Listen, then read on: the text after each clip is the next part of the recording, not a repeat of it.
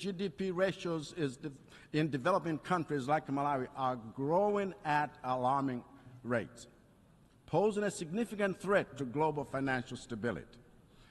If this is not fixed, those who keep us in a state of perpetual debt, when they have the resources to cancel those debts, should make no mistake, the spreading debt crisis in the developing world is a cancer that will make your own economies unsafe. So the time to fix this is now.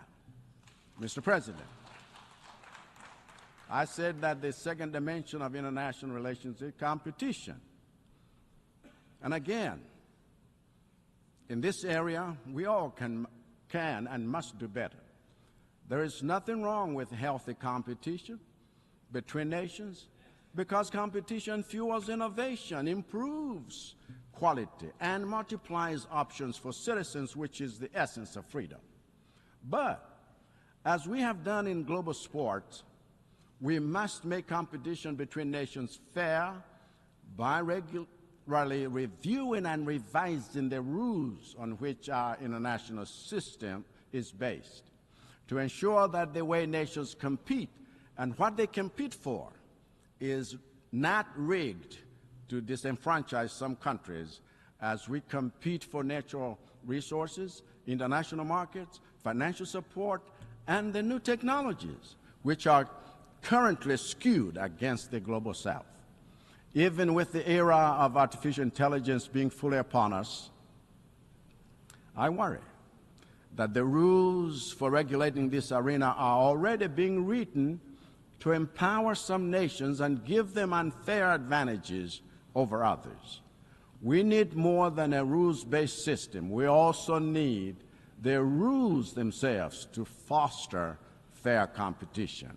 Of course, what this means is that we need stronger governance institutions that can enforce fair rules for accessing education, markets, technology, financing, and natural resources. It is therefore my central contention, Mr. President, that the one place we must have strong governance is here. If governance is weak here, there will be no one to regulate the collaboration and competition between nations in an equitable manner. And it is this absence of equity that is at the root of unwinnable conflicts in Eastern Europe, in Palestine, in Eastern DRC, and counting. We need governance reform to make the United Nations stronger, because the world needs a strong UN that can be good and peaceful, not a weak UN that can only be harmless. And we need it now. Thank you for your attention.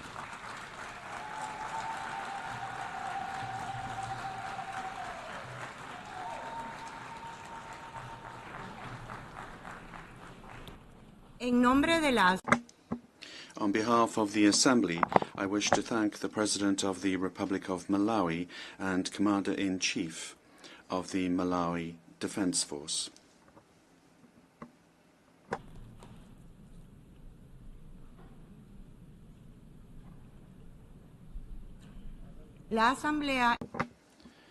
The Assembly will hear an address by His Excellency William Samoei Ruto, President of the Republic of Kenya and Commander-in-Chief of the Defense Forces.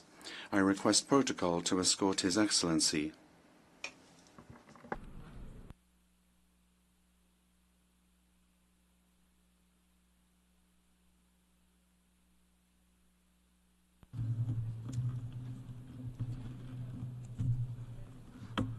Your Excellency, President of the 79th session of the United Nations General Assembly, Ambassador Philemon Yang, United Nations Secretary-General Mr. António Guterres, Excellencies, Heads of State and Government, distinguished delegates, ladies and gentlemen. I congratulate you, Ambassador Philemon Yang, on your well-deserved election as President of this session of the General Assembly. Mr. President, I welcome the choice of your theme, Unity in Diversity for the Advancement of Peace, Sustainable Development, and Human Dignity for Everyone, Everywhere, which resonates with the core principles of the 2030 Agenda and aligns closely with the core values and mission of the United Nations. Excellencies, the world is at a challenging moment and in a most precarious international security dispensation. The promise of the United Nations Charter to save succeeding generations from the scourge of war has been profoundly shaken. From land to sea and from air to the outer space, global peace, security, and stability are increasingly under threat. Conflicts and tensions pervade every frontier, undermining the collective security that international cooperation seeks to uphold. Cases of polarizing narratives, factionalism, social upheavals, organized crime, war, and stockpiling of weapons of mass destruction are at an all-time high. Great power rivalry is intensifying, provoking regional competition and inducing geopolitical and geoeconomic realignments and tensions. The subtle nuances of them versus us has produced negative coalitions, wars, tensions, as well as eroded trust and confidence in global multilateral system. From Gaza to Darfur, Ukraine, Yemen, Eastern DRC, the Sudan, the Sahel, and the criminality in Haiti, conflict is inflicting a trail of destruction of life and livelihoods in historic proportions. These conflicts have become battlegrounds for armed factions, external interventions, and proxy wars, resulting in unprecedented anarchic situations and long-lasting negative repercussions on global stability and economic development. The world cannot realize durable peace, security, and shared prosperity when emphasis is being put on what divides rather than what brings us together. We must therefore promote approaches that support positive competition for all. The perilous security landscape is further complicated by emerging threats stemming from human advancement. Cybersecurity threats and sophisticated cyber attacks on critical infrastructure pose significant risks to national security and global stability. Furthermore, the proliferation of advanced technologies such as artificial intelligence in the military domain and autonomous weapons systems has introduced new challenges for arms control and international regulation. Regrettably, the world's most powerful states have increasingly chosen unilateralism and militarization over dialogue and diplomacy. As a consequence, the capacity of our multilateral institutions to maintain and enforce peace, even in national crises with significant regional impacts, is severely undermined. Even worse, a resurgence of nuclear arms race, buoyed by the intensifying geopolitical rivalries and tensions, has made the possibility of a catastrophic nuclear warfare a real possibility. Our vision of a world free from nuclear weapons and other weapons of mass destruction is dying incrementally. We must not sit back and leave the future of upcoming generations to fate. We must intentionally rise to the occasion to meet the challenges of our time by reaffirming the core values of the UN Charter. We need to muster the political will and collectively reinforce our diplomatic efforts to confront the security threats through comprehensive, multi-pronged, and context-specific approaches. Excellencies, Kenya's commitment to international peace and security is unwavering.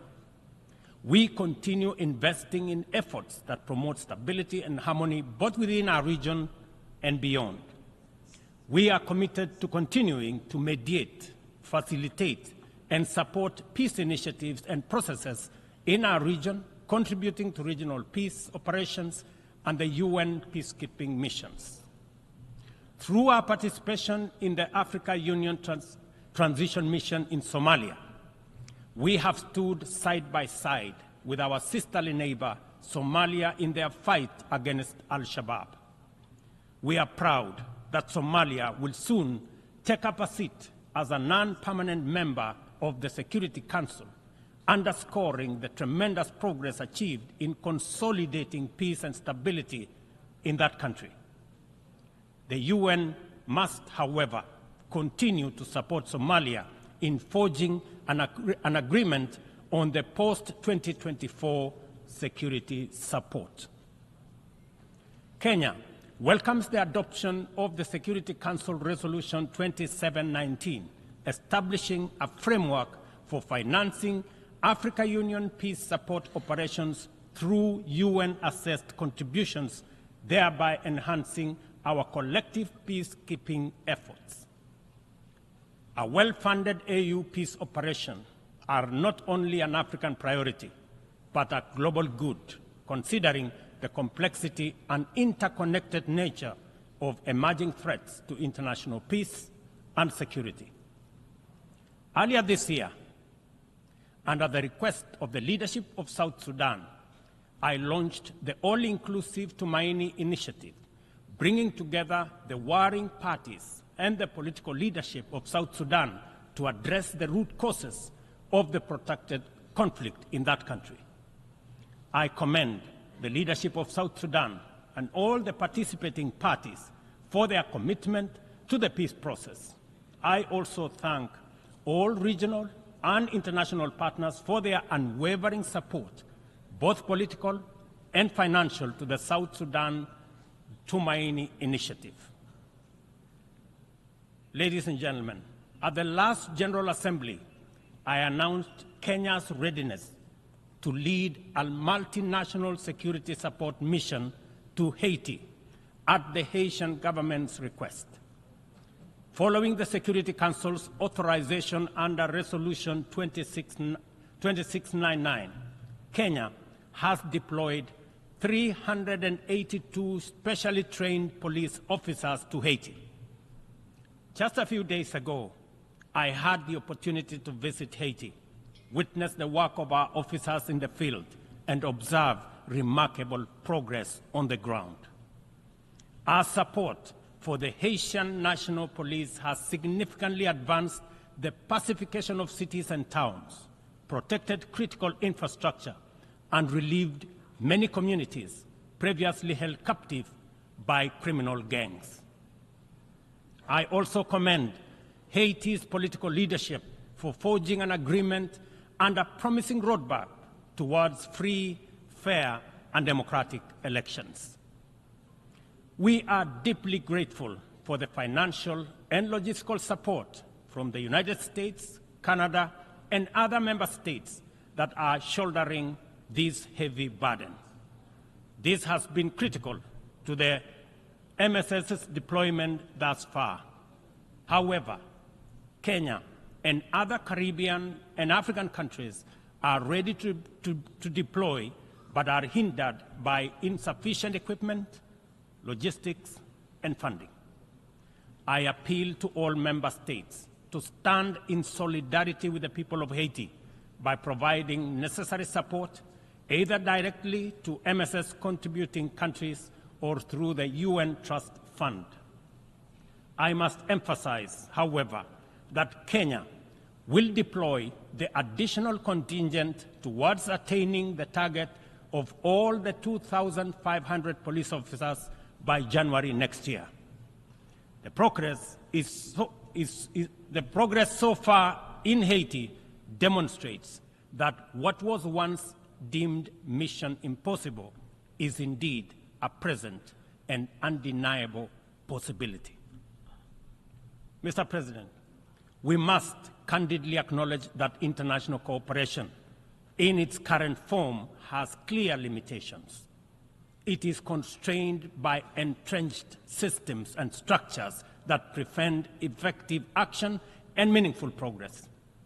Since the last General Assembly, the global situation has deteriorated across multiple fronts.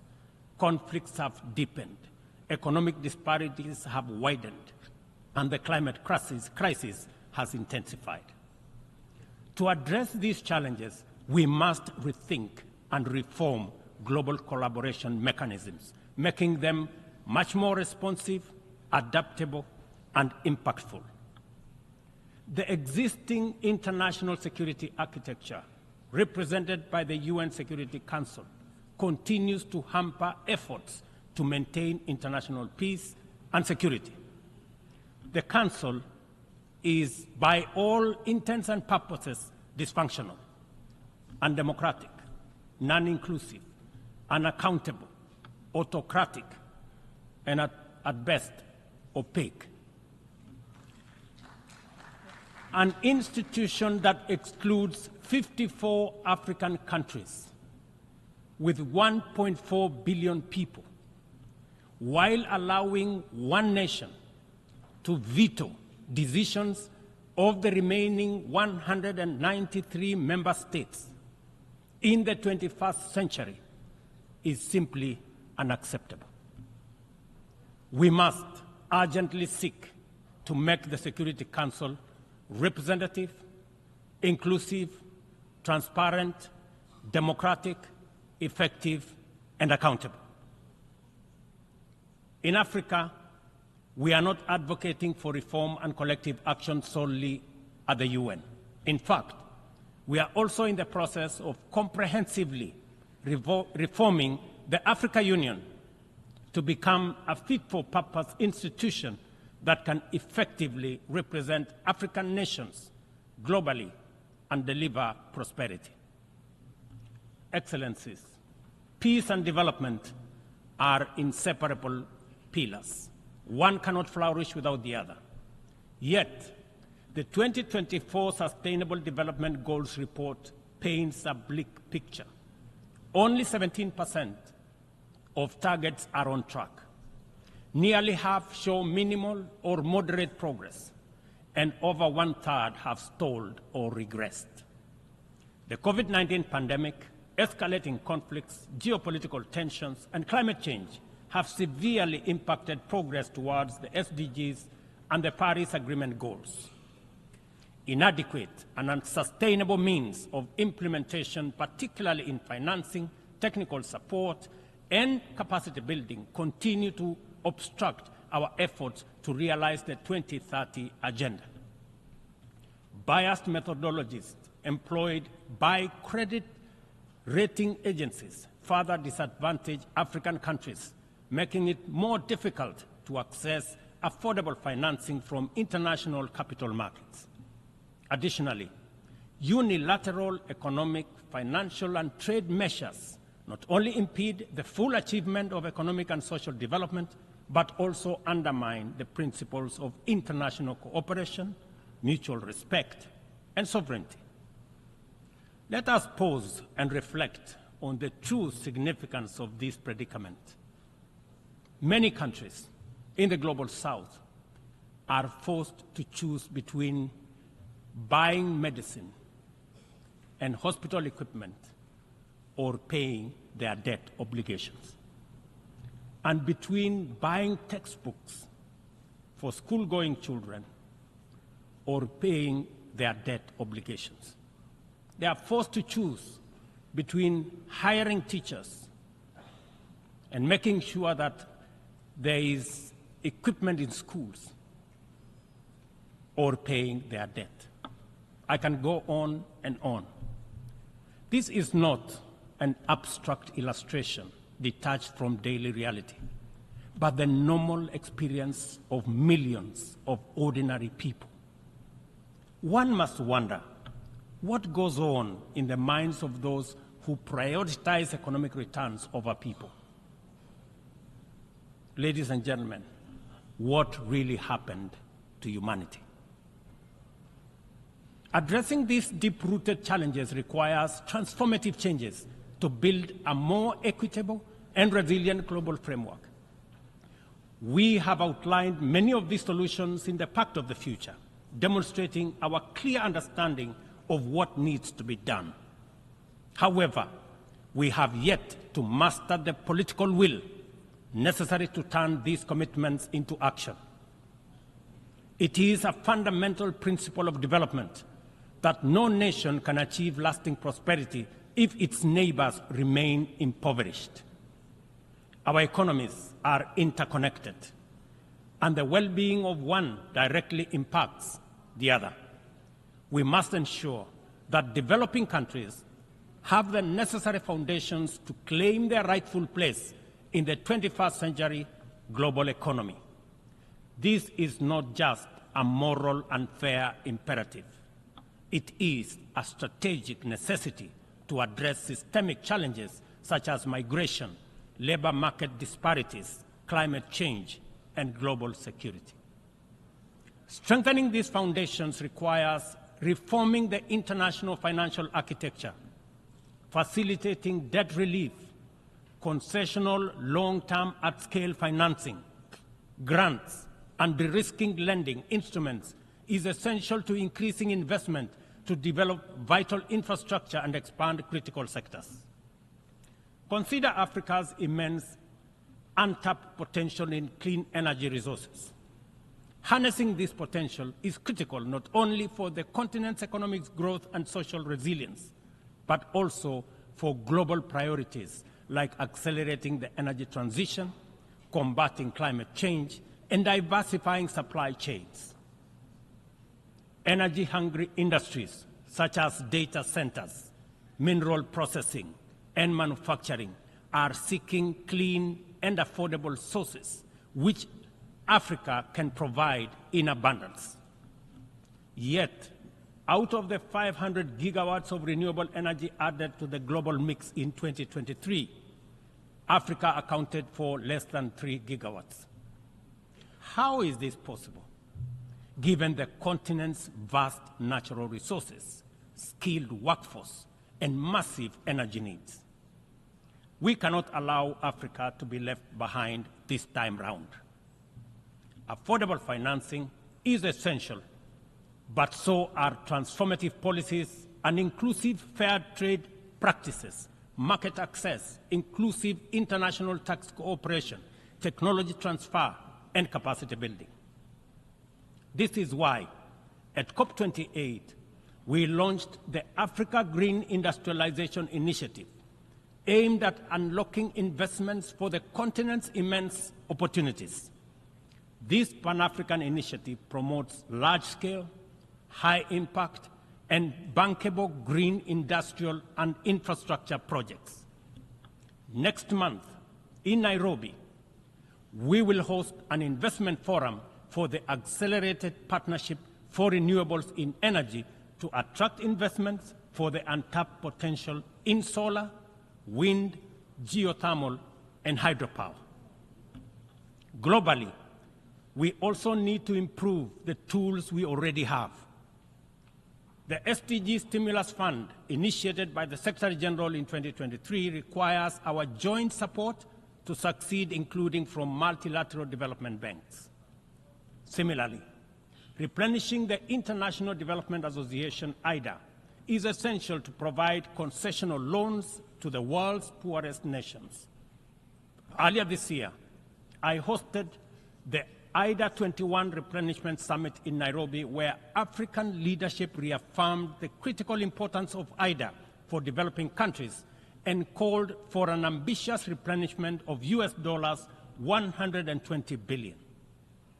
Our collective efforts must include trust and accountability to ensure that we fulfill our promises and our commitments.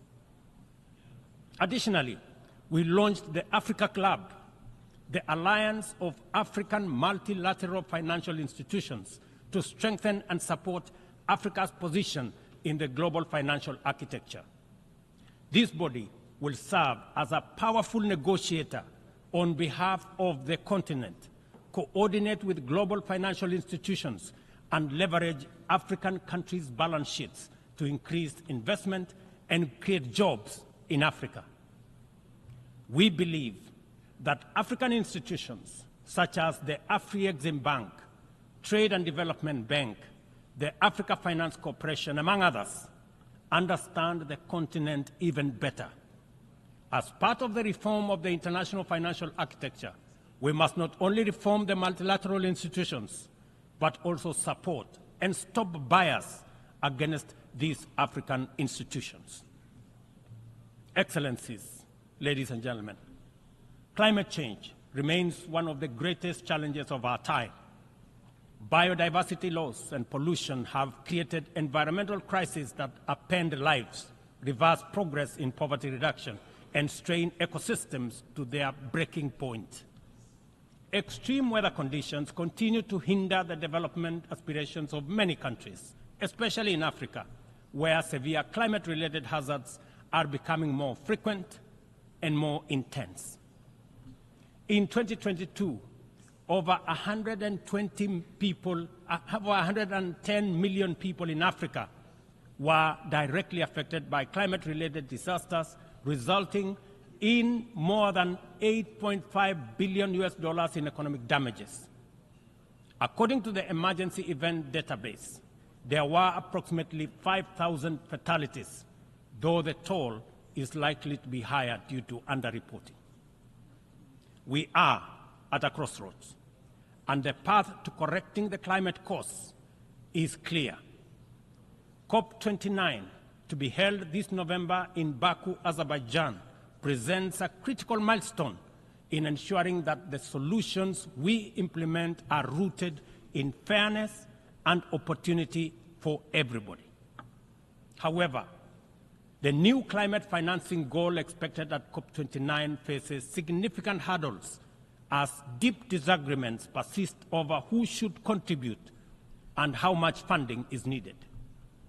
Without swift resolution, these divisions risk derailing our collective progress on climate action, just as the global situation becomes increasingly urgent. Let me be clear. Political posturing and inaction will neither protect the vulnerable from the consequences of a runaway climate crisis, nor save our civilization from ecosystem collapse. It is therefore critical that all nations step forward to meet this moment with ambition and responsibility. As we confront the escalating impacts of climate change, we must also recognize the interconnected environmental challenges we face, such as plastic pollution, which continues to wreak havoc on ecosystems and threatens global sustainability. It is imperative that we adopt a robust global plastics treaty during the 5th round of negotiations in Busan in the Republic of Korea this November. Kenya fully supports an ambitious outcome and the African proposal to establish the Treaty Secretariat in Nairobi, thereby reinforcing UNEP's role. It is indeed unfortunate and regrettable, ladies and gentlemen, that UNEP is the only body where secretariats of conventions created under it are increasingly being carved out and located elsewhere. UNEP, being one of only 2 UN headquarters in the Global South, must not be cannibalized for whatever purpose or reason, let alone excuse. Mr. President, as the host country of UNEP and UN Habitat, I take this opportunity to thank the Assembly for approving the upgrade of the infrastructure at the United Nations office in Nairobi, the largest UN campus in the world. This project includes the construction of new office space and the design of ultra-modern conference facilities. These developments mark a significant milestone towards enhancing the quality and accessibility of Secretariat services to member states. Not only will they serve current needs, but they will also strengthen the future success of multilateralism. We look forward to the Assembly's continued support as construction begins in 2025. It will be critical to ensure that UNON receives sustainable and predictable resources to ensure the timely completion of this upgrade. Kenya will continue to play its part in ensuring that UNON fulfills its mandate. Accordingly, the government of Kenya has undertaken extensive improvements and expansion of physical infrastructure around the complex and will continue working towards making Nairobi a regional and humanitarian hub for the United Nations. Mr. President, Excellencies, ladies and gentlemen, as we reflect on the theme of this session, the call for unity in diversity in the pursuit of peace, development, and human dignity, it is evident that we must reimagine international cooperation to align with the complex realities of the 21st century. Our actions must reflect our ambition and commitment to a world where progress is measured not just by economic growth, but by the well-being, rights, and dignity of every person. The challenges we face, from climate crisis to economic inequality, demand a bold rethinking of how we work together, grounded in mutual respect and shared responsibility. The achievement of the Sustainable Development Goals cannot be reserved for the privileged few. It must be a shared success that uplifts all nations, transcending borders and disparities. Our collective efforts to combat climate change must be rooted in fairness and equity, ensuring that no nation or community bears a disproportionate burden. This is our shared journey. We must have a say in the choices we make. We must move beyond outdated paradigms of power and influence to create a system of international cooperation that reflects the aspirations and dignity of every human being. We must embrace a new vision of global solidarity, one that upholds the principles of equity and inclusivity. It is within our power to build a world that embodies the true spirit of the United Nations, a world where every voice is heard, every life is valued, and global progress is shared by all.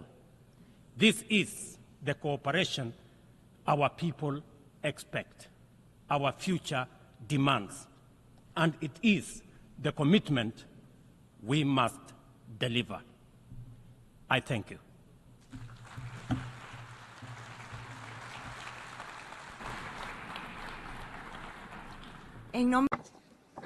On behalf of the Assembly, I wish to thank the President of the Republic of Kenya and Commander-in-Chief of the Defense Forces.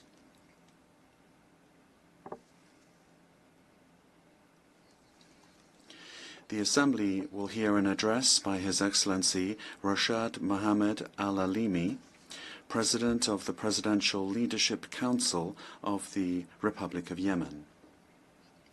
I request protocol to escort His Excellency and invite him to address the Assembly.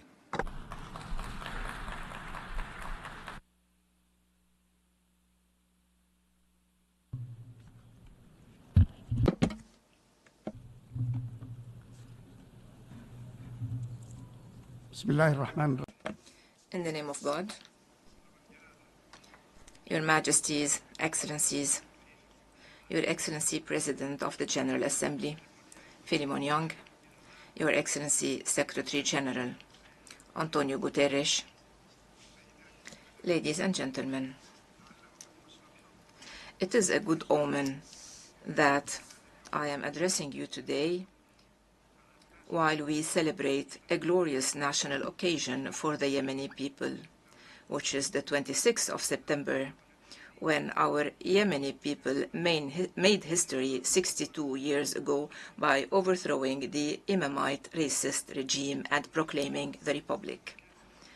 This is an opportunity to reiterate our congratulations to the people of Yemen everywhere and to express our pride and appreciation of the courage of those young men and women and opinion leaders who challenge every year on this day, this glorious day, the Houthi oppression machine supported by the Iranian regime. Mr. President, ladies and gentlemen, the government of Yemen remains committed to just and comprehensive peace, in line with national, regional, and international terms of reference. It is, however, necessary to strengthen its position to face any other choices in light of the ongoing Houthi militias' escalation on the local and regional levels and their threat to international navigation.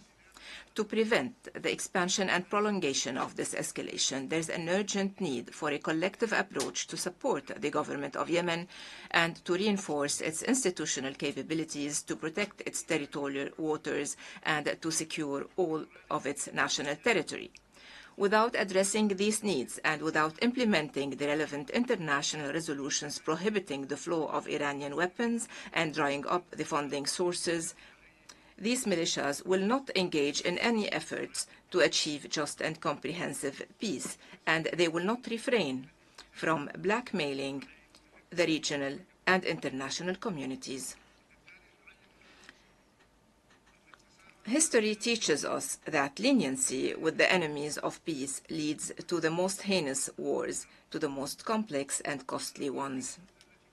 Despite the truce approved by the government of Yemen in April 2022, these militias persisted in their military breaches and in their grave violations of human rights and of national and international laws. In October 2022, Houthi militias bombarded the oil exportation ports in the governorates of Hadramaut and Shabwa, thus depriving the Yemeni people from the needed revenues to pay salaries and basic services, which exacerbated the humanitarian plight and led to an unprecedented devaluation of our national currency.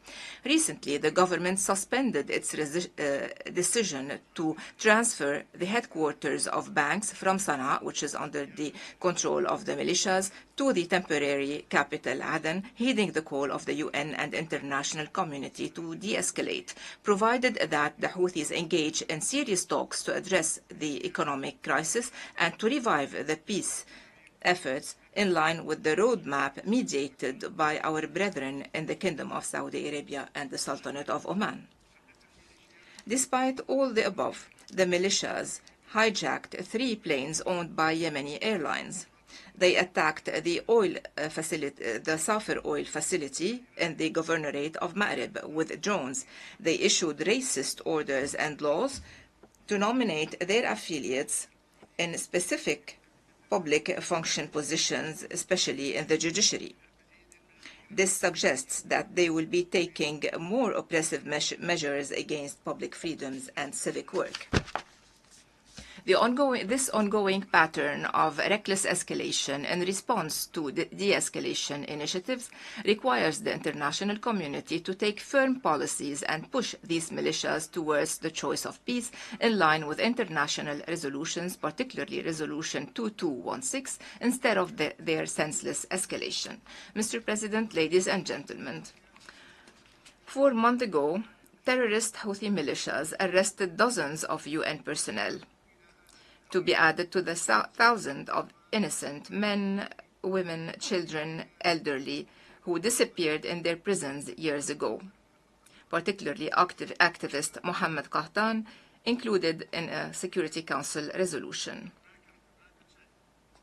There is a widespread belief that the United Nations is responsible for giving these militias the opportunity to kidnap this unprecedented number of relief workers and NGO staff, as well as activists and civil society leaders, by not heeding the call of the Yemeni government to transfer their headquarters from Sana'a to the temporary capital Aden. By not taking seriously these militias and by keeping their headquarters in Sana'a, the United Nations unintentionally enabled these terrorists to take their personnel and assets as hostages and to use them as a bargaining chip to blackmail the international community and to achieve negotiation concessions that cannot be accepted under any circumstances. This ongoing situation cannot be defended nor justified. The presence of UN headquarters in Sana'a emboldens these militias that are designated on terrorist lists, and it endangers relief workers and human rights defenders. Hence, the need to reconsider these policies and measures immediately. Mr. President, ladies and gentlemen, Houthi militias, with their ongoing terrorist attacks on international maritime navigation in the Red Sea and the surrounding waterways, prove that they represent a growing threat not only to Yemen, as some used to believe, but also to the stability of the region as a whole, and to the secure flow of international trade, which exceeds trillions of dollars. Today, they are reinforcing their position as the first rebel group in history having used ballistic missiles and drones against civilian commercial vessels. Late last month, Houthi militias hit the Sonian tanker, which was carrying 1 million barrels of crude oil, causing fires which could have led to one of the worst oil spills in history before the vessel was salvaged by the international coalition. This is not the first such incident caused by these militias. These militias boasted having sunk 2 vessels previously. They also hindered for years the efforts to save the decaying Safer tanker, which was carrying similar amounts of crude oil. It proves that their terrorist activities will remain an ongoing threat to maritime navigation. Ladies and gentlemen, for years, the Yemeni economy has been facing complex challenges, but the terrorist Houthi attacks on the oil facilities deepened the funding crisis and deprived the people and government of Yemen from necessary revenues to pay salaries and provide services. The economic war waged by these militias are part of a larger hostile strategy aiming at weakening the ability of the government to provide basic services and to pay public service salaries, thus aggravating the humanitarian crisis for more than 14 million Yemenis. Therefore, the international community should seriously consider the devastating effects of these terrorist acts and to provide the vital infrastructure to defend maritime transportation vessels in Yemeni ports, to support the right of the Yemenis and of the Yemeni government to benefit from their resources and improve their living conditions. Protecting the arteries of the Yemeni economy is necessary not only to recover and rebuild our future, but it is important also for the stability of the region and for the security of energy on the long term.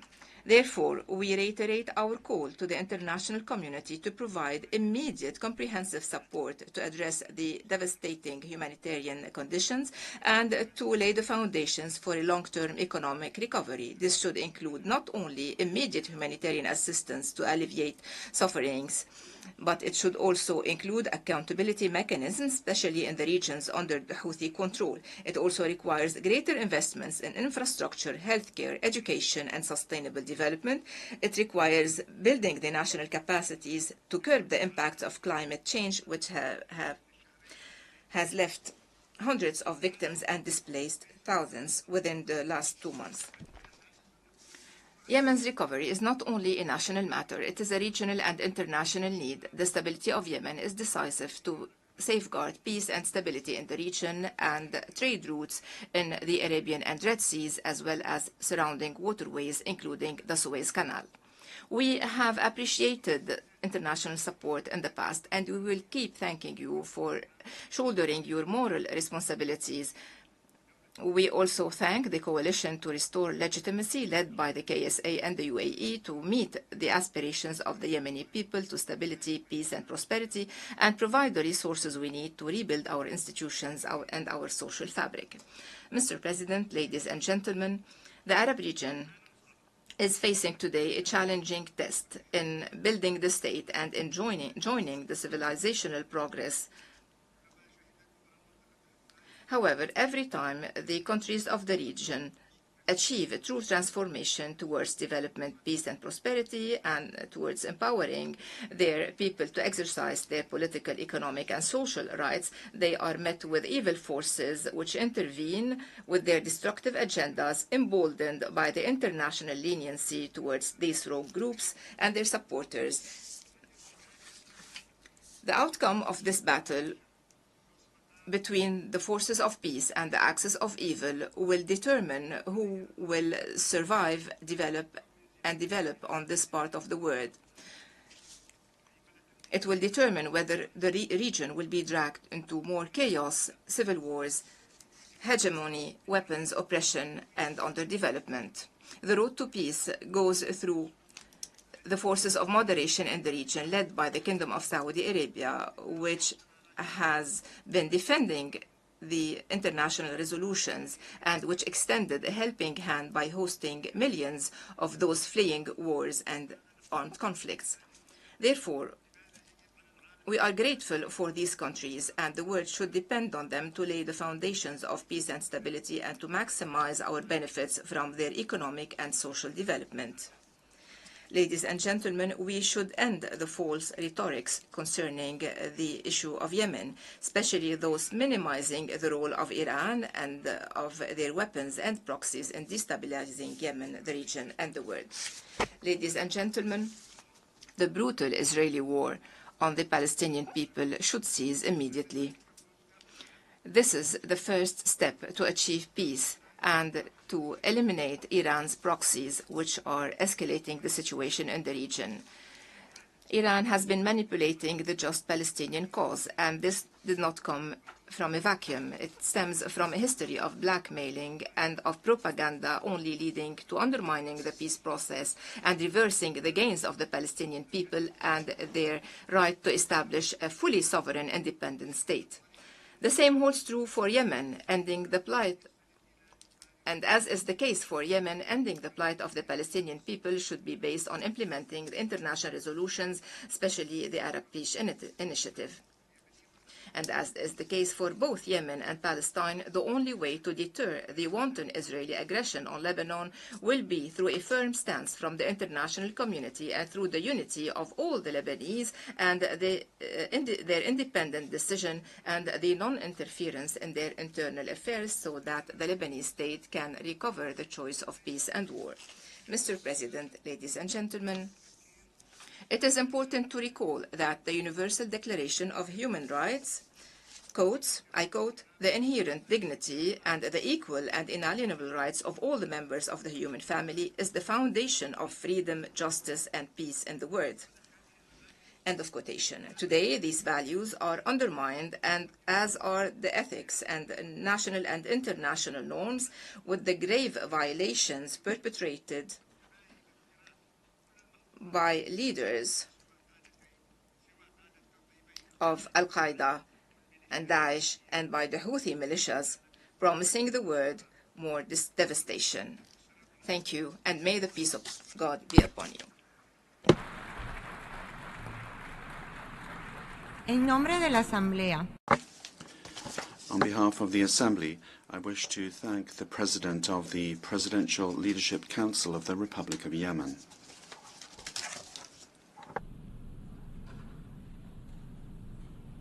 La Asamblea escuchará ahora. The Assembly will hear an address by His Excellency Brice Clotaire Oligui Nguema, President of the Transition and Head of State of the Gabonese Republic. I request protocol to escort His Excellency and invite him to address the Assembly.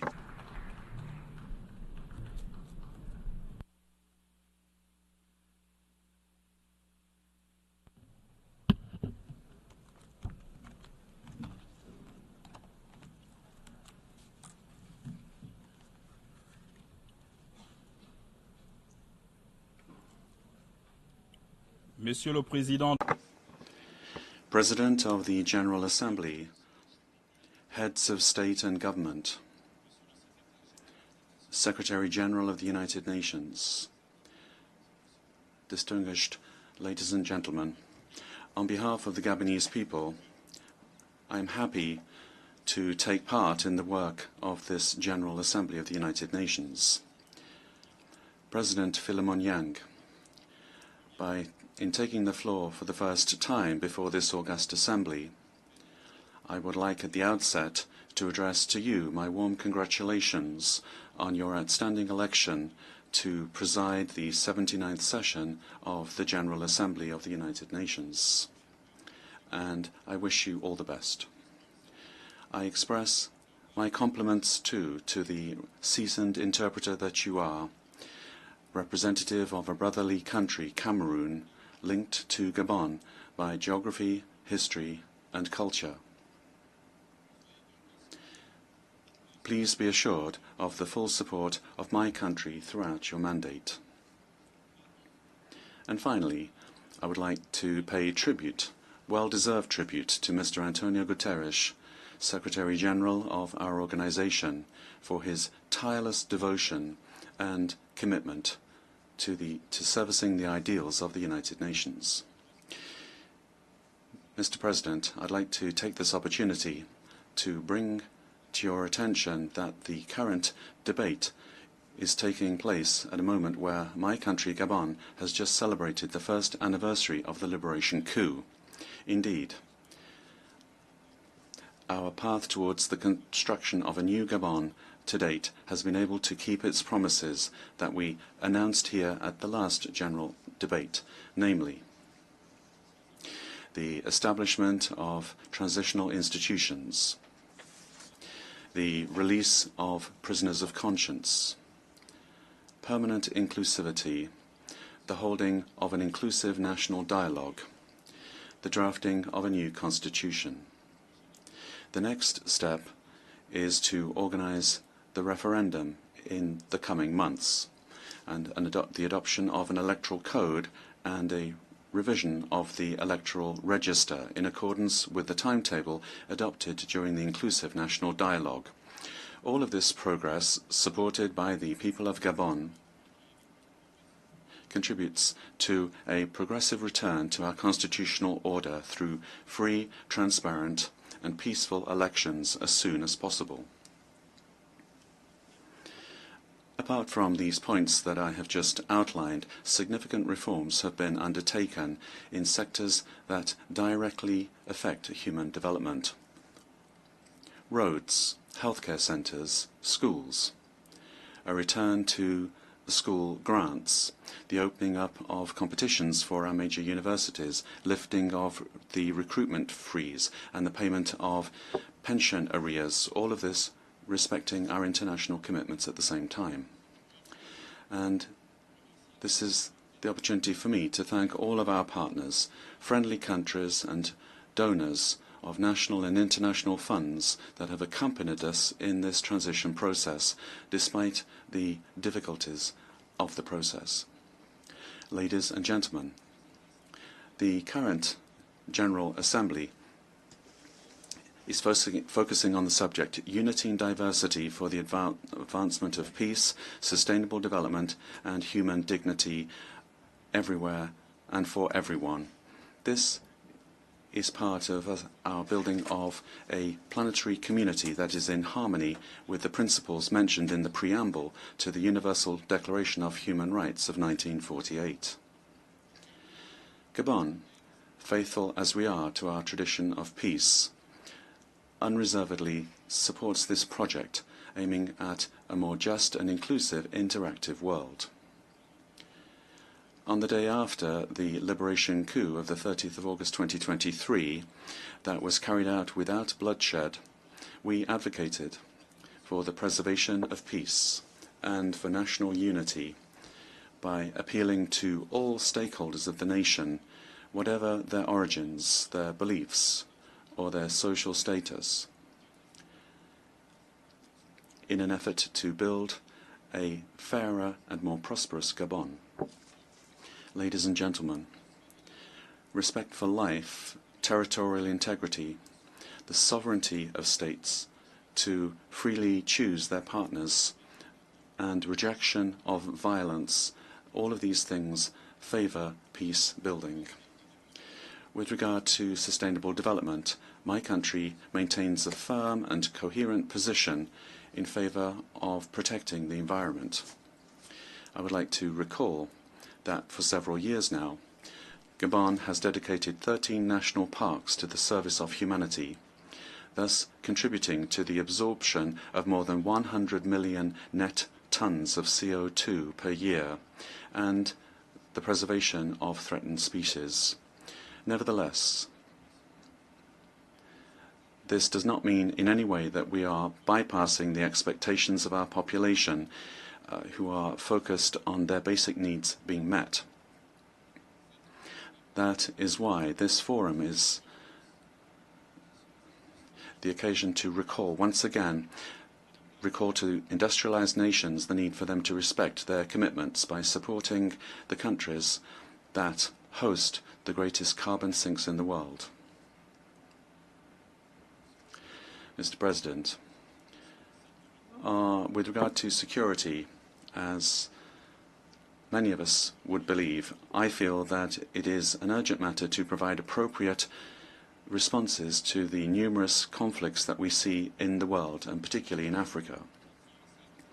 I would like to once again welcome the adoption by the Security Council on the 21st of December 2023 of Resolution 2719 on the financing of peace support operations led by the African Union.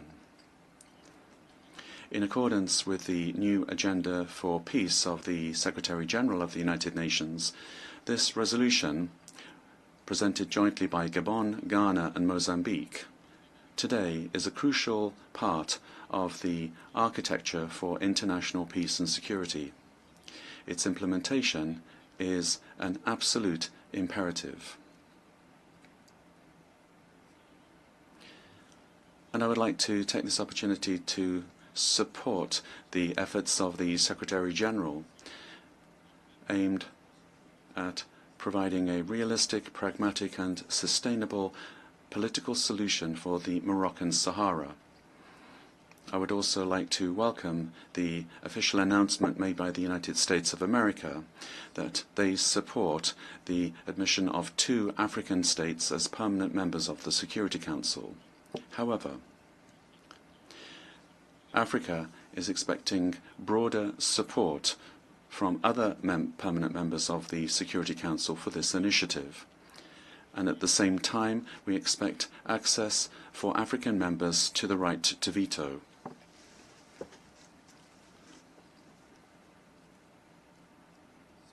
The right of veto, this would simply be justice for our continent. Over and above the African continent,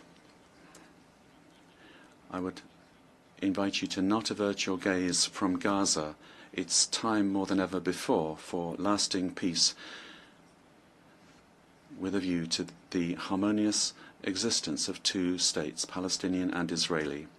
And I would also like to reiterate the position of Gabon for the lifting of the economic, trade and financial embargo imposed on Cuba because of its negative impact on the well-being of the population.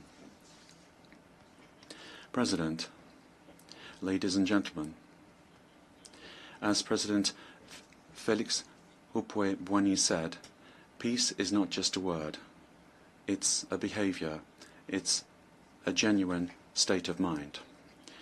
This legitimate aspiration of peoples is an ideal. It recommends that developed countries that have experience in resolving conflicts share with other states their know-how to build a more just and more balanced world. Unity in diversity for making progress in peace, sustainable development and human dignity everywhere and for everyone is, in my view, a genuine society of dialogue, tolerance and respect for others. This should help us to build a world where development will be adapted to everyone's needs, to the needs of all peoples.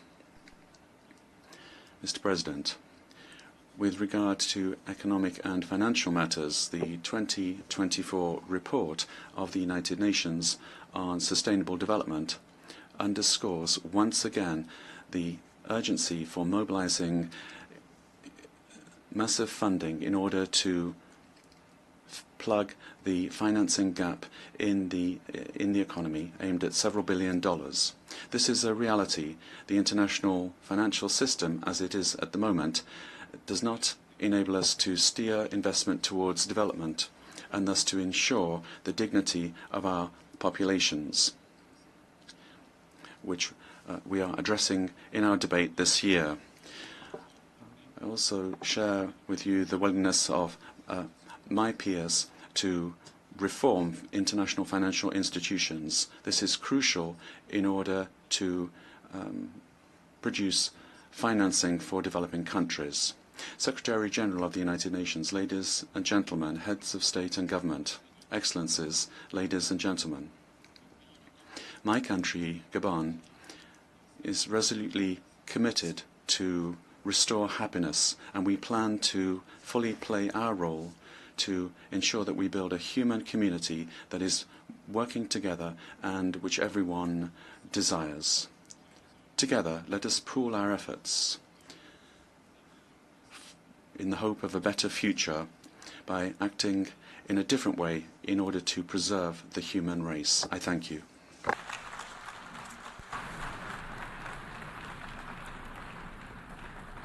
En nombre de la Asamblea. On behalf of the Assembly, I wish to thank the President of the Transition and Head of State of the Gabonese Republic. Seguidamente, The Assembly will hear an address by His Excellency Faustin Archange Touadéra, Head of State of the Central African Republic. I request protocol to escort His Excellency and invite him to address the Assembly.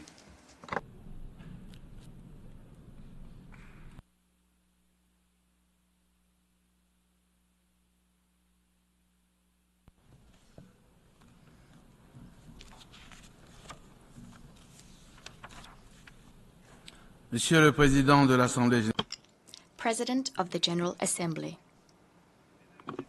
Excellencies, Heads of State and Government, distinguished delegates, ladies and gentlemen.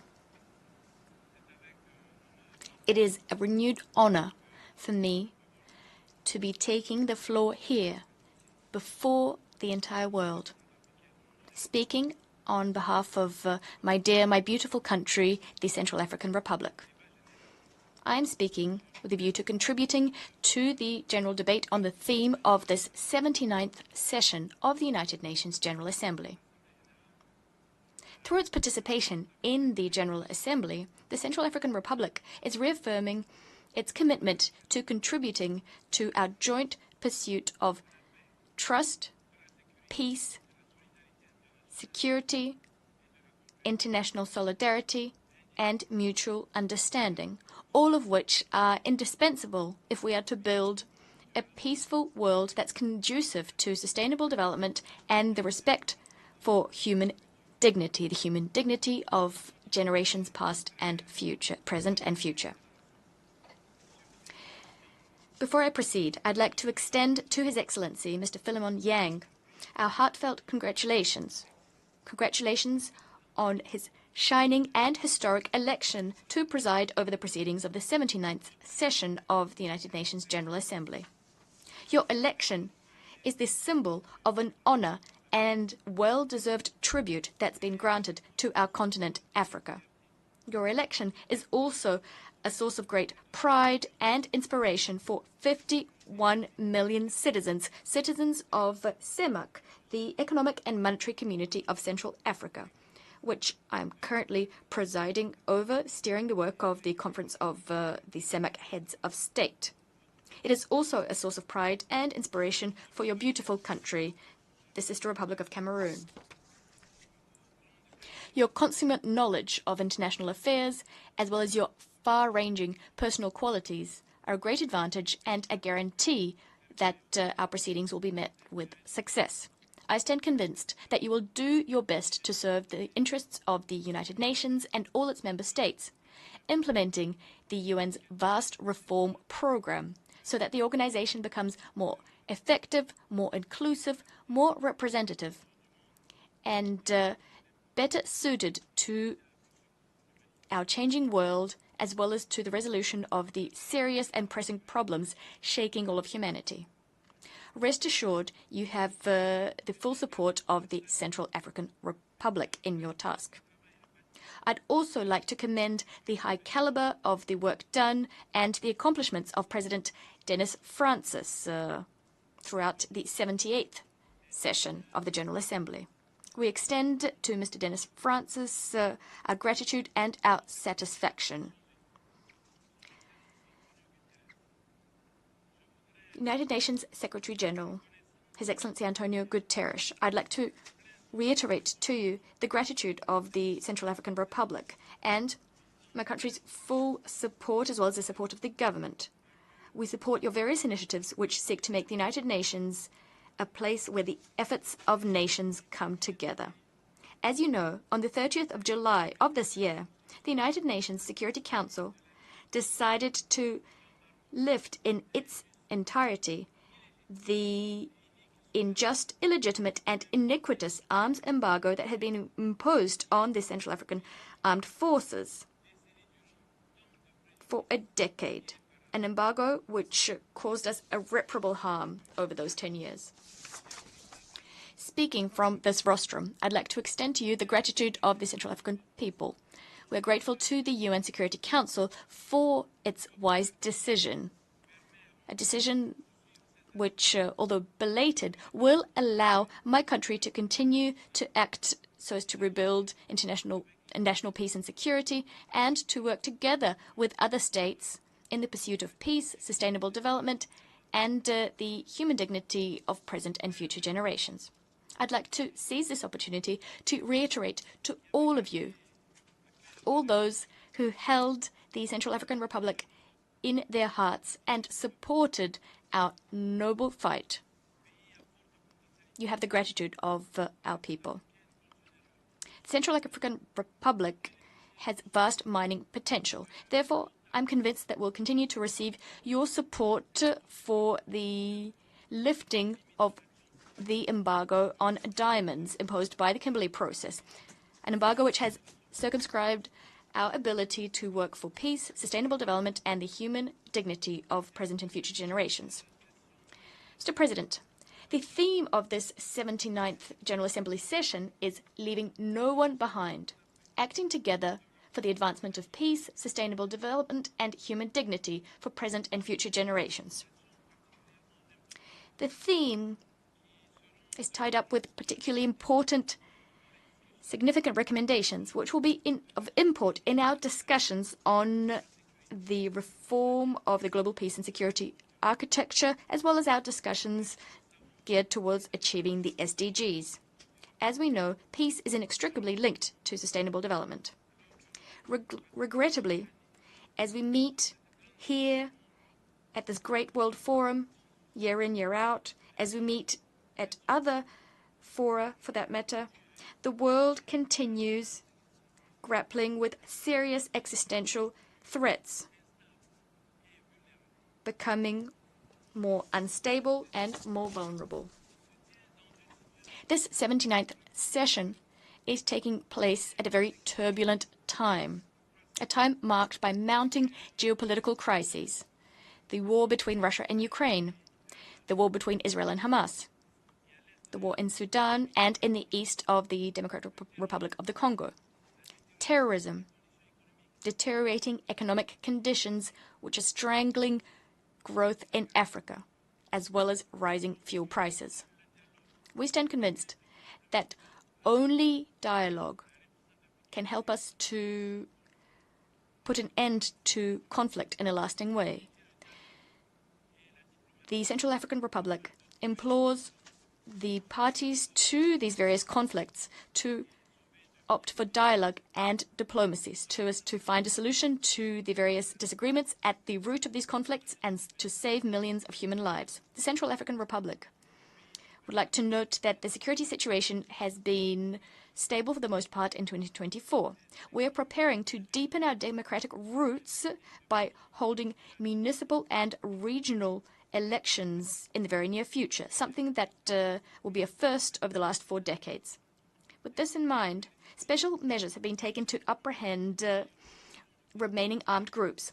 These groups can no longer control various portions of our country's territory. As a result, they're engaging in organized crime, illegal exploitation, and fraudulent trafficking of natural resources, and they're doing this so as to be able to acquire military material and equipment.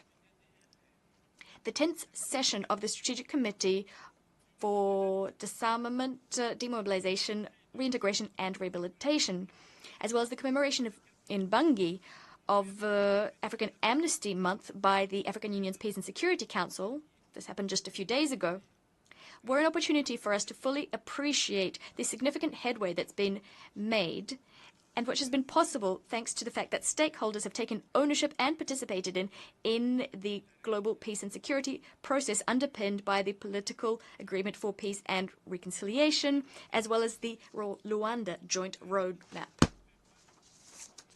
Despite of the progress that's been made, the Central African Republic continues to grapple with various challenges, specifically as regards the building of barracks, so we can station units in defense areas close to the places from which threats are emanating, as well as the acquisition of military material and equipment for our defense and security forces. Mr. President, climate change is having very serious repercussions. Deadly flooding, drought, and large-scale fires, which we've witnessed all over the world. These give rise to various risks, from food insecurity to water stress to competition for natural resources, as well as losses of livelihoods and displacement.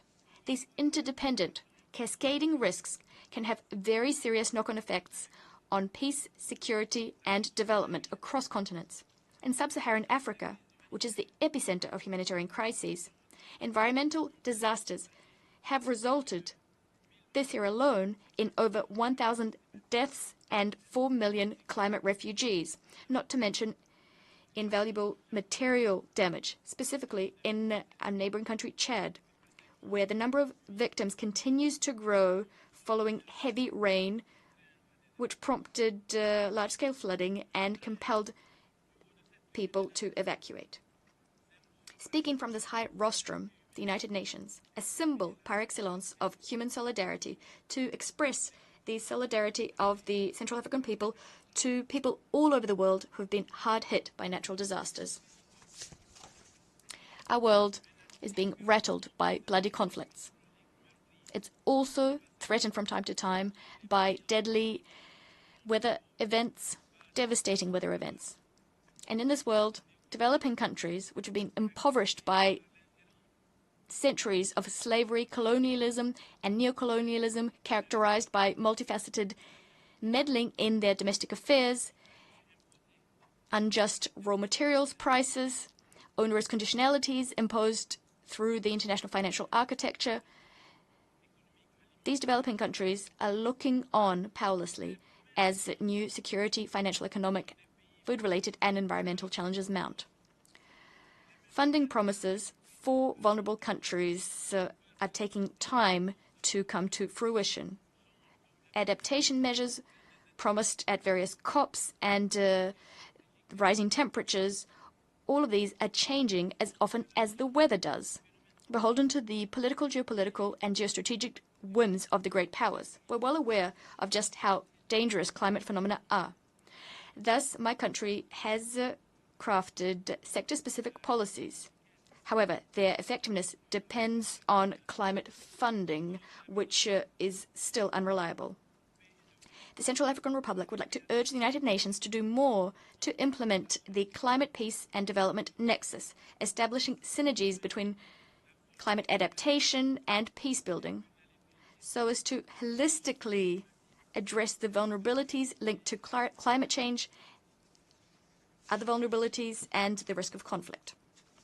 Mr. President, the world is teetering dangerously close to the brink. The UN peace and security architecture is being subjected to enormous pressure. The reasons Africa put forward in support of its request for legitimate Security Council reform and reform to the veto system are very compelling. A step forward has been taken by the United States of America. The US has endorsed the establishment of 2 permanent seats for Africa on the Security Council, as well as a rotating seat for small island developing states, SIDS. This proposal is praiseworthy, of course. But given changes afoot in our world, Africa, which has for a long time remained on the sidelines, cannot be fully satisfied with this proposal, which can only be viewed from the vantage point of a perpetual denial of the veto to Africa. It is time to speed up the reform of the international financial architecture so as to remedy inequality, to mobilize adequate funding for the achievement of the SDGs, to meet the financing needs of developing countries, to be able to reform the implementation of and compliance with multilateral environmental agreements, which will help us to make our common ambition of protecting the planet a reality. Mr. President, demographic estimates indicate that in 2050, half of the world's global youth will live in Africa. Also, half of Africa's 54 countries would have seen their populations almost double. I applaud the Pact for the Future, as well as the Global Digital Compact and the Declaration on Future Generations, annexed thereto, all of which were adopted at the Summit of the Future. It is high time that we speed up the implementation of the SDGs in the following areas: science, technology, innovation, and digital cooperation. We should do this whilst stressing equity, rights, and universality. Young people today are key agents of positive change. They can make an important contribution to sustainable development, respect for human rights, as well as global peace and security. And yet young people are vulnerable for a number of reasons. This is preventing young people from realizing their full potential and exercising their fundamental rights. It therefore behooves us to pledge to transform investment in young people, in women, girls, and persons with disability, so as to guarantee a better future for us all. As for the Central African Republic, our ambitious 2024-2028 National Development Plan strikes a better balance between the needs and interests of present and future generations. It does this by making human capital development one of the plan's strategic pillars. To conclude, I hope that the spirit that prompted the establishment of the United Nations will tirelessly prevail, thereby helping to create a fertile atmosphere for resolving the problems plaguing international peace and security, sustainable development, and this for the benefit of all humanity. I thank you. Au nom de l'Assemblée générale. On behalf of the Assembly, I wish to thank the head of the State of the Central African Republic.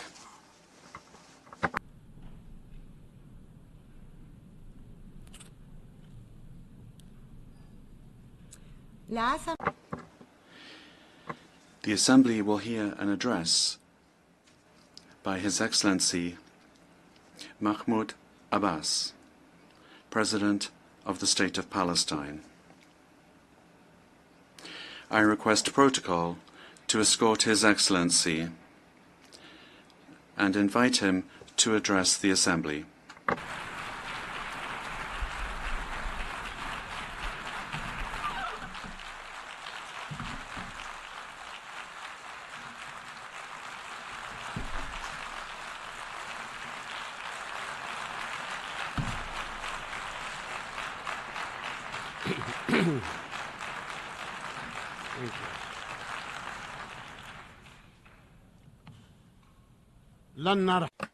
We will not leave. We will not leave. We will not leave. Palestine is our homeland. It is the land of our fathers, our grandfathers. It will remain ours. And if anyone were to leave, It would be the occupying usurpers. In the name of God, most gracious, most merciful. Mr. Philemon Yang, President of the General Assembly of the United Nations. Mr. António Guterres, Secretary-General of the United Nations. Ladies and gentlemen, heads and members of delegations, esteemed guests, peace and God's blessings be upon you all. I come to you today as my people, and for almost a year now, are subjected to one of the most heinous crimes of our era. It is a crime of a full-scale war, of genocide, that Israel is perpetrating. Israel, the occupying state. A crime that so far has killed more than 40,000 martyrs in Gaza alone, and thousands remain under the rubble. A crime that has injured more than 100,000 others to this day, and matters are getting worse. Hundreds of Palestinian families have been annihilated. Entire family names have been wiped out of the civil record. More than 100 families have been completely wiped out of the civil record. They no longer exist. Thousands have died because of the spread of disease and epidemics and the shortages in medicine and water. Moreover, more than 2 million Palestinians in Gaza have left their homes multiple times in search of safety and fleeing the systemic operations that the Israeli occupying army is perpetrating. And as this war of aggression continues, dozens are being killed every day, and double that amount is being injured amongst our bereft people in the Gaza Strip and in the West Bank and in Jerusalem. I'm not here to respond to the lies of the Israeli Prime Minister, lies that he said in his speech before the U.S. Congress in July, where he claimed that his army does not kill innocent civilians in Gaza. I ask you by God, who is it then that killed more than 15,000 children of the 40,000, and an equal number of women and elderly persons from our people? And who is it then that is continuing to kill them? I ask you to answer me by God. Stop this crime. Stop it now. Stop killing children and women. Stop the genocide. Stop sending weapons to Israel. This madness cannot continue. The entire world is responsible for what is happening to our people in Gaza and the West Bank. The West Bank that is under a daily and continuous Israeli aggression. It is under a vicious settlement activity. They're building everywhere in Palestine, as if all of Palestine is theirs. It is subjected to the terrorism of gangs of settlers under the patronage and support of the Israeli government and the occupying army, which destroys hundreds of houses in the lands of Palestine, not to mention what our eternal capital, Al-Quds, is being subjected to in terms of campaigns to change its nature, to Judaize it, and to aggress it and its holy sites and landmarks, to change its historic and legal status. We've recently heard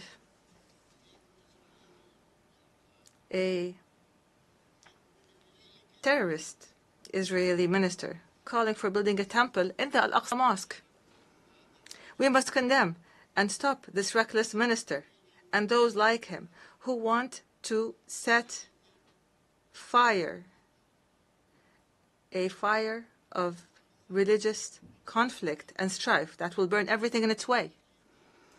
the Aqsa Mosque and its surroundings, ladies and gentlemen, is the exclusive property of Muslims. This has been endorsed by a resolution taken by the League of Nations in 1930. This was a resolution by the League of Nations, and we will accept nothing else regardless of the circumstances. Ladies and gentlemen, we have repeatedly warned here in the General Assembly that the situation in the occupied land of the State of Palestine warns of an explosion, and this explosion has happened. It happened on October 7th of last year and afterwards. And from the very first day, I stressed the need to immediately stop the war. I condemned the killing of civilians regardless of who they are and regardless of what side they were on or any people they were from. I demanded the release of prisoners and those detained by both sides. There is no need to detain women, children, and the elderly. We've said this repeatedly. To anyone who has those people detained, I called for immediately going to the negotiations table to implement the two-state solution based on international resolutions. But instead of heeding the voice of reason, the Israeli government took advantage of what happened to launch an all-out war of genocide against Gaza. It committed and continues to commit war crimes as acknowledged by the international community. They're called war crimes. Israel today is now launching a new aggression on the brotherly Lebanese people. The Lebanese people are now being subjected to a war of genocide. And Israel must stop the war in Lebanon and in Palestine. We condemn this aggression and we demand that it stops immediately. Israel has reoccupied the Gaza Strip in its entirety, and it has destroyed it almost entirely, so that Gaza is no longer fit for life. Most homes have been destroyed. The same applies to most buildings, health facilities, educational facilities, economic buildings, roads, churches, mosques, water plants, electric plants, and sanitation plants. Anybody who goes to Gaza who'd known it before would not recognize it anymore. It's no longer there. 75% of everything in Gaza has been fully destroyed. If Israel thinks that it would get away from being held accountable and punished for these crimes, then it is delusional. The international community must immediately impose sanctions on Israel. The massacres, the crimes, the genocide that Israel has been perpetrating against our people since its inception in 1948 to this very day will not go unpunished. There is no statute of limitations. Rights will never be lost as long as there are those who demand them. And despite our repeated calls and demands, the world has not succeeded in obliging Israel, this transient state, to stop this war of genocide and its war crimes against innocent civilian residents. We regret that the U.S. administration,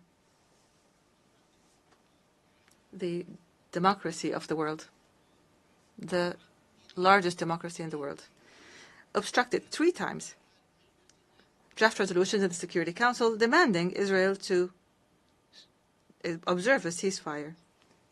The U.S. alone stood and said, no, the fighting is going to continue.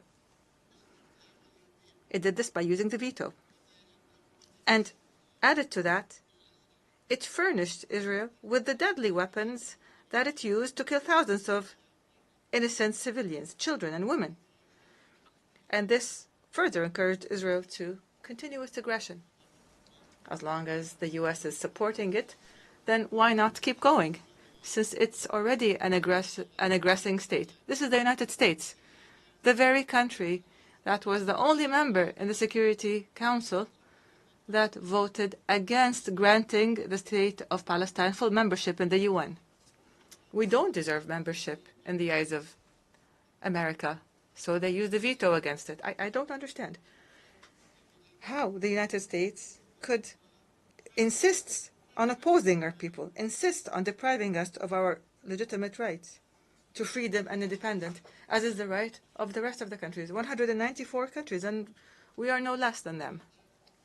Ladies and gentlemen, Israel, which refuses to implement United Nations resolutions, does not deserve to be a member in this international organization. Israel, whose permanent representative in this organization says that the very building of the United Nations, and he said that this building must be removed. This building that we are sitting in right now, it must be wiped off the face of the earth. This country does not deserve to be a member in this organization. It is, from the very beginning, it has from the very beginning not fulfilled the conditions for membership. Because in 1949, when it submitted its membership application to the UN imposed two conditions. First, to accept and implement Resolution 181 and Resolution 194. Without implementing these two conditions, you will not be granted membership in the United Nations. Moshe Sharet, the foreign minister at the time, wrote a pledge. You will see it. A pledge, a written pledge, that he and Israel are committed to the implementation of those resolutions. And since 1949 to this very day, nothing has happened. We are going to submit a request, an application to the General Assembly on this matter. And as I said, if you return, then we will return. If they do not step back, then we will do more. I take this opportunity to commend the member states of the United Nations that voted with more than a two-thirds majority in favor of the draft resolution submitted by the State of Palestine, supported by a large number of friendly and sisterly countries, to adopt the ICJ's historic advisory opinion issued on the 19th of July 2024 to end the illegal Israeli occupation of the State of Palestine in a period of 12 months. For the very first time, there is a specific time frame. We demand the implementation of this particular requirement, including an immediate cessation of annexation and settlement activities, dismantling of existing settlements, and evacuating settlers from Palestinian territories. There's 600,000 settlers, and they're living on our land. Why don't they go back to their homes?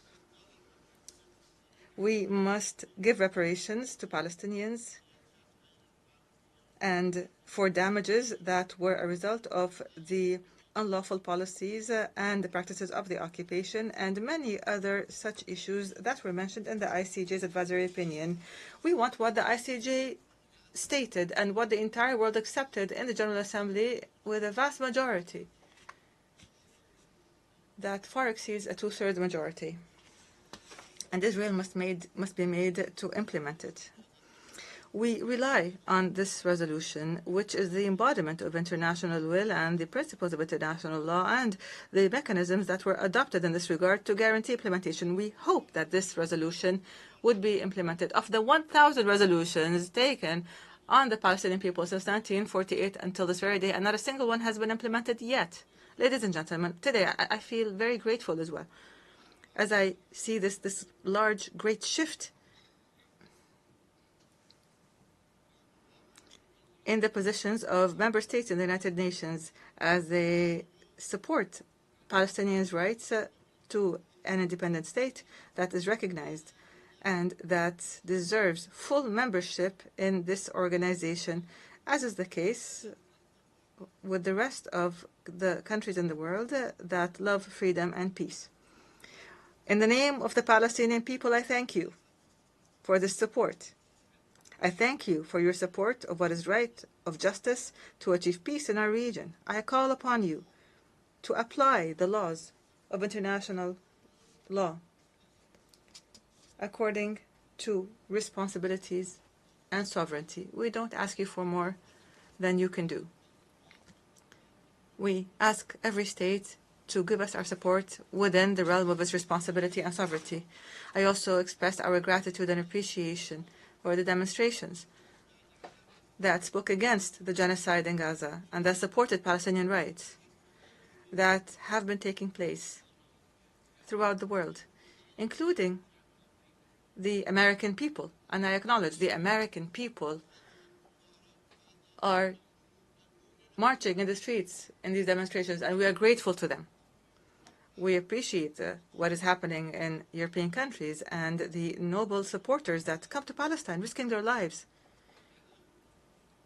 as Israelis attack them. And here, I would like to make special mention of the Turkish-American martyr Aisha Noor, killed by the occupation army in cold blood.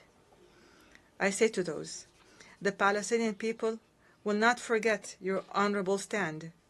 We will remember you proudly when the occupation is eliminated and when our people enjoy freedom and independence. Ladies and gentlemen, recently there was much talk about the next day, the day after.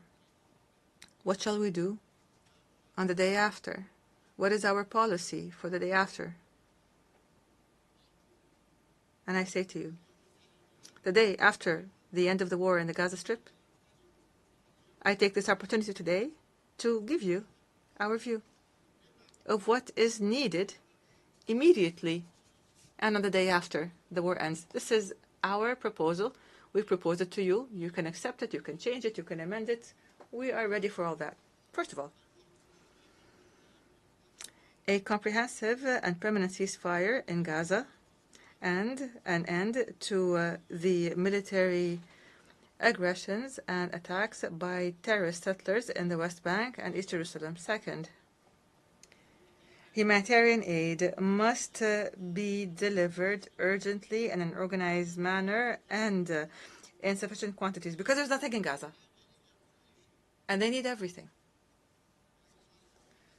This humanitarian aid must be delivered throughout Gaza. Third, a full Israeli withdrawal from the Gaza Strip. We refuse the establishment of buffer zones or taking any part from Gaza. Gaza is only 7 kilometers by 40, and Israel wants to cut it up. It wants a piece here and a piece there, and we will not allow a single centimeter of Gaza to be taken.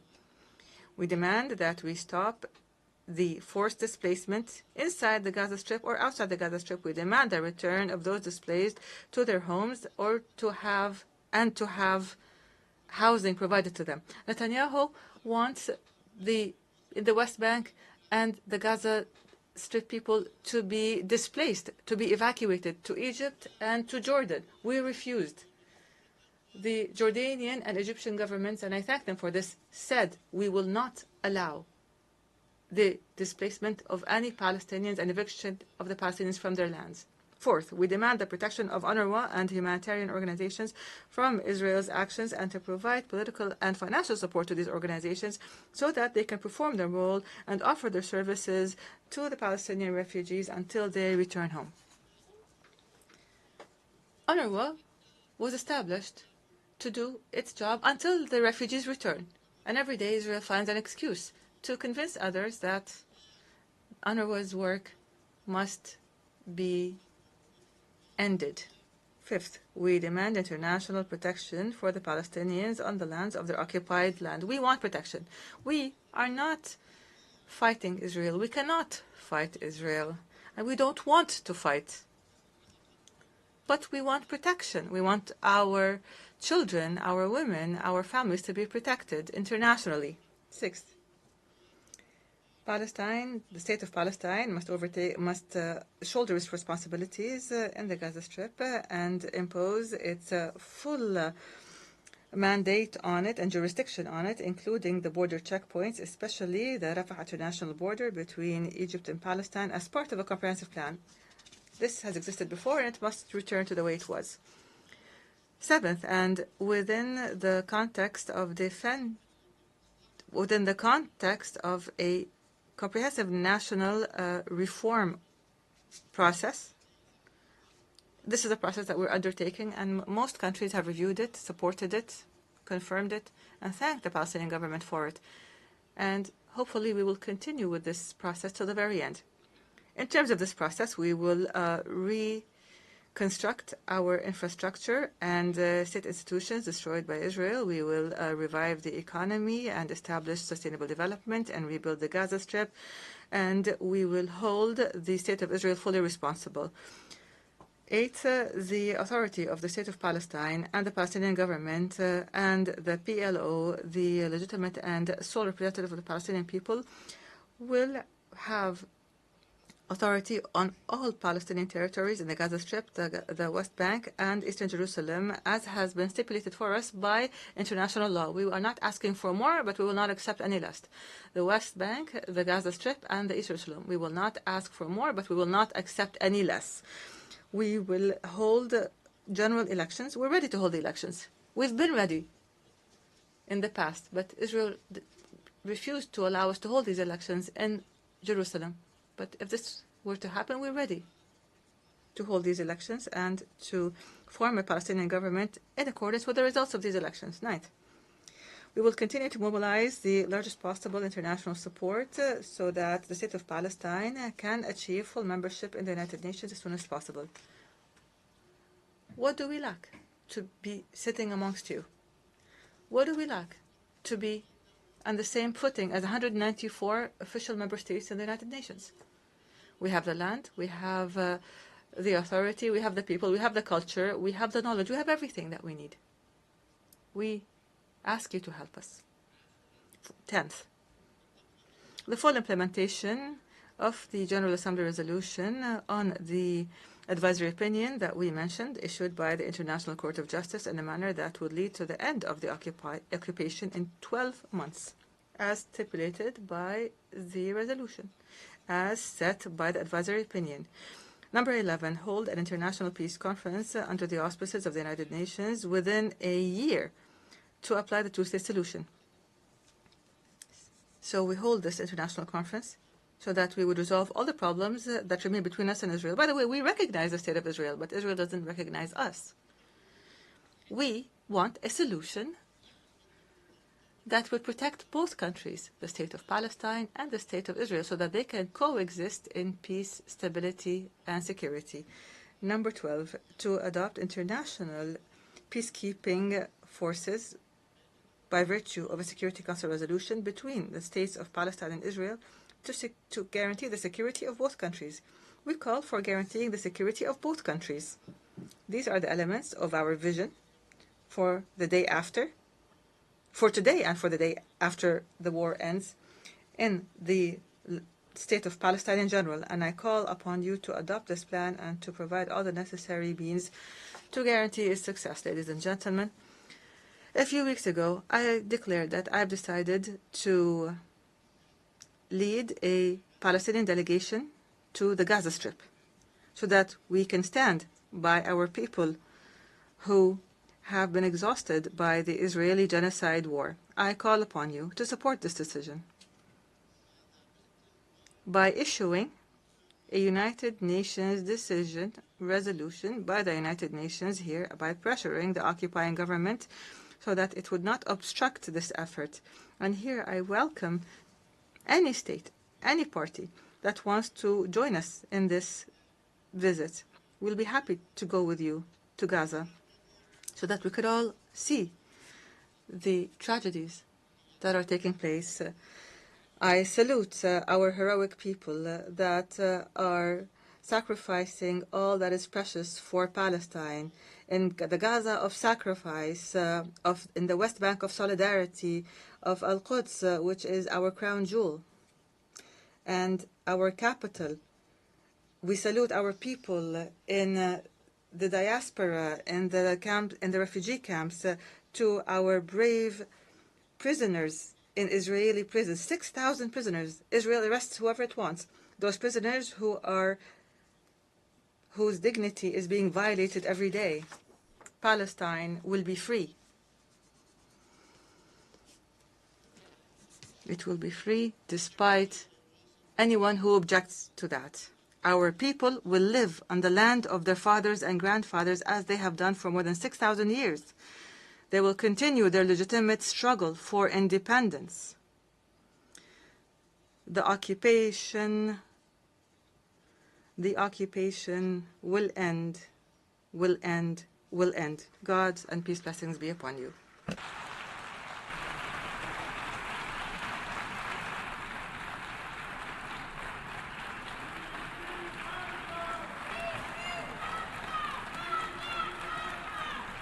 En nombre de la Asamblea.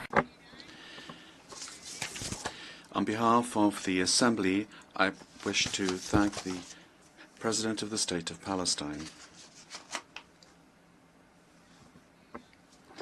The Assembly will hear an address by His Excellency Mr. Adama Barrow, President of the Republic of the Gambia. I request protocol to escort His Excellency and invite him to address the Assembly.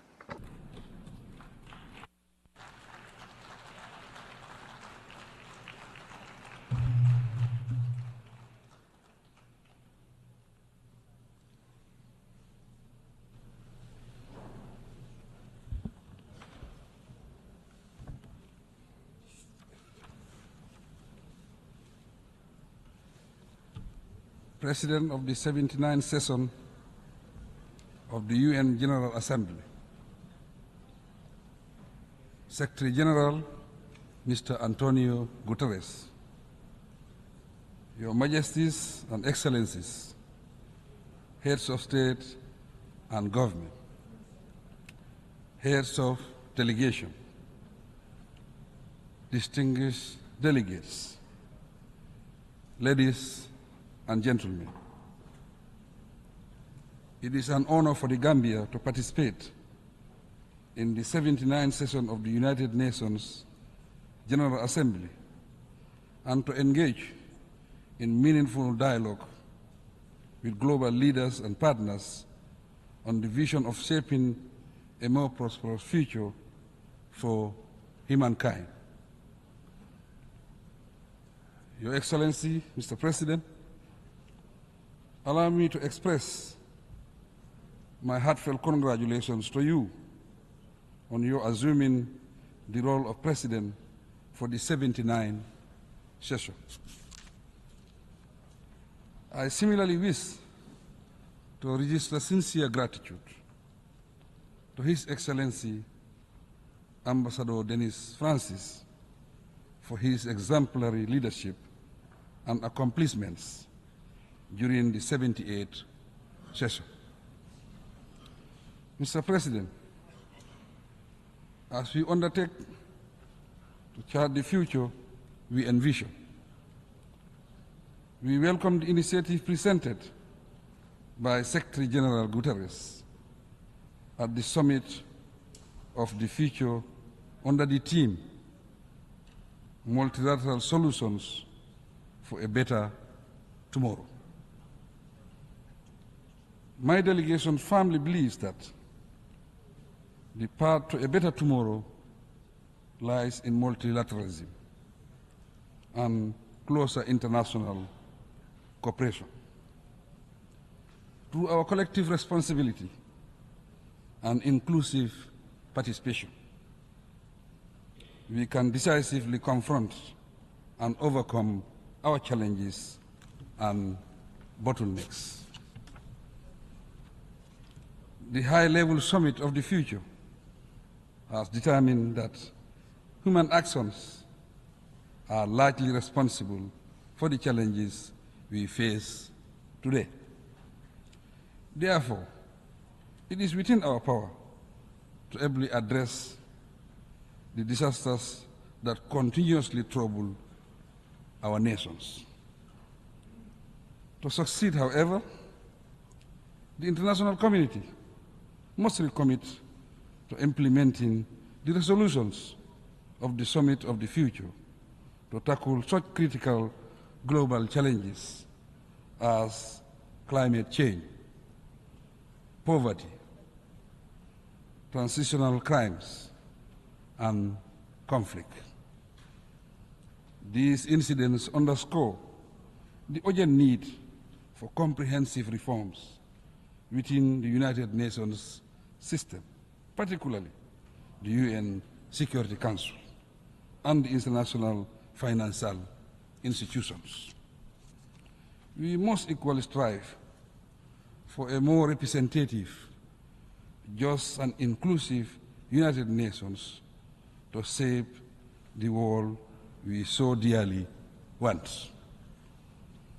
Mr. President, the Gambia's perspective on the theme leaving no one behind, acting together for the advancement of peace, sustainable development, and human dignity for present and future generations, aligns closely with the principles and aspirations of Agenda 2030 for sustainable development.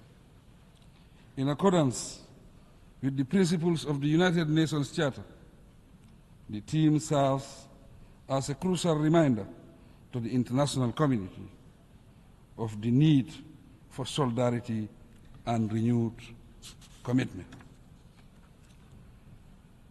With specific reference to the Gambia, the framework of the Sustainable Development Goals, SDGs, is central to our national agenda, and we are committed to ensuring that our development efforts are both sustainable and impactful.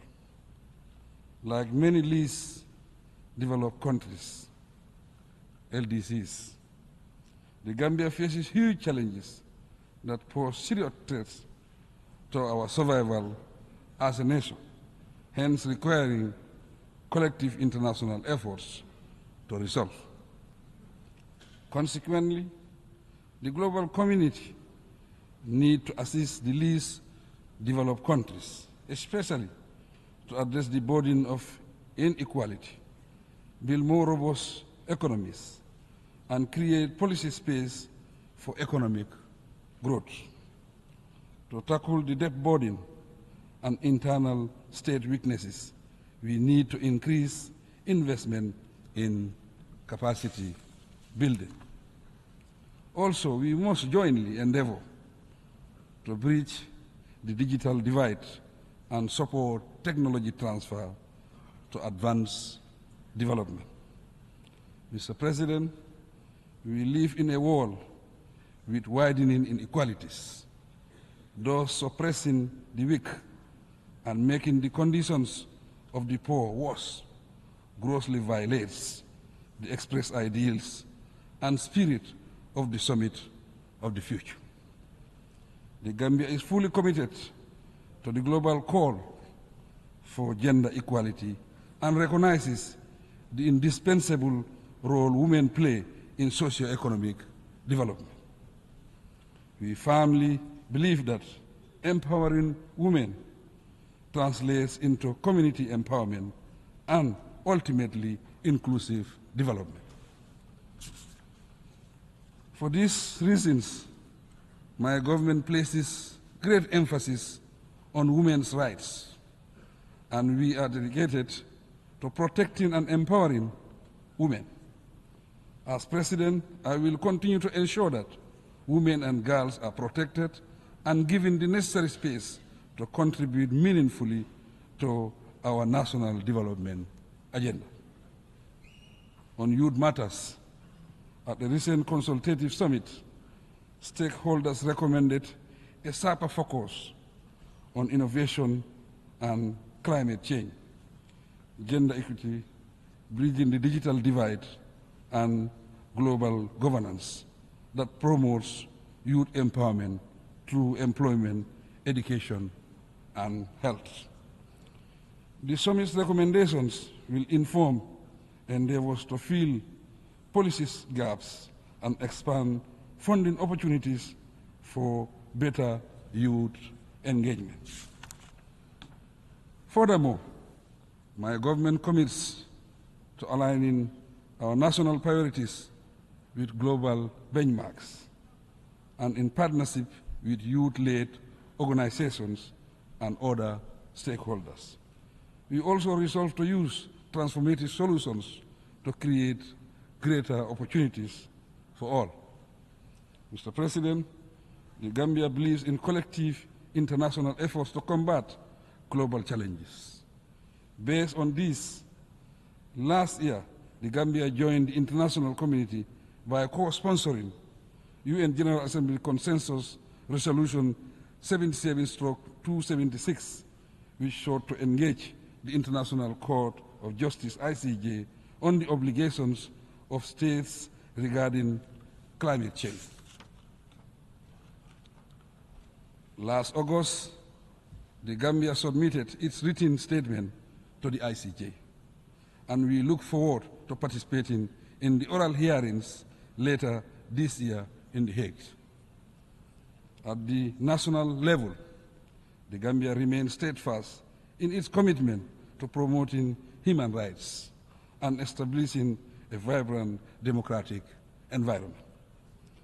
The establishment of a National Human Rights Commission and entrenchment of a free, independent, and impartial judiciary provide a solid framework and a sense of security for our citizens, thus ensuring they have a place to seek redress for injustice. I am happy to report that since 2017, the Gambia has neither recorded a single political prisoner, nor has any journalist or human rights activist been jailed in the Gambia.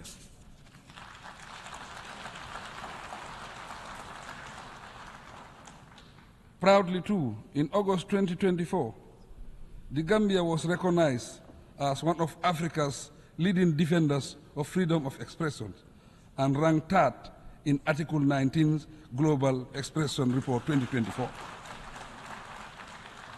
We will continue striving to better our situation. Mr. President, as committed advocates of peace and security, respect for basic rights and freedoms, and the application of international law, we stand firmly against injustice, no matter where it occurs. No doubt, as a nation of peace, guided by democratic principles, we have learned valuable lessons to act upon and share.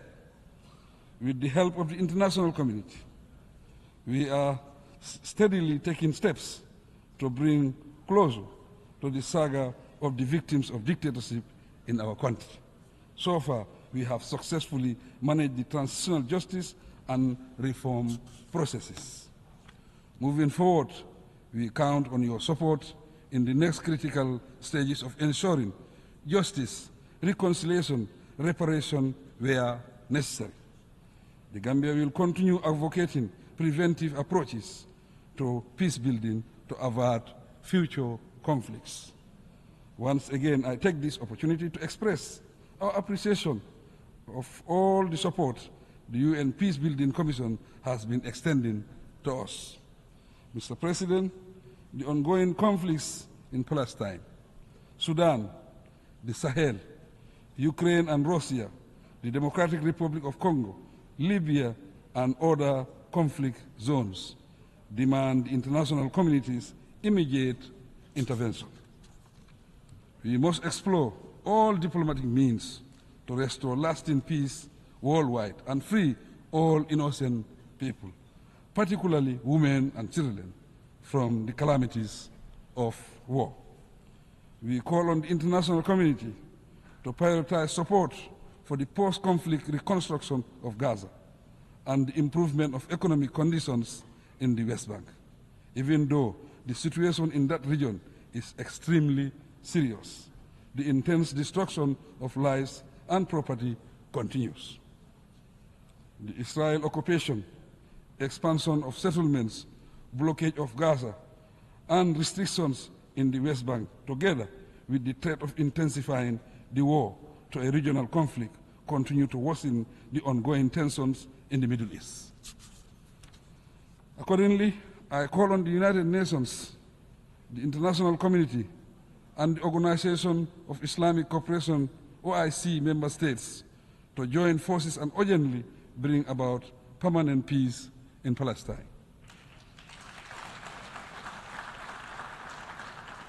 Through recognized structures, I am, as chair of the OIC, committed to stepping up efforts and exploring every possible diplomatic and peaceful channel to resolve the Middle East crisis.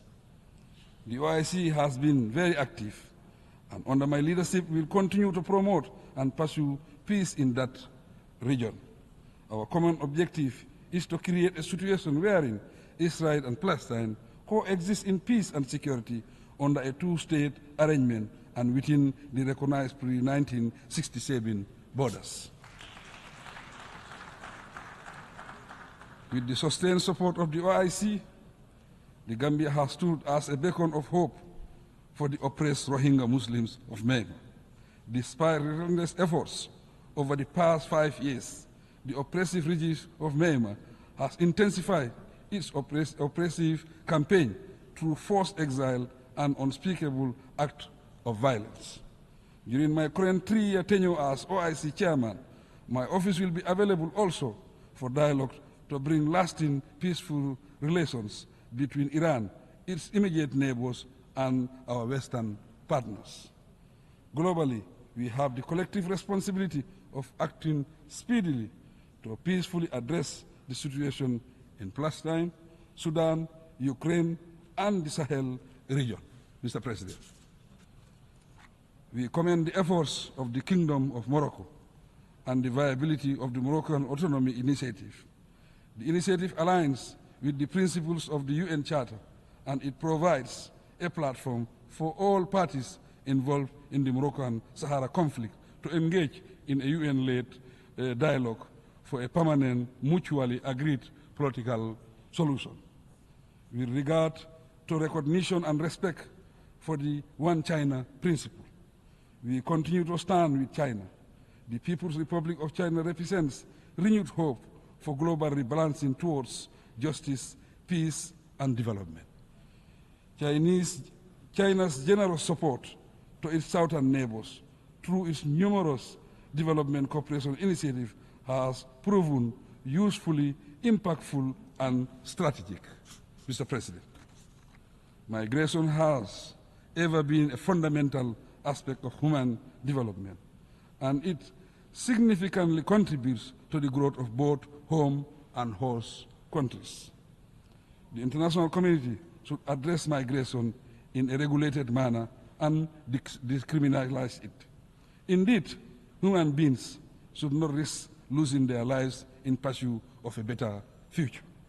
In this regard, the Gambia is collaborating with relevant countries to improve the plight of migrants, although we must discourage irregular migration. We are duty-bound to respect the rights of migrants and ensure they are treated with dignity, Mr. President.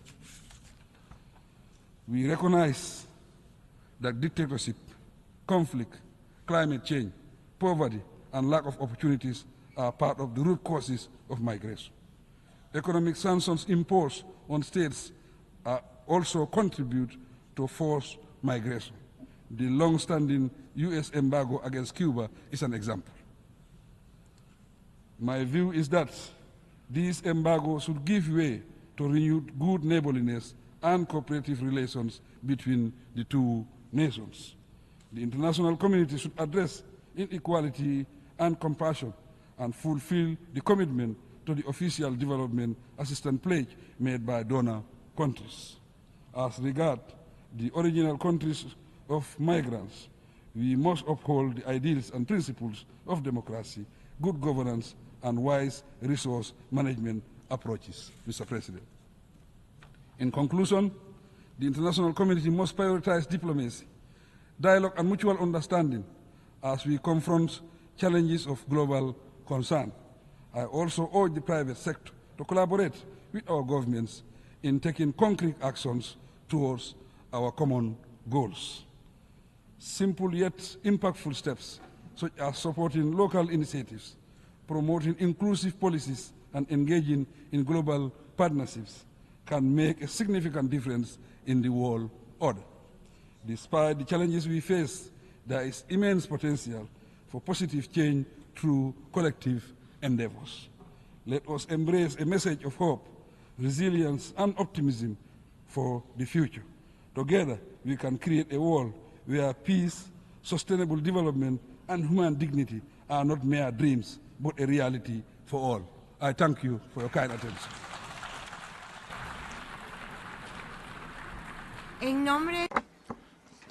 On behalf of the Assembly, I wish to thank the President of the Republic of the Gambia.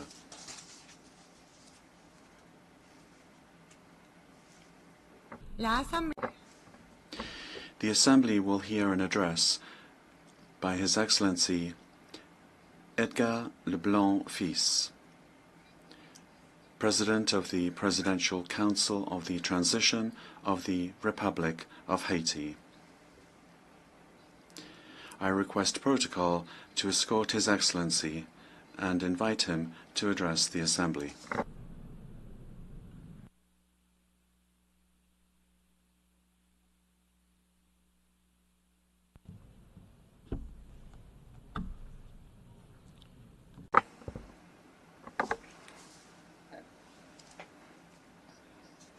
Excellencies, President of the General Assembly, Secretary-General of the United Nations, Excellencies, Heads of State and Government, Heads of Delegation, distinguished delegates, dear compatriots, I have the immense honor to represent here at the General Assembly of the United Nations the Haitian people at a particular crossroads in our history. We are a proud people. Despite all of the difficulties, we've always been able to lift ourselves up. The first black republic in the world, Haiti is proud of its heroic fight for freedom and human dignity. Today, we find ourselves at a decisive crossroads. It is with the weight of this history on our shoulders that we have a hope for a better future. This is how I address you today, calling for solidarity on the part of the international community. Allow me, firstly, to address my warm congratulations to you, Excellency Philemon Yang, former Prime Minister of Cameroon, and congratulate you on your election as President of the 79th session of the General Assembly. Haiti stands firmly by your side, and we assure you of our full support throughout your mandate in order to ensure that this session will be a success for the entire international community.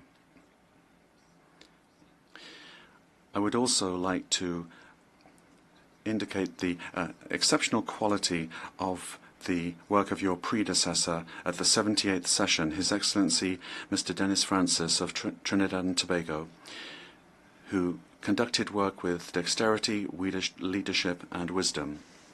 I would also like to take this opportunity to express on behalf of the Haitian people our gratitude to you, Secretary-General António Guterres, for your visit to Haiti, your presence on our soil, and your unfailing support for our request to the Security Council, in particular with regard to reinforcement of the national police in Haiti, and for all your interventions in favor of Haiti have been very much appreciated, and we will never forget. I would like to express my extreme thanks to the international community for the support given to my country during these times of crisis. This solidarity, which can be seen through the security initiatives, also those of humanitarian aid and support for development, is very much appreciated. It is through this ongoing cooperation and adapted to our situation that Haiti is becoming stronger, more resilient, and will continue towards development and progress. I would like to greet here all Haitian compatriots throughout the world who, whilst being attached to their country of birth, are forced to seek out more favorable skies in order to make a living. Everyone recognizes that they're very hard workers, and I want to tell them, wherever they are, that the Presidential Council of Transition and the government is thinking of them whilst we await an improvement of conditions so that they can come back into the fold. I would also like to take this opportunity to greet Amnesty International and other organizations closely following up on the defense of human rights of Haitians and violations of these rights throughout the world. On behalf of the entire Haitian people, I would like to extend a brotherly greeting to all friends of Haiti that have shown solidarity towards the migrants from our country, and in particular those living in Springfield, Ohio in the United States. The long history of friendship and reciprocal solidarity between our two nations since our participation in the Battle of Savannah of 1779 have enabled us to say with confidence that the American people reject any incitement to hate against our community. The active participation of Haitian immigrants at various levels of life in the United States is tangible and significant. In this regard, the passions that naturally arise during an election campaign should never serve as a pretext for xenophobia or racism in a country such as the United States, a country forged by immigrants from all countries and which has become a model of democracy for the world. Mr. President, Excellencies, ladies and gentlemen, the theme of this 79th General Assembly is leaving no one behind, acting together for the advancement of peace, sustainable development and human dignity for present and future generations. This very much resounds with the major challenges that we are facing today. This theme is an urgent call for unity and international cooperation in a context where inequalities, conflicts and the climate crisis are rendering even more vulnerable millions of people throughout the world. Whilst many nations are struggling to achieve these sustainable development goals, it is more necessary than ever to guarantee that all voices, and in particular those of the most marginalized, are included in the global decision-making process. This theme is also of capital importance when it comes to the context of the crisis in Haiti. It speaks to our fight to restore peace and stability, ensuring that every Haitian citizen is able to enjoy their fundamental rights. Acting together, as underscored by the theme, is essential for Haiti because our recovery can only happen with this international solidarity. President, Excellencies, ladies and gentlemen, today our world is facing unprecedented challenges that are of deep concern to the entire international community. The United Nations, in its historic mission to promote peace, security and sustainable development, is in the front lines of the crises that are not only threatening isolated nations but the entirety of humanity. Climate change undoubtedly is one of the great perils of our time. According to recent data of the Intergovernmental Panel on Climate Change, global temperatures have already increased by 1.1 degrees Celsius since the pre-industrial era. This increase has led to an increase in intensification of climate phenomena such as hurricanes, droughts and floods, disasters which particularly affect the most vulnerable nations such as Haiti. In 2023, the United Nations Programme for Development estimated that more than 100 million additional people risk descending into poverty between now and 2030 due to the effects of climate change. For Haiti, which is part of the countries that emit the least greenhouse gases but which experiences the most devastating impacts of this, this global crisis is making it even more difficult for us to guarantee food security, access to drinking water, and economic stability. Armed conflicts also continue to sow destruction and to ravage human lives. According to the High Commissioner of the United Nations for Refugees, the number of people forcibly displaced was 110 million in 2023. That's the highest figure that we've ever seen. Whether it be in Syria, in Ukraine, or in the Sahel region, these prolonged conflicts are exacerbating poverty, destroying vital infrastructure, and leading to massive flows of refugees. The world cannot remain inactive when millions of men, women, and children are fleeing violence in search of security and dignity. The commitment of the international community is more necessary than ever before in order to find diplomatic solutions and to promote peace initiatives. Another major challenge relates to economic inequality, which continues to get worse.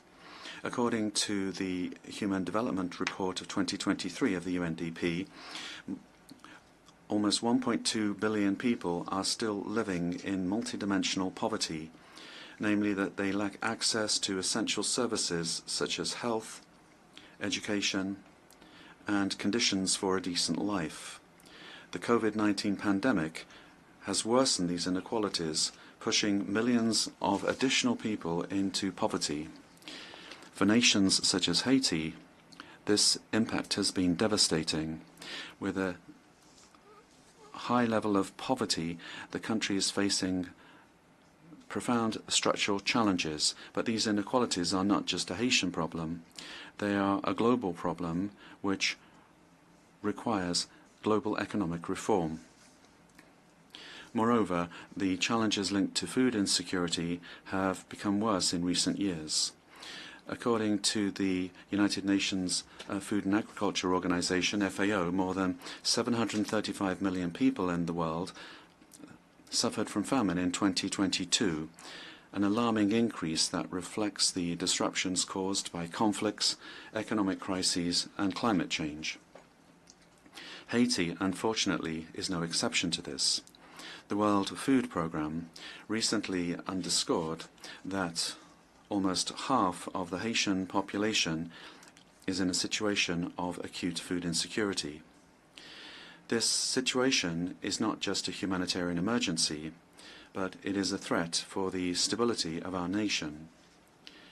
We must work together to strengthen our farming systems, guarantee fair access to food resources, and fight against hunger in a concerted and sustainable manner. Finally, technological progress provides new opportunities, but also new threats. The acceleration in the development of artificial intelligence, the proliferation of cyber attacks, and disinformation are endangering the stability of democracies throughout the world. The report of the International Telecommunications Union demonstrates that the digital divide remains a major challenge, with almost 2.7 billion people still not having access to the Internet in 2023. Haiti is one of the least connected countries, and we urgently need support in order to fill in this digital divide so that we can fully participate in the global economy of the 21st century. This year, Haiti reaffirms its commitment in favor of the preservation of our common heritage, the oceans. That's why today I announced proudly that Haiti will sign the agreement on marine biodiversity of areas beyond national jurisdiction adopted on the 19th of June 2023 and open for ratification since the 20th of September 2023. This agreement is a crucial tool to guarantee the protection of marine biodiversity, to promote sustainable use of marine resources and strengthen the resilience of island states such as our own in the face of climate challenges. Haiti has decided to cooperate with the international community to ensure that this agreement is a benefit to all of humanity while making our contribution to the protection of marine ecosystems on which we all depend. These global challenges can only be addressed through a renewed commitment to multilateralism, through solidarity and collective action. Haiti, despite our difficulties, is ready to cooperate with the international community to overcome these crises and build a future where peace, justice, and human dignity are triumphant. But we can't do this alone. It's only together that we can act to guarantee that no one is left behind. Excellencies, ladies and gentlemen, in proclaiming the independence of Haiti in January 1804, General Jean-Jacques Dessalines, the founding father of our homeland, gave human rights a universal character. He began the dismantling of the colonial and slave order, and then human rights ceased just being white man's human rights and became human rights for all men and all women, namely the rights of all humankind. In this regard, and as representative of the Republic of Haiti, and as an official spokesperson for the Haitian people, I must draw the attention of the leaders of the major powers to the danger of a nuclear war threatening the existence of peoples on all continents. In this regard, on behalf of the Republic of Haiti, I launch an urgent call to all heads of state of the United Nations to prevent humanity experiencing this peril of the end of civilization on Earth. President, Excellencies, ladies and gentlemen, I am speaking today with the experience of several years dedicated in the service of my country. My political career is very much anchored in the history of Haiti, and it's led me through various trials, always with the same goal in mind: the progress of my country, the pride, the restored dignity and the well-being of the Haitian people that are so downtrodden. Having presided the Senate of the Republic from 1995 to 2000, and having been a witness to critical moments in our political history, I have seen the challenges that our country has been facing. My political commitment goes back to a time when the fight for stability and democracy were everywhere. Today, as President of the Presidential Council of Transition, I find myself once again at a key point in the history of Haiti. My career has shown me that resilience and collective willingness are the only ways to guarantee a stable and prosperous future. It is with this vision, this devotion, and the strength given to me by this rich political experience that I am leading the transition, determined to lead Haiti towards peace, security, and participatory democracy through the holding of the National Conference and the renewal of politicians through free, credible, and transparent elections. The Haitian people, despite the challenges that we face, refuses to be overcome by despair.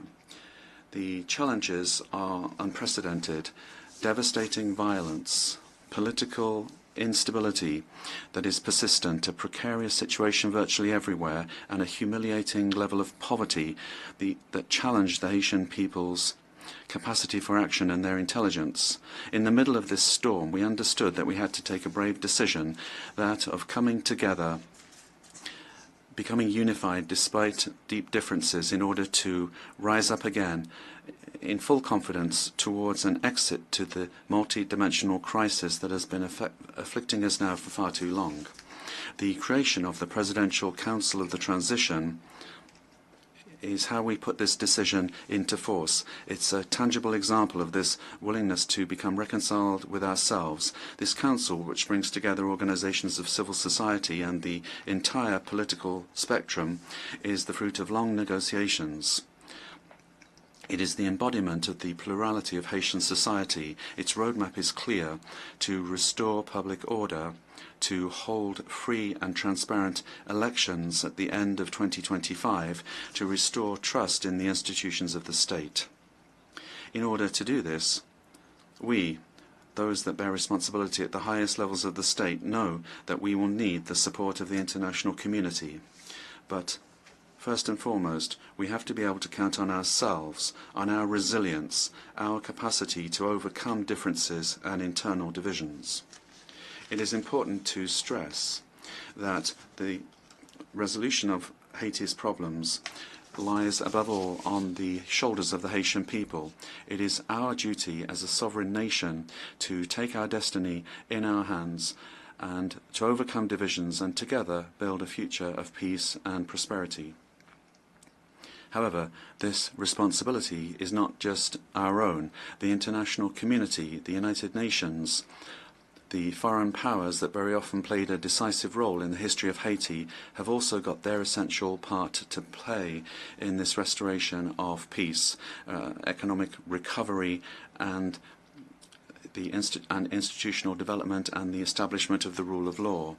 In this sense, the failure of Haiti to recover is not that of just one nation. It is a collective failure, a global inability to fully respect the principles of solidarity, justice, and international cooperation.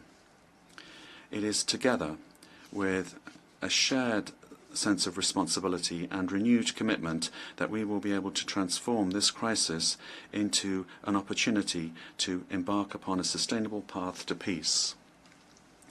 Today, Haiti is facing an unprecedented security crisis.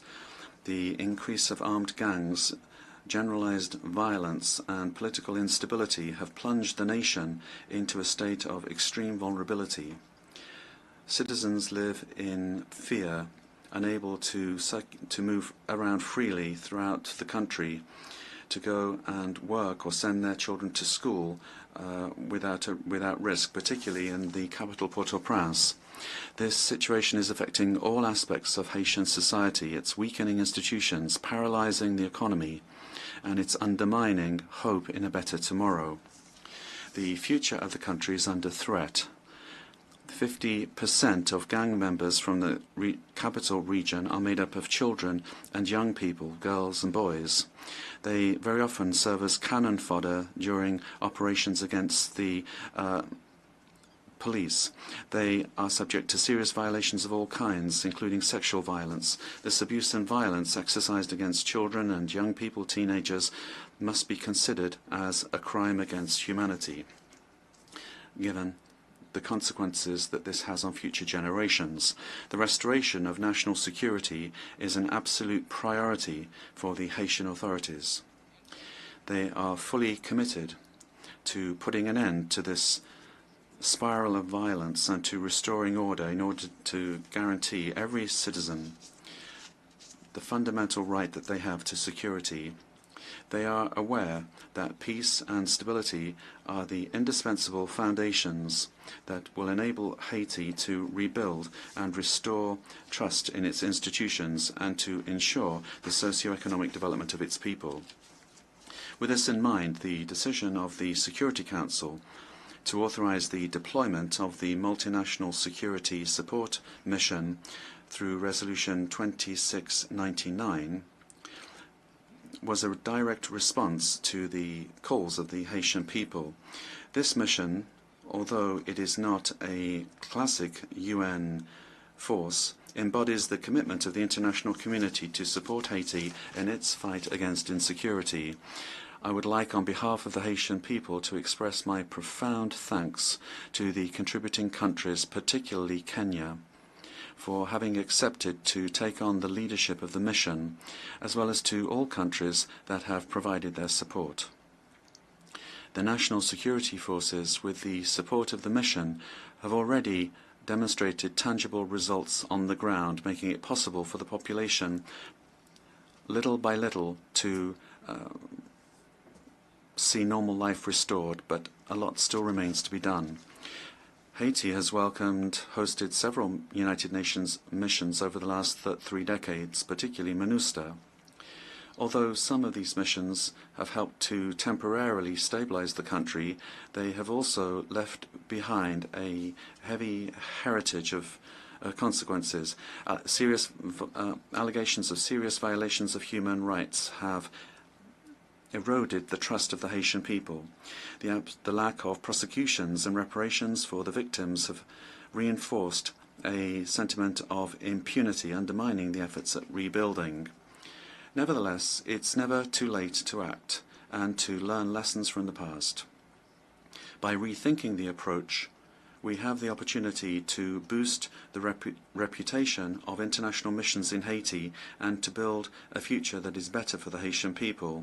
It is in this spirit that we would like to see a thought being given to transforming the security support mission into a peacekeeping mission under the mandate of the United Nations. This transformation would make it possible not only to secure more stable funding and to extend the capacity of the mission, but also it would make it possible to strengthen the commitment of member states to security in Haiti. I am convinced that this change of status, whilst recognizing that the errors of the past cannot be repeated, would guarantee the full success of the mission in Haiti. Excellencies, ladies and gentlemen, today I stand before this Assembly as the voice of the Republic of Haiti, a country whose history is inextricably linked to the ideals of freedom and justice that we all celebrate here.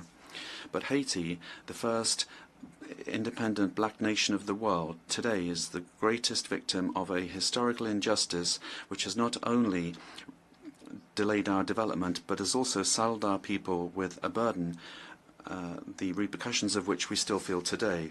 In 1825, just 21 years after having won its freedom at the cost of a heroic fight, Haiti was forced to pay a colossal debt to France, the colonizing country, in exchange for recognizing its independence. This ransom, imposed under threat, siphoned off resources of the young nation, plunging it into an infernal cycle of impoverishment, which it still struggles to overcome. This debt was a form of punishment for our audacity in throwing off the chains of slavery and raising up Haitians to claim their human dignity. It was an unjust penalty which asphyxiated the economic and social potential of the black people of Haiti for generations. In today's context, where more than ever attention is being paid to efforts to restore without delay security and respond to the immense humanitarian needs in Haiti, I think it is important to draw the attention of this Assembly to the after effects of our colonial past and the ransom paid to certain powers that have largely mortgaged the development of Haiti. It is worth recalling that Haiti was the only country to have paid for its independence, obtained, however, through the fire and the sword. On the eve of the 200th anniversary of this unprecedented event in history, hasn't the time come for these amounts paid to be returned? In this regard, my country welcomes the proposals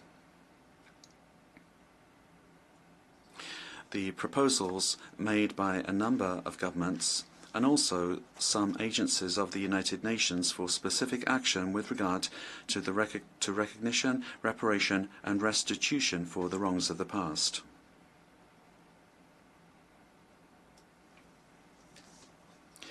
Haiti has absolute confidence in the United Nations organization,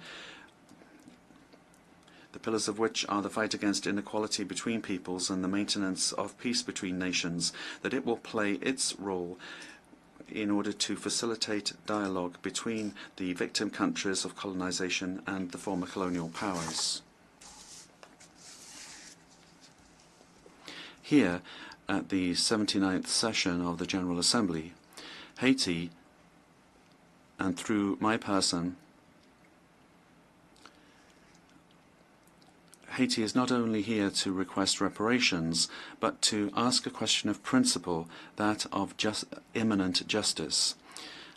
My approach is resolutely committed, structured and well documented. The National Committee for Restitution and Reparation, in cooperation with CARICOM's Restorations Commission, has already undertaken exhaustive work on this subject. We demand recognition of the moral and historic debt and the implementation of just and appropriate reparations which will make it possible for our people to free themselves from the invisible chains of this unjust past. Excellencies, ladies and gentlemen, history teaches us that nations do not rise up in isolation, but by unifying forces in a resolute commitment to build a better future. Haiti, this land that has offered the world a symbol of unshakable freedom and which has helped several nations to throw off their yoke of barbaric colonialism, is not looking for charity, but justice, respect,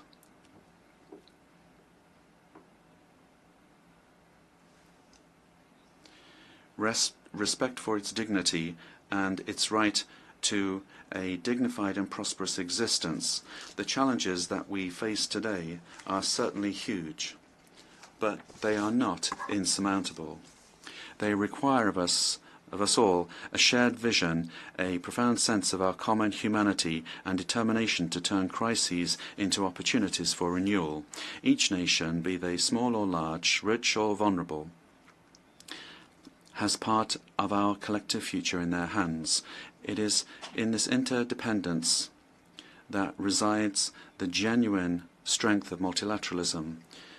May this general debate be the moment where we reaffirm our unfailing commitment towards peace, human dignity, and sustainable development, because what we do today will resound for centuries to come. History will judge the way that we have been able to respond to the challenges of our times. Together, in a spirit of solidarity and cooperation, we can and we must build a future where no people, no nation is left behind. Long live Haiti. Long live international cooperation. Tomorrow, another country. Tomorrow, another world.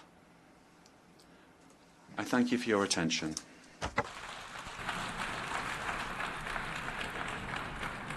Je remercie. On behalf of the Assembly, I wish to thank the President of the Presidential Council of the Transition of the Republic of Haiti. Seguidamente, la Asamblea. The Assembly will hear an address by His Excellency Abdel Fattah al-Burhan Abdel Rahman al-Burhan, President of the Transitional Sovereign Council of the Republic of the Sudan. I request protocol to escort His Excellency and invite him to address the Assembly.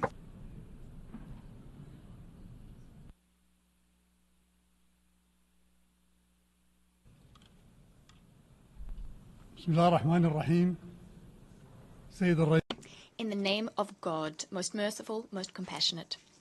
Mr. President, Secretary-General of the United Nations, Your Majesties, Your Highnesses, Your Excellencies, ladies and gentlemen, may the peace and blessings of God be upon you. I speak before you today on behalf of the people and the government of Sudan. I would like to congratulate the President of this 79th session of the General Assembly and his team. We wish you every success, especially in the face of various threats to peace and security, threats which endanger our organization and which undermine freedom, peace, and justice, leading to the violation of the law.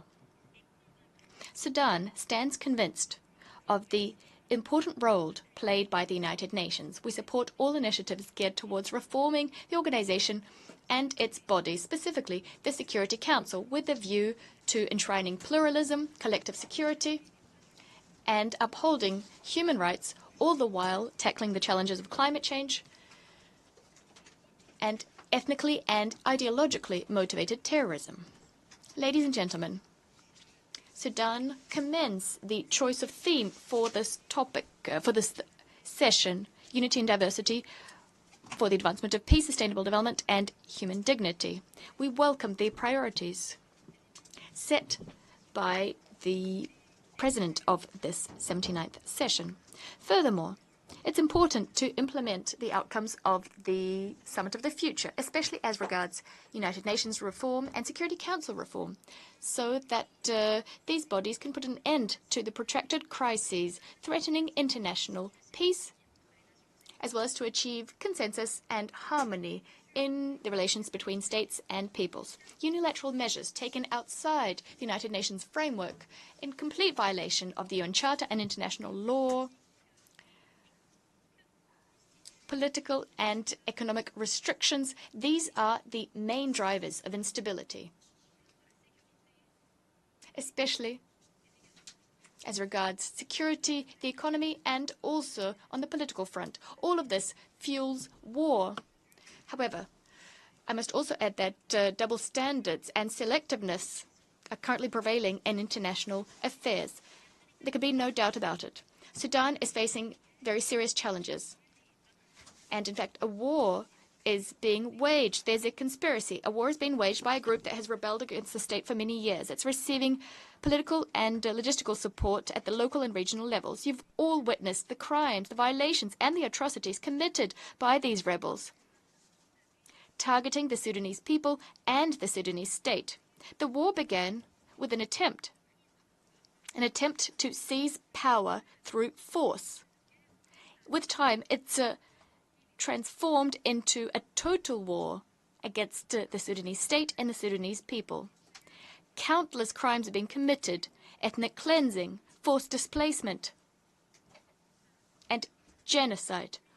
All of this has been committed by the Rapid Support Forces, the RSF, which should be considered a terrorist group. This militia is continuing to perpetrate crimes, and it is most unfortunate that it is receiving the support of some states in the region. States which are providing funding and mercenaries for their own political and economic benefit, in flagrant violation of law and international will. Mr. President, these terrorist groups have also hit diplomatic missions, other organizations, and property. They have not spared the UN. And in fact, UN headquarters, the UN office in Sudan, has been targeted. The Dagalo family has been violating all laws and all international obligations with impunity. The family refuses to comply with the Jeddah Declaration and rejects UN Security Council resolutions regarding the arms embargo imposed on Darfur. Thus, ethnic cleansing crimes are continuing. Most recently, we also recorded a violation of the resolution on El Fasher, the capital of North Darfur State. This begs the question, why has the international system not taken any firm or dissuasive measures vis-à-vis this group and those who support it? Despite everything that's been done, all the crimes, we witnessed crimes against humanity, war crimes, despite their refusal to implement Security Council resolutions and decisions adopted by regional organizations, all the more reason to call for Security Council reform to avoid this policy of impunity and double standards becoming key characteristics of this organization. Ladies and gentlemen, this devastating aggression being waged by the RSF with the support of states in the region providing funding and mercenaries as well as weapons to the RSF have resulted in deaths of dozens of thousands of Sudanese and the displacement of many millions more. Sudanese people have been forced to leave their lands, their motherland, to evade these armed groups. They've taken refuge in various regions. Millions more Sudanese are living in peace today in other parts of the country. Systematic attacks committed by the militia are contributing to the suffering of our compatriots. As a result, we've been seeking a peaceful solution to the situation, and the Jeddah Declaration, dated May 2023, should have been enough to put an end to this war. And yet, regional political players who are in favor of the war have a different take on the situation. This has resulted in the situation we have on our hands today. As a result, so as to alleviate the suffering of our fellow Sudanese and to facilitate the delivery of humanitarian assistance, we've opened our borders and airports. We've lifted all impediments to this aid being delivered. Mr. President, ladies and gentlemen, the Sudanese government is steadfastly committed to facilitating humanitarian assistance, protecting humanitarian convoys and personnel, as well as medical personnel. We fully uphold international humanitarian law and measures geared towards the protection of civilians. The protection of civilians is our responsibility, especially when women and children are being hit the hardest by violations committed in areas controlled by the militias. Some women and children have even been sold in marketplaces. The humanitarian crisis affecting a large majority of our population, owing to the aggression being waged by the Dagala militia, require us to act in concert with one another. It's necessary to provide assistance to millions of displaced persons and refugees. On our side, we're doing everything within our power so as to ensure that aid is delivered to those who need it most. We would like to thank all neighboring states who've welcomed displaced persons and refugees. We thank organizations providing assistance to the Sudanese people as well. President, we face a very tall challenge. This organization must shoulder its responsibility, specifically so as to protect developing countries in the face of the avarice of some other states who would like to control our people's riches through the use of force, and specifically through the use of money.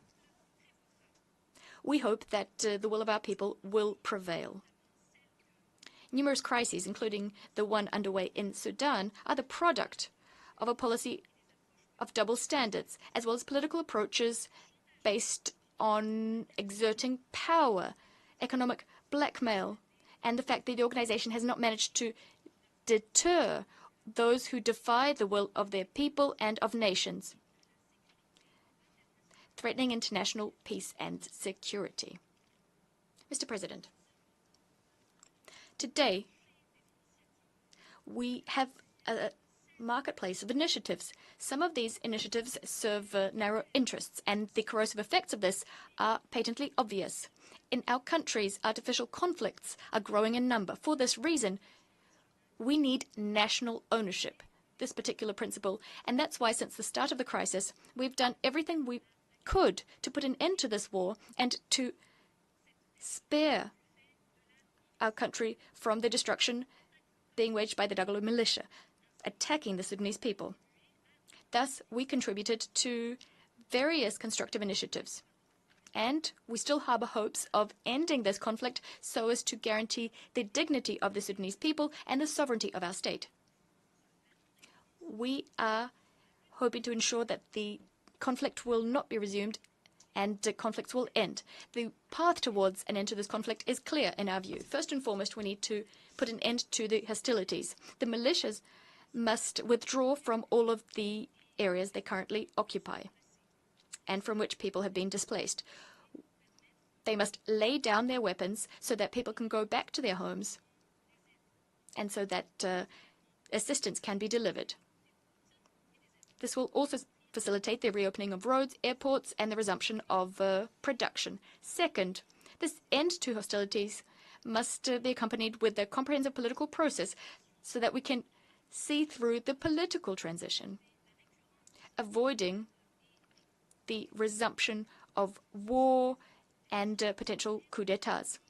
Mr. President, the Sudanese Armed Forces, the SAF, is one of the state's oldest institutions. It's non-politicized. It's very much in favor of a democratic transition, and it's committed to the right of the Sudanese people to pick its leadership. This is why the SAF is upholding the commitments undertaken as part of the glorious 2019 revolution, so that a consensus government, an elected government, can accede to power. We will never accept a return to the previous regime, which was rejected by the Sudanese people. Thus, we are very much committed to facilitating the transition process, moving towards a civilian government. We will continue pursuing peace, working with all groups who have laid down their weapons, as well as with groups who still carry weapons but who are willing to respect the Juba Peace Agreement signed in 2020. Throughout this war, the Sudanese armed forces have done everything they possibly could, continuing to uphold international humanitarian law as well as the Geneva Conventions and protocols thereto, working to protect civilians and to facilitate the delivery of humanitarian assistance. We stand ready to partake in all initiatives that can help to put an end to this war. As soon as we have an initiative that would respect the principle of national ownership and will put an end to the control and occupation of our territory by this rebel militia. We are also in favor of all initiatives which will protect civilians and guarantee the dignity of our people. These are the prerequisites for a return to democracy. It's unacceptable for a government as well as for the Sudanese people to partake in these, to see organizations who've supported the war, states who've supported the war and massacres of Sudanese partaking in such initiatives. Some of these organizations and states have allowed weapons to be funneled through their territory to the militias. And they've also provided political support to these rebel groups. We must therefore continue acting to convince the aggressors that they shouldn't be receiving this assistance. Mr. President, I'd like to thank all of the states as well as the organizations and various human rights defense groups, as well as civil society organizations, all those who've tried to paint a true, accurate picture of what is happening in Sudan. I welcome the outcome of the Summit, the Great Lakes Summit in Rwanda, and the meeting that took place in Yaoundé. There, at all of these meetings, the RSF were described as a rebel group working against the state. We've managed to circumscribe the activities of this group and deter them. Hopefully, we'll be able to deter them from acting in a similar fashion in other countries. The RSF should be called should be called out for what they are. They've rebelled against the state. They're committing terrorist crimes and should be considered as such here at the United Nations. Mr. President, before I conclude, I'd like to reassert our position vis-à-vis the issue of Palestine and the right of the Palestinian people to establish an independent state within 1967 borders. It's necessary to put an immediate end to the aggression being waged in Gaza and in Lebanon. We also call for Palestine to become a fully fledged member of the United Nations. By way of conclusion, we'd like to extend our gratitude to all those who've supported us through these testing times. Millions of Sudanese still need your help. Thank you very much, Mr. President. I'd like to reiterate that the will of the Sudanese people will prevail. May the peace and blessings of God be upon you all. I thank you. On behalf of the Assembly, I wish to thank the President of the Transitional Sovereign Council of the Republic of the Sudan. The Assembly will now hear an address by His Excellency Carlos Manuel Villanova, President of the Democratic Republic of São Tomé and Príncipe. I request protocol to escort His Excellency, and I invite him to address the Assembly.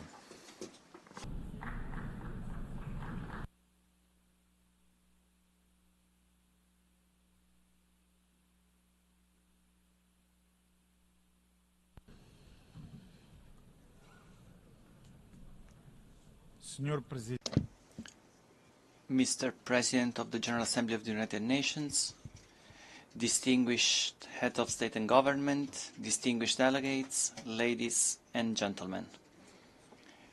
It is with great honor that I address this honorable assembly, representing São Tomé and Príncipe, a small island state which, like so many others, face the complex challenges of our time. On behalf of the people of São Tomé and Príncipe, I would like to congratulate you, Mr. President, and I would also like to extend to the Secretary-General António Guterres our warmest congratulations. Excellencies, it is easy for me, as it is for anyone present in this assembly, to say that what stands out in relation to international issues is the uncertainty and insecurity that marks both the present and the future.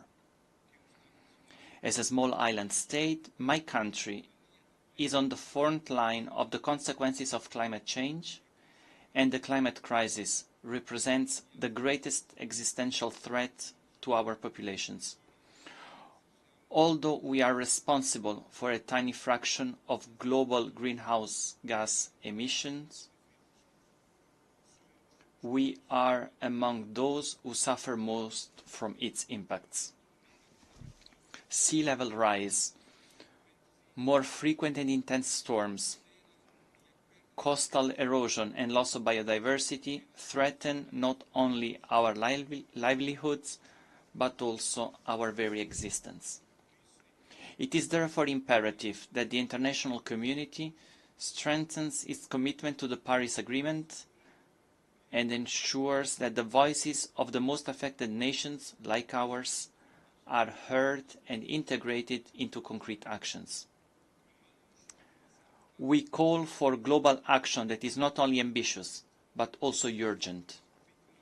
COP29 on climate change, to be held next November in Baku, Azerbaijan, will be a crucial opportunity to reaffirm the collective commitment to limit global warming to 1.5 Celsius. However, commitments have not been sufficient. We need concrete, immediate actions to mitigate the impacts of the climate crisis.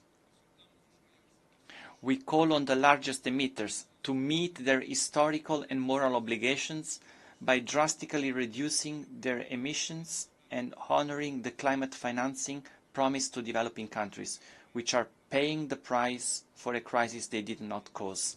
In addition, we call for an expansion of financing mechanisms for adaptation, as we need to strengthen our resilience. We are already investing in innovative adaptation solutions, such as sustainable use of our marine resources and the implementation of renewable energies.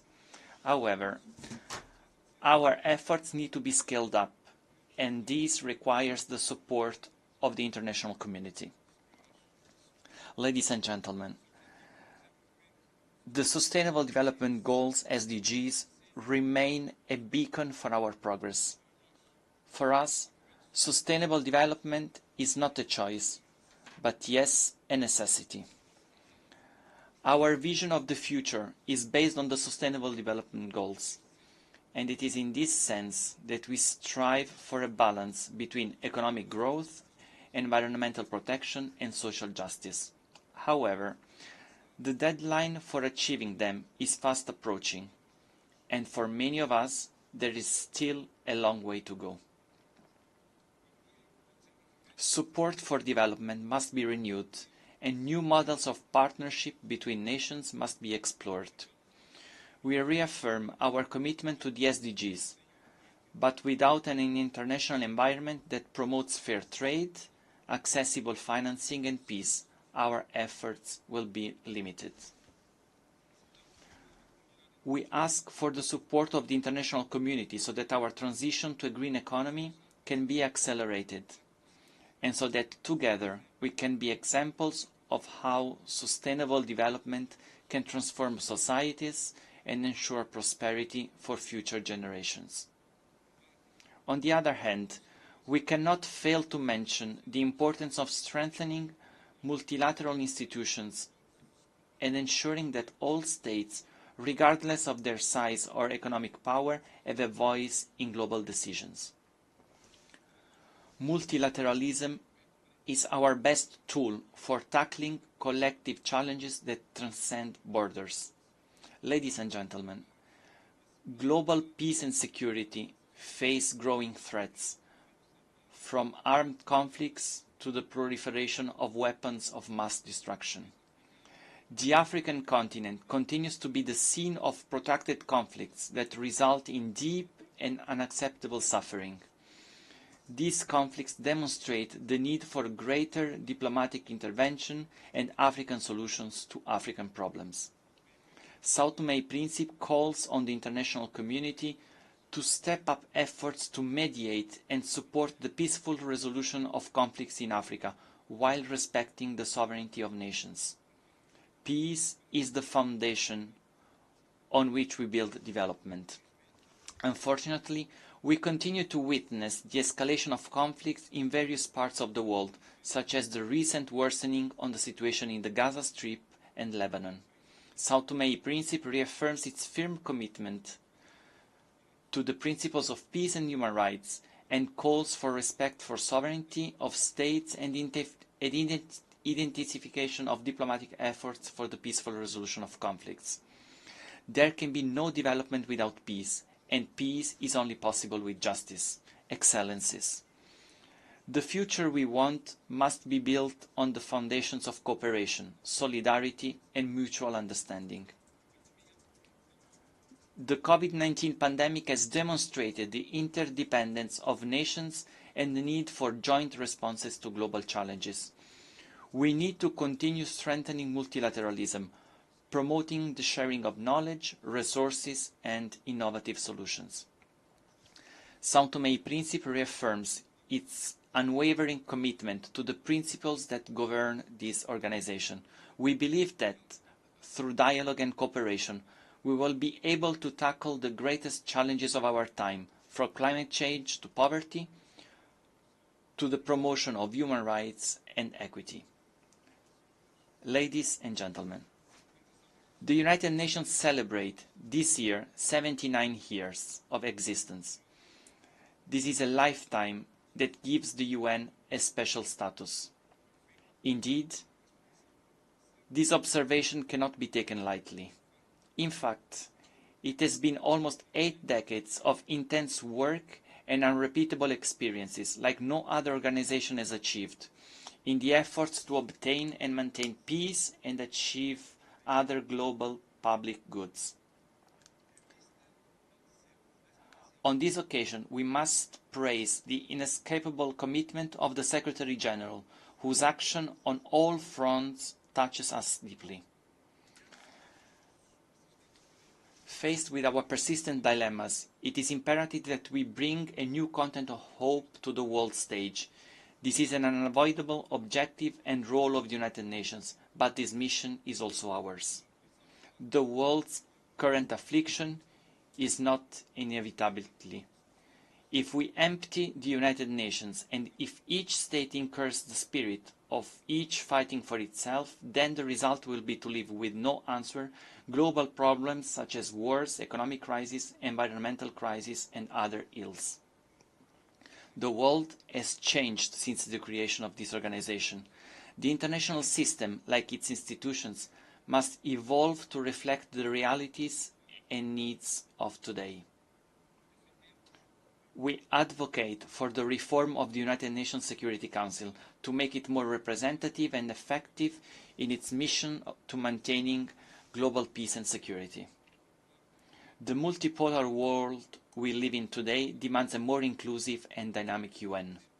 In saying this, I emphasize the need to think of Africa as a part of the world. We cannot continue with a Security Council that reflects the power structures of 1945, a period when most of the current African states were still under colonial rule and therefore had no voice in international affairs. This underrepresentation of the continent is also evident in other structures of global governance, such as the international financial institutions, and we urgently need to change this. Excellencies, I would also like to take this opportunity to echo a call that has resounded here in this Assembly for decades: the need to put an end to the economic, commercial and financial blockade imposed against the Republic of Cuba. This blockade is outdated and contrary to the principles of peaceful coexistence and solidarity between nations. The Cuban people have shown resilience, but it is time for the international community, in particular the United Nations, to intensify its efforts to correct this injustice in the name of peace and human dignity. We also reaffirm our support for Morocco's sovereignty and congratulate the political initiatives developed in the search for a peaceful and credible solution to the dispute. We also welcome the strategic projects launched by the Kingdom of Morocco, such as the Morocco-Nigeria gas pipeline and the Atlantic Africa Initiative, which reflect the vision of regional integration and sustainable growth. Excellencies, in conclusion, we would like to reaffirm that our presence here is a testimony to our faith in the United Nations and its ideals. Despite our limited resources, we bring to the global table our tireless will to contribute to a fairer, safer and more sustainable world. São Tomé and Príncipe is ready to do its part and continues to work hand in hand with all the nations present to build a better future for all. Thank you very much. On behalf of the General Assembly, I wish to thank the President of the Democratic Republic of São Tomé and Príncipe.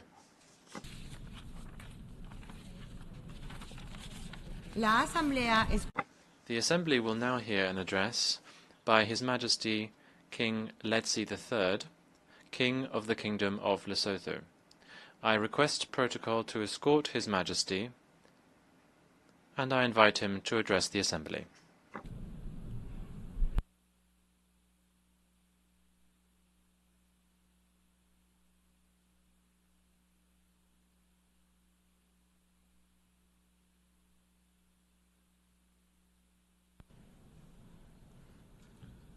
Your Excellency, the President of the 79th session of the General Assembly, Your Excellencies, Heads of State and Government, Your Excellency Mr. António Guterres, the Secretary-General of the United Nations, distinguished delegates, ladies and gentlemen.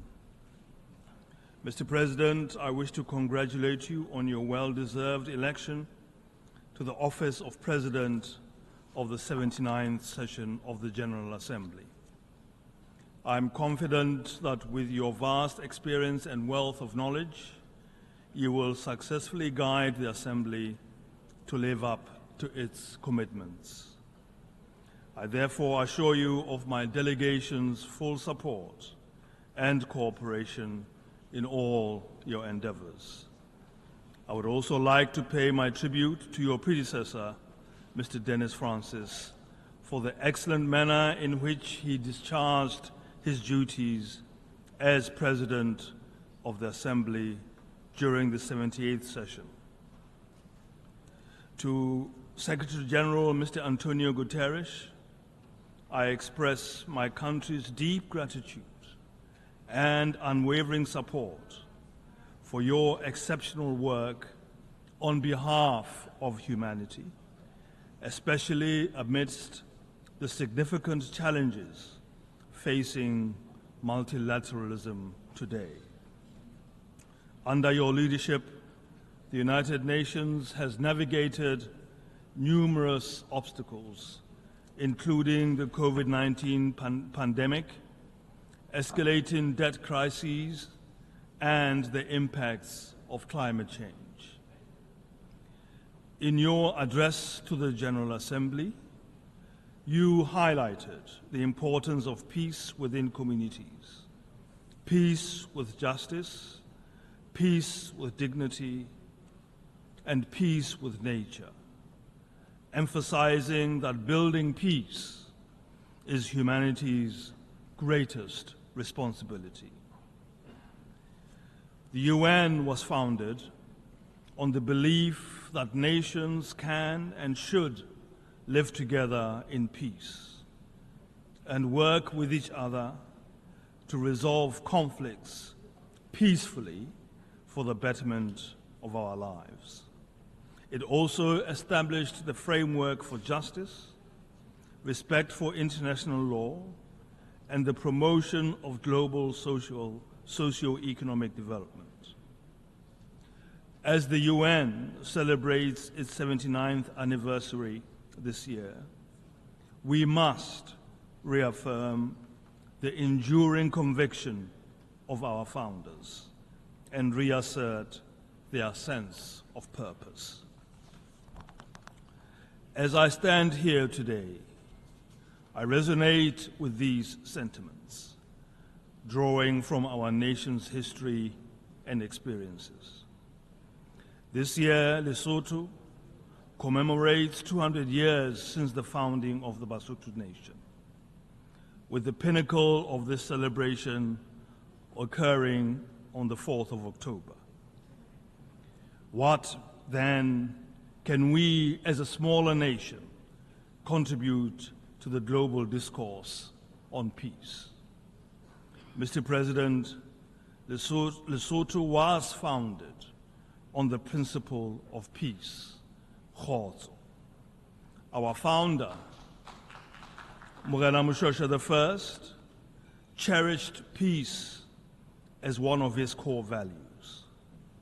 Writers and researchers have described him as, and I quote, "no common man," as someone who stands out clear in the light, original, able, enlightened, and upright. His humanity, his mildness, his love of peace and justice, his horror of war, his forbearance under extreme provocation are conspicuous upon every occasion. End of quote. These are qualities that have inspired us as Basotho. Morena Moshoeshoe I was able to bring together different tribal groups, avert conflicts, and negotiate lasting peace that to this day we strive to maintain. Basotho are a nation built on tolerance, inclusion, and unity, which are also the key principles enshrined in the Secretary-General's new agenda for peace. It is in this context that we hail as most appropriate the theme chosen for our general debate this year, namely, leaving no one behind, acting together for the advancement of peace, sustainable development, and human dignity for present and future generations. The relevance of this theme at the present juncture in international relations is beyond doubt. Through collective action, we can conquer the challenges facing humanity and realize a sustainable future for all. However, this will require leaders with humanity, mildness, a love of peace and justice, horror of war, and forbearance under extreme provocation. These are ideals that can be achieved. My ancestor, as testified by many, was the embodiment of these traits which built a nation that stands to this day. Business as usual will not preserve our world as we know it. The enjoyment and exercise of human rights and attainment of sustainable peace and development require a deliberate, fundamental shift and commitment by the world's leadership. In the words of another of my ancestors, and I quote, "Always be slow to take arms at all times. I beseech you, lean upon this rod of peace.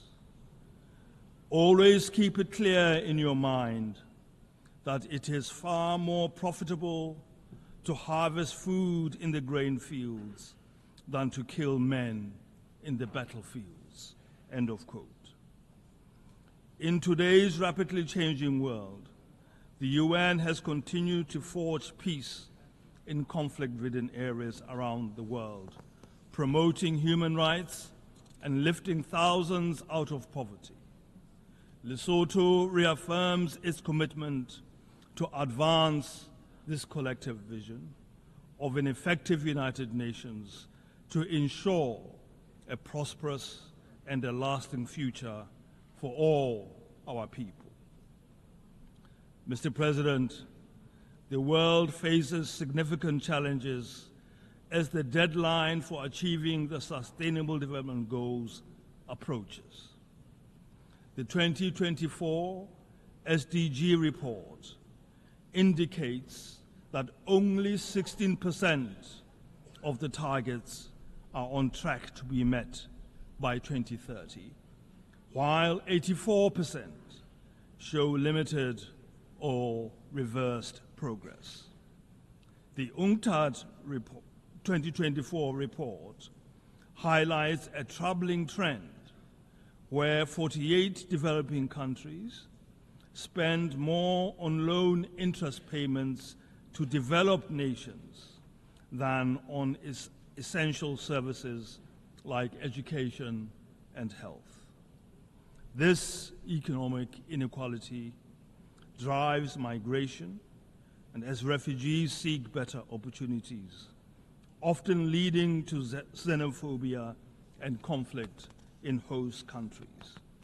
Addressing this inequality is crucial for fostering inclusive development and ensuring global peace and stability. To enhance the implementation of the 2030 Agenda, my government plans to present its third voluntary national review on sustainable development in 2025. Achieving this goal requires stronger partnerships and increased financial support, particularly for vulnerable countries that are both least developed and landlocked. The current crises of hunger, poverty, disease, and climate change threaten to reverse the progress made over the last century. In Lesotho, climate change exacerbates environmental degradation, impacting agriculture, water resources, and energy supplies, leading to food shortages, which have compelled our government to declare a state of emergency in food security. However, we are committed to responding to these challenges by pursuing opportunities that will enable greater self-sufficiency for the country.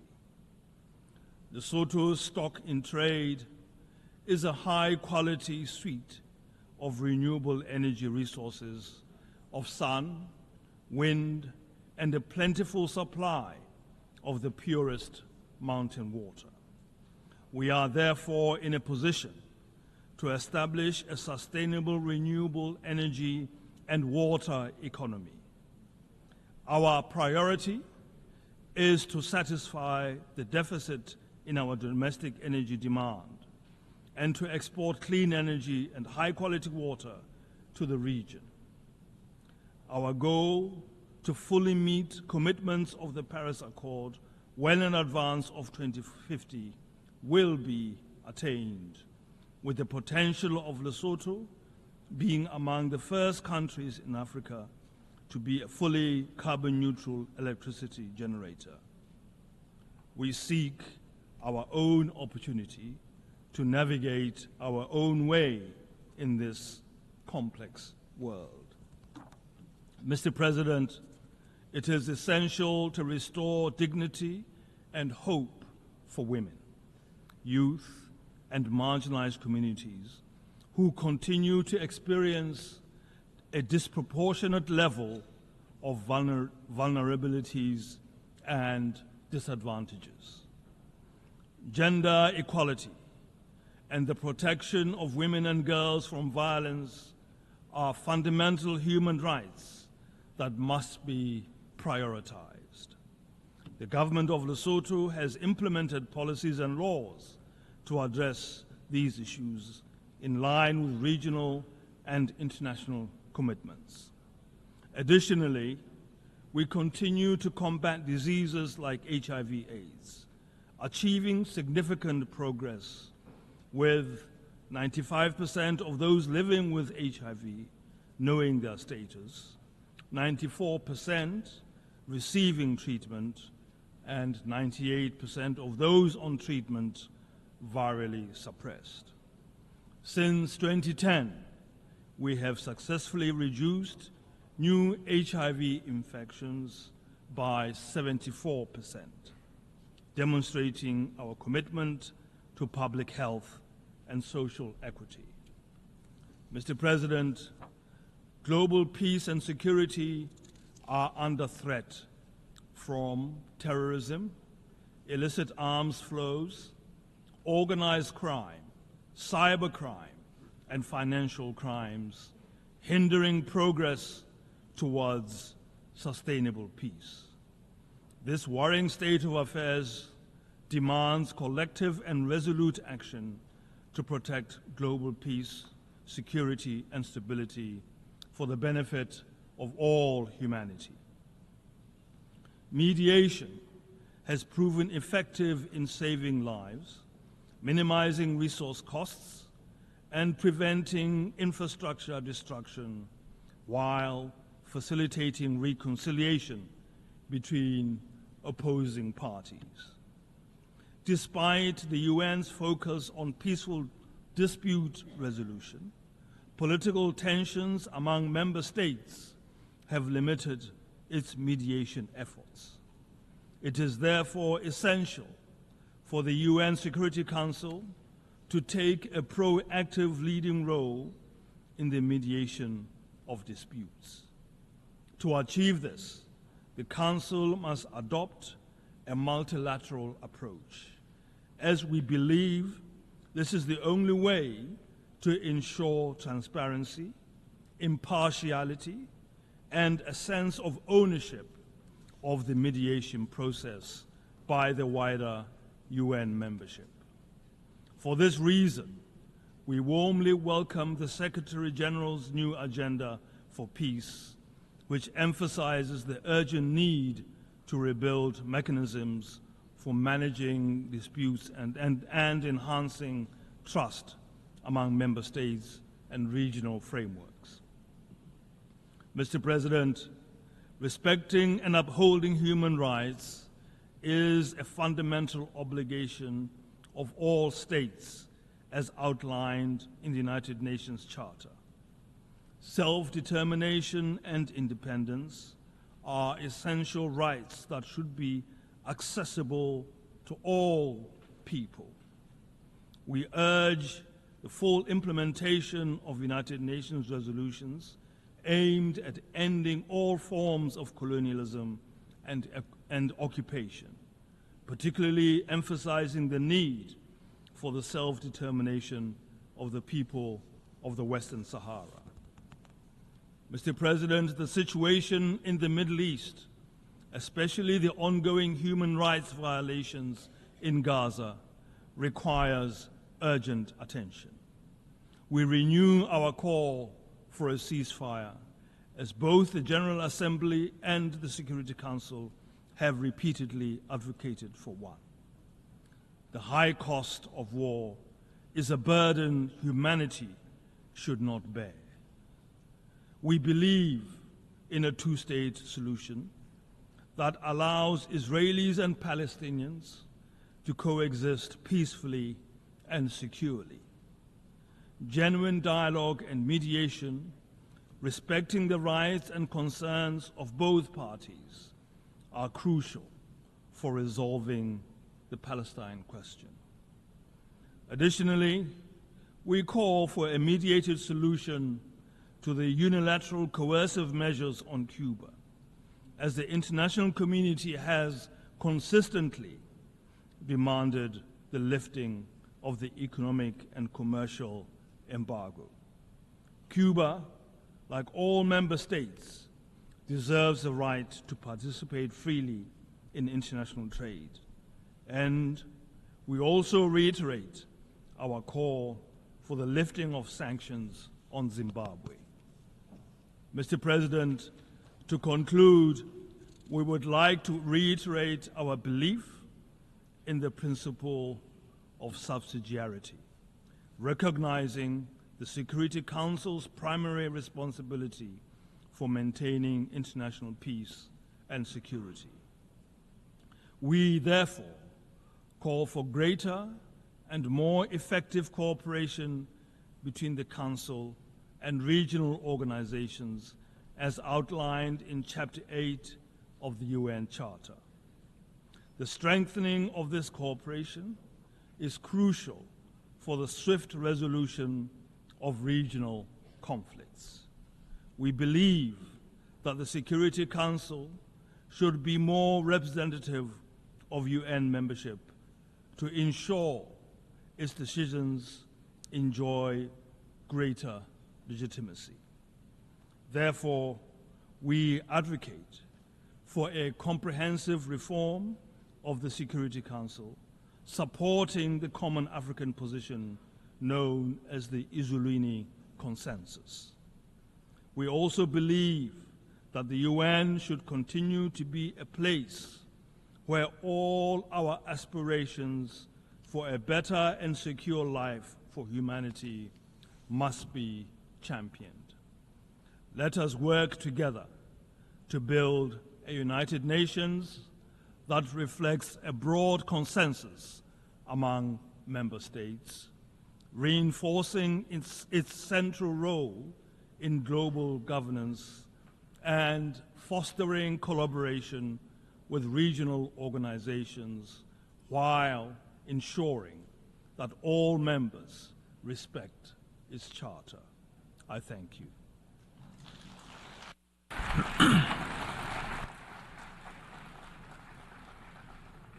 On behalf of the Assembly, I wish to thank the King of the Kingdom of Lesotho.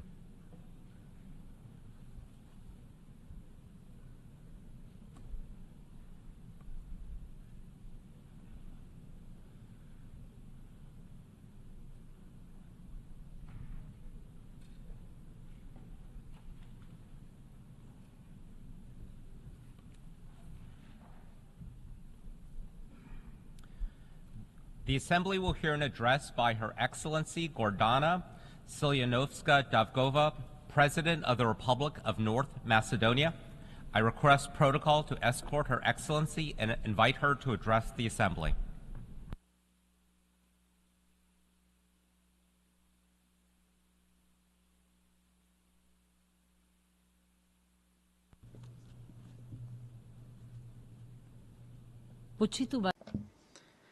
Distinguished President of the United Nations General Assembly, esteemed Excellencies, ladies and gentlemen. Those more familiar with the Macedonian case know about the Scylla and the Charybdis that my homeland, the small Balkan state, has passed through and is still passing through. Although indirectly, as one of the 6 constituent Yugoslav republics, we participated in the creation of the United Nations, yet, upon its admission to the United Nations in 1993, we faced a great injustice. Namely, the country was admitted under the temporary reference, the former Yugoslav Republic of Macedonia, along with the additional condition, I quote, to negotiate until a final solution to the name issue is found, end of quote. In 2018, we ratified and signed the Prespa Agreement, a process that was followed by an unsuccessful referendum and constitutional changes, following which the Republic of Macedonia legally and formally became the Republic of North Macedonia. As a professor of constitutional law and as a former member of the Venice Commission, I do know that what is legal is not always just and legitimate, because in the case of my country, it was not acted in accordance with international and national law, namely, the right to self-determination of every nation guaranteed by the UN Charter and the Constitution of the then Federal Yugoslavia from 1974 was forgotten. The line that divides what is legal from what is just is sometimes merely a crack, but other times it is a profound gap and even an abyss. That gap, that abyss, most often and most severely affects the small nations and states, which are the first victims of the clash between force and justice, because this can be an insurmountable obstacle to realizing the right to progress. Of course, the new name is indeed a formal and legal reality, and my country, the Republic of North Macedonia, as a responsible member state of the United Nations and of NATO, is fulfilling its international obligations. Still, the EU membership for which all of this was done not only did not come true, but the Macedonian citizens are now facing a repeated final condition for another constitutional amendment, but now not for membership, but for the start of negotiations, and this for the second time. To us, membership in the European Union after 20 years of negotiations and 16 positive European Commission reports resembles Mr. Godot, because we have been waiting for him since 2005, always encouraged by international representatives with the refrain, just this one condition more, just this one concession more, just this one constitutional amendment more. Thus, we became a sui generis state with 36 constitutional amendments in 30 years, anchored in the geopolitical region called the Western Balkans. As a peace-loving country, committed to good neighborliness and regional cooperation, we expect understanding and cooperation from our neighbors without the threat of a veto. Because if there is a veto, there is often no justice. The veto has turned into an instrument for bilateralization of European integration, or in other words, its stagnation. In conditions of conflict on the European soil, the stagnation of the European integration not only demotivates Macedonian citizens and slows down reforms, but it also destabilizes the region of Southeast Europe, leaving room for penetration of malignant imperial and great power influences. Enlargement must be tied to the meritocratic Copenhagen criteria, and it must be freed from the veto linked to the attempt to revise history and to disrespect national and cultural identity. From our European and strategic partners, we expect understanding and fair and just unblocking of the process of negotiations for membership in the European Union, rejecting double standards and respecting our own principles and values embedded in the fundamental constitutional documents. The European reunification is like an unfinished symphony without us. The European Union is not only a political system, it is also a political philosophy in which the largest number of Macedonian and Balkan political actors and citizens do believe. Integration is a powerful motive and a key driving force for democratic development. The full integration of the Balkans into the EU will put an end to the endless redrawing of borders and so-called Balkanization as a phenomenon. However, and of course, the Balkan states must behave in compliance with the European standards by regionally connecting and cooperating. The experience is valuable, and the help of the countries of the region that have become part of the EU already is precious. Same goes for those that are on the European path.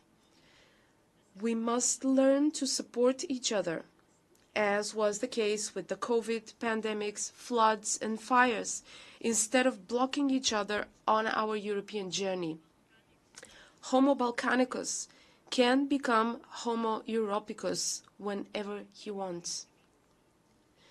Esteemed Excellencies, the line that divides the legal from the just is not only intertwined in the Macedonian case, but also in almost all issues that are on the United Nations agenda, including those covered by the topic of this year's general debate, leaving no one behind and acting together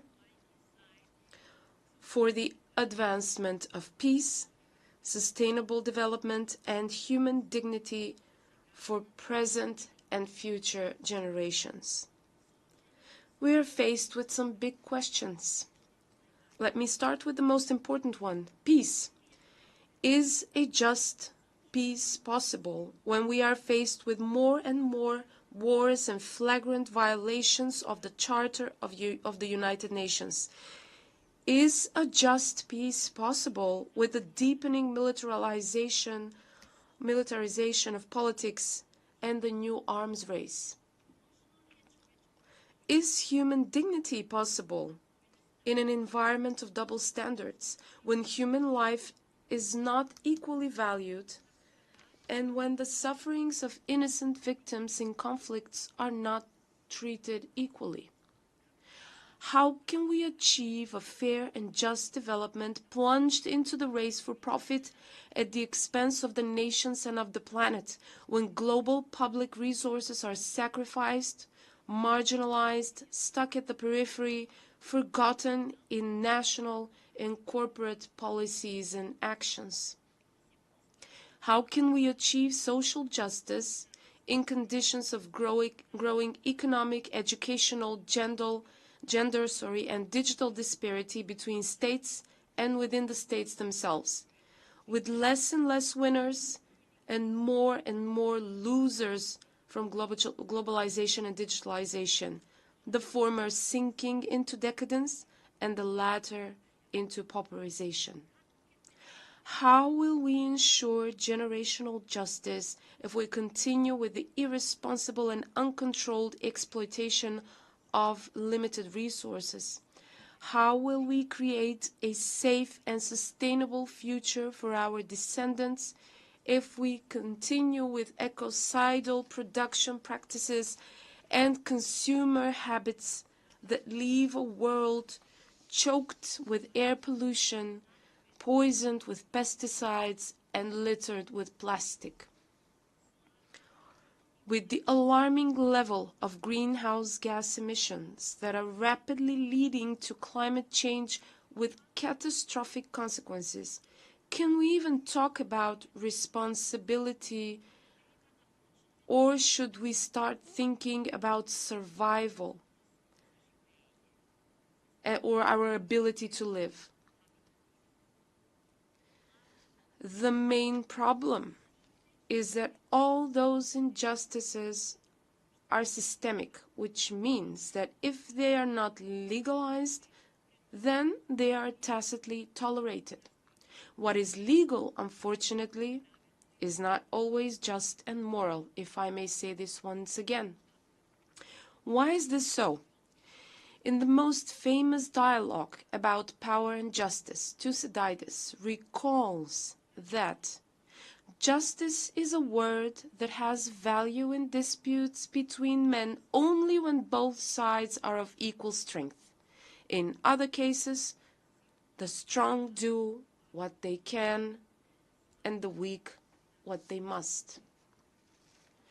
However, the United Nations exist to ennoble this cruel Thucydidean world by securing legal equality among nations, taming the power of the great, and protecting the smaller nations. This legal equality is a prerequisite for achieving the highest goals of the United Nations: peace and security, human rights, and sustainable development. The United Nations exist to bridge, or at least to narrow, the gap between the legal and the just. We are facing a big challenge. How can the legal become just? Or how can the just become legal? And how can the legal and the just be implemented? Respected attendees, there are no simple, inexpensive and painless solutions to this dual challenge. Here, in the solemn hall of the General Assembly, for years world leaders have shared their experiences and disappointments from the United Nations, which not infrequently oscillate between two extremes: utopian optimism on one hand and nihilistic pessimism on the other. Still, reality is complex and contains both successes and failures. The United Nations have prevented another world war, but they failed to prevent and preclude regional conflicts, including the war in Ukraine and the bloodshed in the Middle East, the scenes of which resemble Picasso's Guernica. The World Organization has lifted millions of people out of poverty, but it still fails to eradicate hunger. With the right to self-determination, it accelerated the process of decolonization, but failed to bridge the gap between the rich North and the poor South.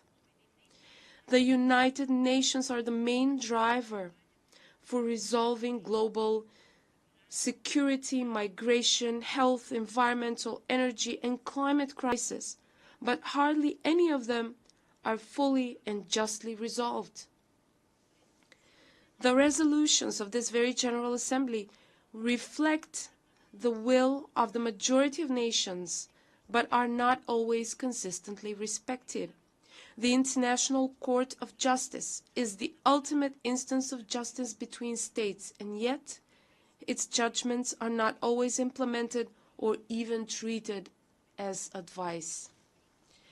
The world is going through a turbulent geopolitical, economic, scientific, technological, and industrial transformation in which man has a huge impact on the planet.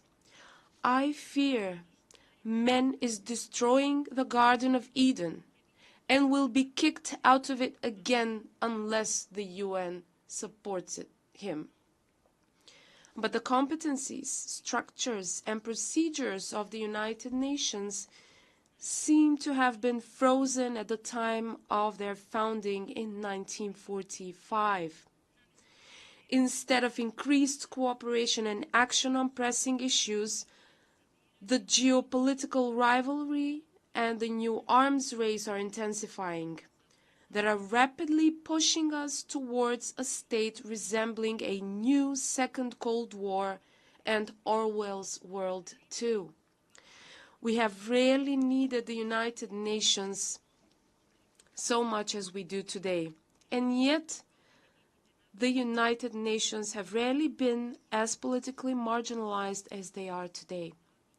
Ladies and gentlemen, dear colleagues, to overcome this political marginalization, what we need is a new spirit of multilateralism that will alleviate geopolitical rivalries and will increase the trust and cooperation among states around shared challenges. That multilateralism rests on three pillars. The first pillar is the consistent compliance with the Charter of the United Nations and international law, which exist to protect the weaker from the predatory instincts of the stronger. In this context, the Macedonian state firmly perseveres on the stance that territorial claims and the attempt to acquire territory by force are a flagrant violation of the Charter of the United Nations. When dangerous precedents go unchallenged, they transform into tolerated practices that threaten world peace and security. Therefore, the UN Charter. In that regard, we fully complied with the common foreign and security policy of the European Union. This is important to us, since wars and conflicts also affect peace and stability of Southeast Europe and the Western Balkans. Multilateralism also depends on the respect of international treaties.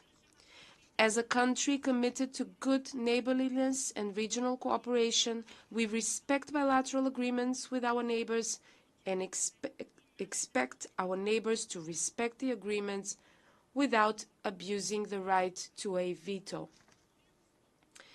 The second pillar of multilateralism is consistent implementation of the Sustainable Development Goals and the related Paris Agreement and the Sendai framework for disaster risk reduction. At national level, with the support of the United Nations and its agencies, we are incorporating the 2030 Agenda into our long-term development strategies, policies, and laws.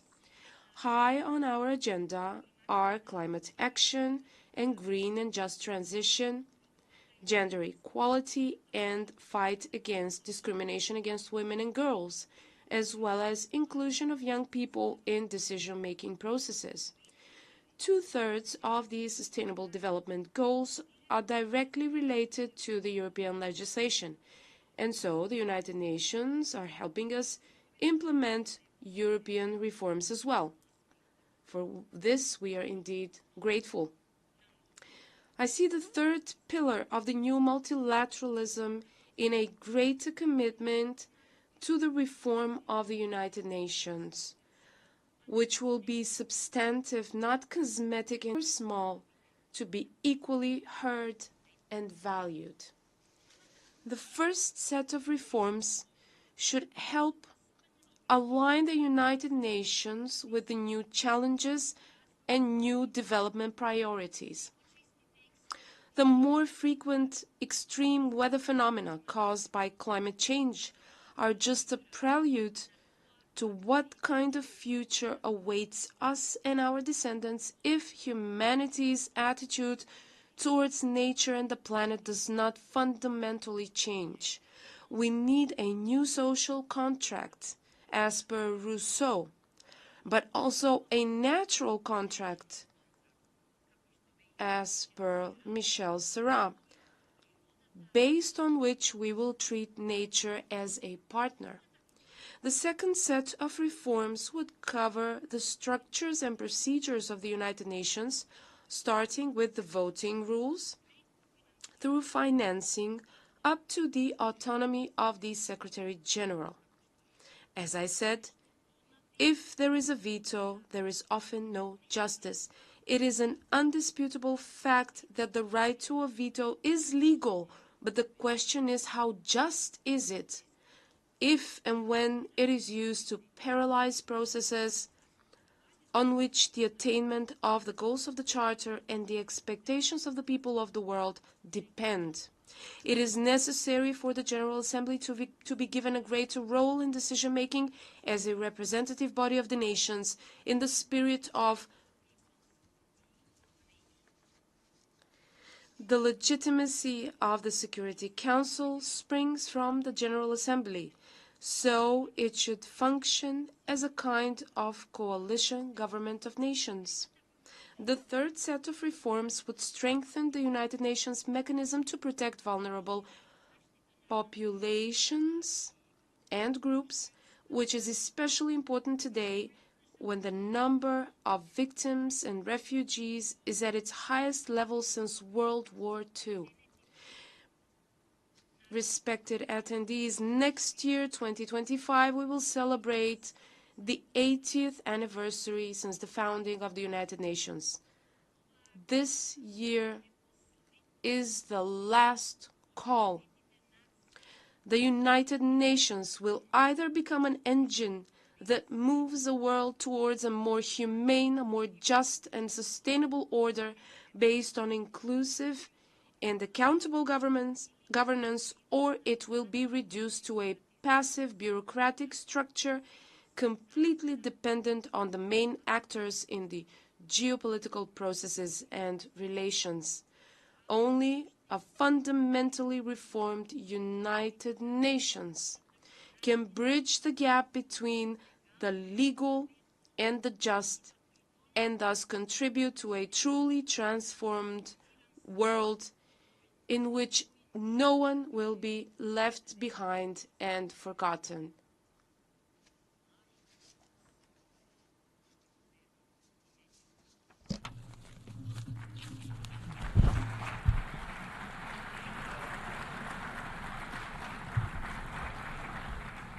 On behalf of the Assembly, I wish to thank the President of the Republic of North Macedonia.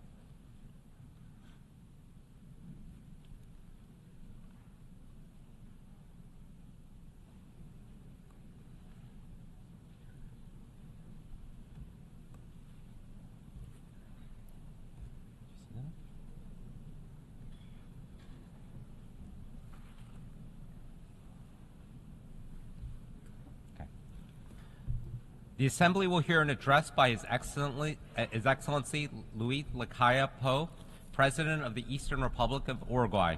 I request protocol to escort His Excellency and invite him to address the Assembly.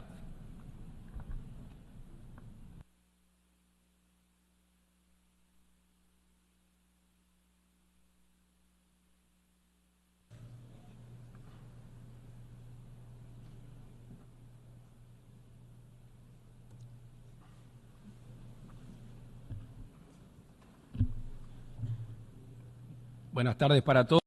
A very good afternoon, everyone. I would like to greet everyone here, all delegations. Today is my last speech here as President to this Assembly, and I would like to take this opportunity to greet everyone here, and in particular the delegation of Uruguay, who has worked so hard here at the United Nations.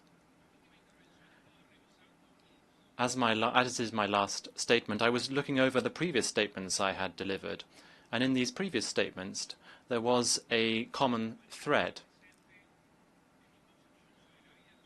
And this is in line with how I see my vision for our country and how states relate between each other.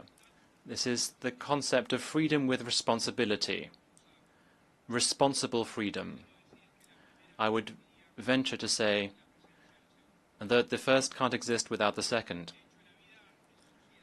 The life in society is about the development of the individual and at the same time the common good. That is what our Constitution said since our country became independent. And of course this has evolved over time with the changes in social customs. It is impossible to understand humanity without understanding the concessions that the individuals make for the common good. Essentially, we are social beings, and this ultimately impacts everyone, or at least that should be the case. And that is what inspired me as President of my country, and in the spirit that I have come with to this Assembly. I am convinced that globalization will only continue further, and this represents an excellent opportunity to understand ourselves better and to take advantage of the synergies that can be taken advantage of when different cultures meet. This can be the case provided that we are tolerant and respectful of those who may think differently from us. At the same time, we must also deepen the criterion of freedom and justice, in particular here at the international stage. For this to be possible, we must all make this effort as far as we are able to. The effort to make concessions, of course, that doesn't mean the loss of freedom or independence or the loss of any sovereignty. At the same time, we also need to have fair mechanisms where international law is applied to all equally, regardless of the country's size and regardless of the country's economic power. We must work together to build international law, which is credible and robust. Agreements, treaties, conventions, documents that are signed and are not implemented only leads to weakening international law. Of course, no country was obliged to participate in these organizations. That means that we can be, and we are, critical of how the organizations work in some ways. But what's the other option? It would be to isolate oneself in this interconnected world. Well, that wouldn't make any sense. So, a large part of the freedom within our countries and the international stage, and to uphold justice, a large part of this falls on those who govern and leaders. And in this modern world, where speeches lead to actions, an important leader, just with what they say, can lead to positive or negative repercussions in their country or indeed beyond. That means that we must be much more careful when we try to stimulate unity and not division within and beyond nations.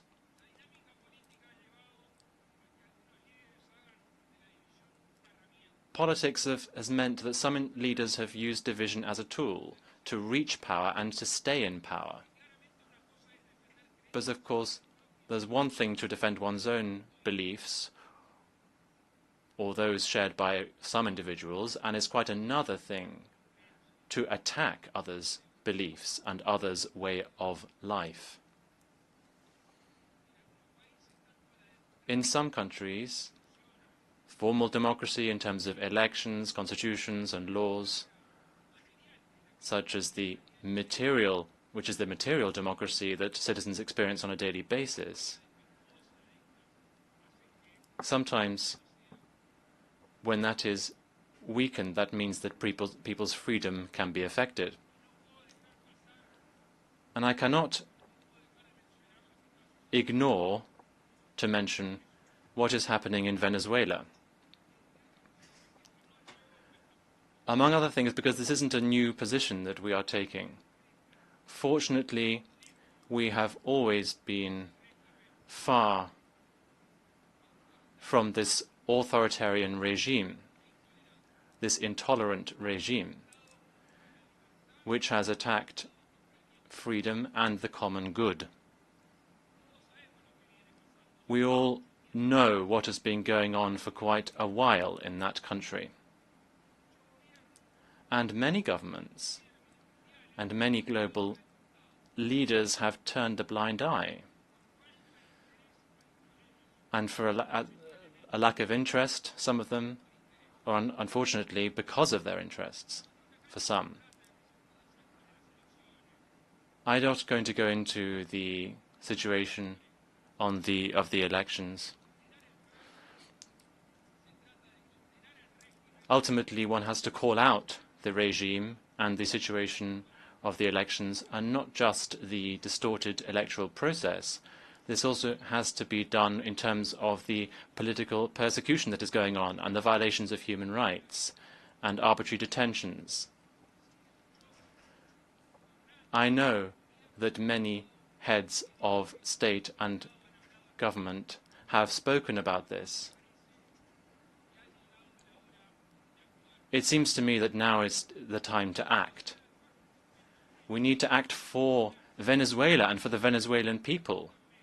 And also, if the international community tolerates these attitudes, then we'll just wait to see what the next country would be that would be subjected to a similar fate as the Venezuelans are.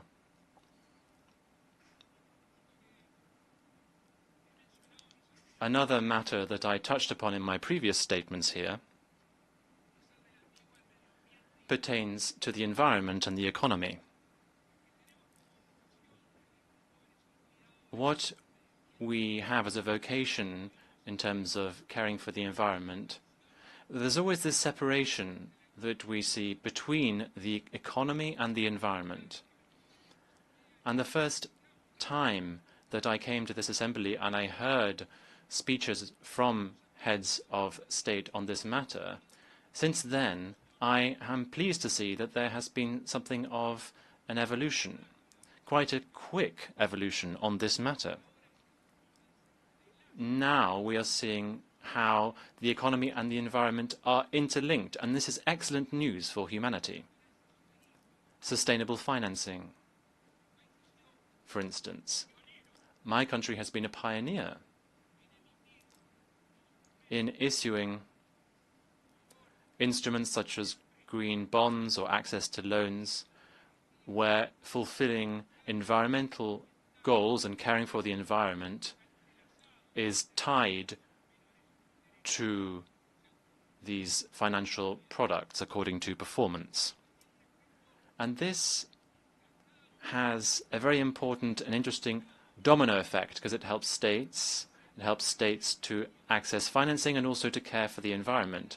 But also governments can then reward producers and those in industry for good behavior, for caring for the environment and for creating a clean economy. And ultimately that will lead to greater benefits in the future.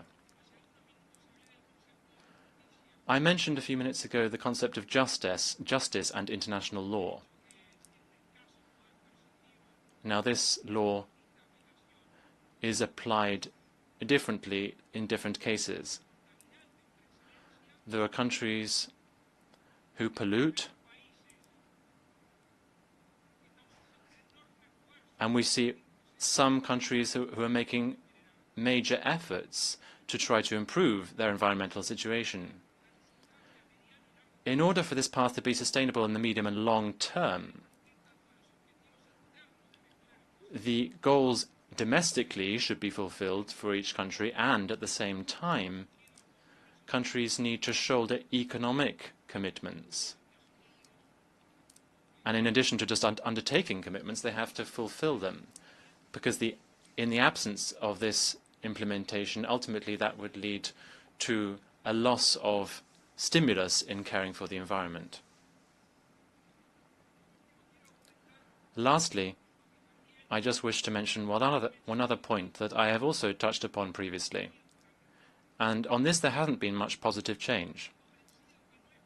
I'm convinced that it is not possible to fully enjoy freedom in the international community if there isn't the freedom of trade, if there isn't free trade. Protectionism has hindered the development of our peoples. It has led to a vicious cycle where isolation is being stimulated and protectionism is being stimulated given these barriers that are being erected. We have to aim for a more open world for other countries' goods and services, and that does not in any way mean neglecting the domestic economy. It is possible to have open-facing policies in terms of trade and also stimulate the domestic economy. We have to build a more open world if we really believe in the equality of opportunities. The reverse case would be clear. That is to say, we would not be able to generate wealth and generate jobs and ultimately not be able to generate prosperity if we do not do this. I wish to repeat today a concept that I mentioned in one of my previous statements to this Assembly. We are all one.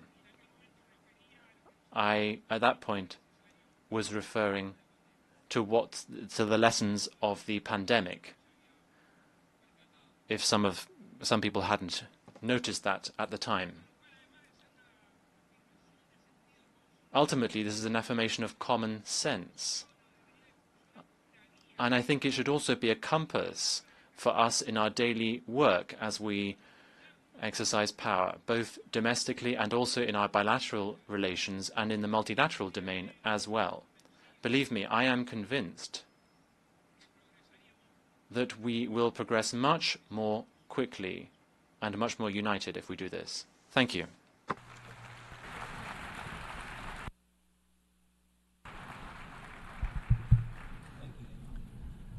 On behalf of the Assembly, I wish to thank the President of the Eastern Republic of Uruguay.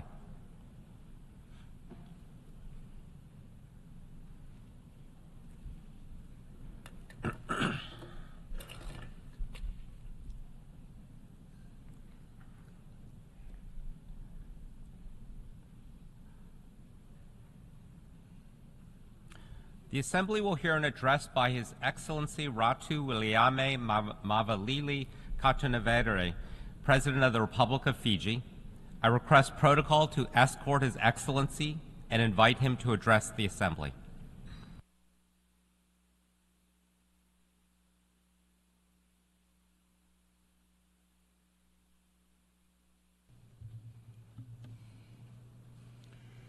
President of the United Nations General Assembly, Your Excellency Philemon Yang, Secretary-General António Guterres, my fellow leaders, I bring you greetings from the people of Fiji. I would also like to offer sincere congratulations to you, Mr. President, on your election to your high office, and we wish you well in the discharge of your important duties. As this is my first United Nations General Assembly, I begin by reiterating the words of the first Prime Minister of Fiji, the late Ratu Sir Kamisa Semara, in his inaugural address to this Assembly in 1970, and may I quote, "We do not live by bread alone, and it is only from the firm base of sound moral and spiritual standards that we can go on to meaningful economic progress.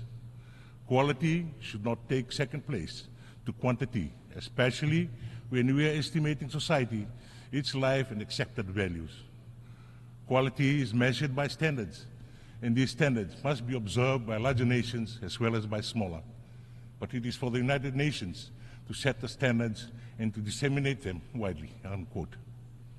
This statement was made when the United Nations was celebrating its 25th anniversary with the theme, Peace, Justice, and Progress. In this Assembly, 54 years later, the theme of the 79th session, Unity in Diversity for the Advancement of Peace, Sustainable Development, and Human Dignity for Everyone and Everywhere, echoes similar sentiments. It resonates with us in its importance, its relevance from when Fiji first joined the United Nations in its urgency in today's precarious global context. Climate change, sea level rise, pandemics, poverty, unsustainable development, conflicts, inequalities, injustice everywhere. The challenges are daunting. From Gaza to Sudan, Ukraine, Afghanistan, and beyond. Conflicts rage on as humanitarian needs escalate. These are the challenges we have been fighting since time immemorial. It is the background against which the United Nations was established in 1945. Today, the rapid evolution of technology has made us more connected than ever before in history. However, the more connected we are, the wider gaps between the rich and the poor, the developed and the developing world. Small island developed states who are on the forefront lines of climate change and sea level rise continue to grapple with the impacts of climate-induced disasters with devastating consequences for the ecosystem and vulnerable communities. Fellow leaders, this year, at least 72 countries whose population combined comprises almost half the world's total population have already or will soon select their own leaders at the polls. The world is in need of courageous leaders who are willing to garner the political will and mobilize the resources to bridge the divide and seek solutions that benefit humankind. We have two choices before us: to give up and go home, or to stay the course, renew, redouble our efforts, rethink, and reform together.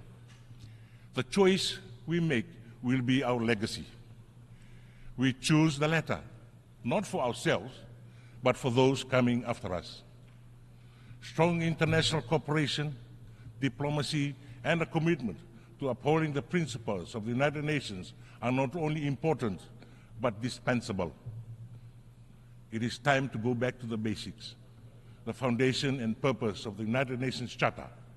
We must invest in the empowerment of humankind and the protection of human rights. Fellow leaders, next year, the United Nations turns 80. The United Nations is only as strong as its member states. For 79 years, the global community has placed in trust in multilateralism and in the United Nations to foster cooperation, uphold human rights, and promote stability. We now live in an age of distrust, fueled by the increasing disconnect between people's expectations and inadequate responses to the multilateral system. It is our collective responsibility to counter misinformation and disinformation. Trust is a prerequisite for effective multilateralism. The continued success of multilateralism is critical. There is more to be done to ensure the voices of our countries are heard. An inclusive and responsive multilateral system must be able to respond and adapt to the challenges of today. The stakes are high for developing countries, including small island developing states and least developed countries that can continue to be left behind in the development race as we grapple with multiple crises. Despite our limited resources, the unfairness of the global governance system, and obvious inequalities, small island developing states continue to forge ahead. We do not have the luxury of time, nor can we justify inaction. Building economic resilience is a requirement for sustainable development in small island developing states. Recovery from the frequency and magnitude of climate-related shocks, including disaster, are a costly affair. Mobilizing the upfront funding needed for adaptation remains a challenge as resources are focused on recovery and reconstruction. The adoption of the multidimensional vulnerability index for small island states opens a new chapter in the ongoing effort to safeguard the future of vulnerable developing countries. Mainstreaming multidimensional vulnerability index into existing practice with policies will help ease the economic burden for small island developing states when needed the most. Fellow leaders, cultivating a culture of peace is now more urgent than ever. The Blue Pacific continent knows the value of peace, having lived through its horrors of its absence. Our oceans and its diverse and vibrant lands have been a theater of the 2 world wars and a testing ground for the most dangerous weapons, the impacts of which are still felt today. Yesterday, the 25th of September, there was an unilateral test firing of ballistic missile into the Pacific Ocean. We urge respect for our region and call for cessation of such action. Under Principle 4 of the Ocean of Peace, as was endorsed by the Pacific leaders in Tonga last month, our statement reinforces the Pacific's peaceful example to uphold international law and urge others to refrain from actions that undermine peace and security in the Blue Pacific. Under Principle 12, the Oceans of Peace sets and champions the rules of responsible, peaceful, and deconflicting behavior. Fiji may be a small state, but through our leadership and stewardship roles in the region, we make a profound contribution to regionalism and multilateralism. Fiji's first ever foreign policy white paper builds on 3 interconnecting themes of Fiji's foreign policy: sovereignty, security, and prosperity. Fiji's National Development Plan for 2025 to 2029 envisions empowering the people of Fiji through unity, based on the pillars of economic resilience, people empowerment, and good governance. True to the spirit of multilateralism, our bilateral, regional, and multilateral development partners are a key part of our efforts.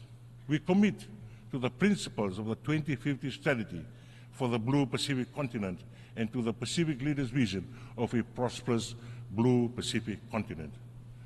Fellow leaders, as a large ocean state, Fiji is a proud advocate for the United Nations Convention on the Laws of the Sea. Fiji has signed and will ratify the agreement on biodiversity beyond national jurisdiction in the lead-up to the Third Nations Oceans Conference in France. Fiji has ratified the World Trade Organization agreement on fisheries subsidies, which aims to eliminate harmful subsidies that contribute to illegal, unregulated, and unreported fishing. We call for a concerted effort at the World Trade Organization to finalize Part 2 of the Fisheries Subsidies Agreement that addresses subsidies to overfishing and overcapacity. Fiji reiterates the importance of understanding the vast ocean space, guided by science and data, in order to undertake risk-informed decisions. As the global community prepares for the climate COP in Baku, Azerbaijan, we call on countries to work together with the United Nations to implement the outcomes of the global stock take undertaken in COP28. Deep, rapid, and sustained reductions in greenhouse gas emissions in line with the 1.5 degrees Celsius must be vigorously pursued and accelerated. The phase-out of unabated coal power, transitioning away from fossil fuels in energy systems, will contribute to the achievements of net zero targets by 2050. Both adaptation and mitigation finances require a substantial increase. We call on states to commit to finalizing the new collective quantified goal and address glaring gaps in climate finance. The momentum from COP27 and COP28 on the Loss and Damage Fund and the Santiago Network must be accelerated in order to protect vulnerable communities who stand to lose most from the climate crisis, particularly in small island developing states and least developed countries. By 2050, around 240 of our coastal communities will be displaced due to sea level rise. 42 communities are in urgent need of relocation. With limitation of the multilateral climate financing architecture, Fiji has established the world's first national relocation trust fund to support our relocation costs. We have issued domestic and international green and blue bonds, piloted low-cost parametric insurance products for rural communities, and engaged in the private sector in climate resilience building. We call on our development partners to support our efforts. Fellow leaders, the Pact of the Future, adopted at the Summit of the Future earlier this week, opens pathways to new possibilities. The world deserves a future of peace, dignity, and prosperity. It's never too late.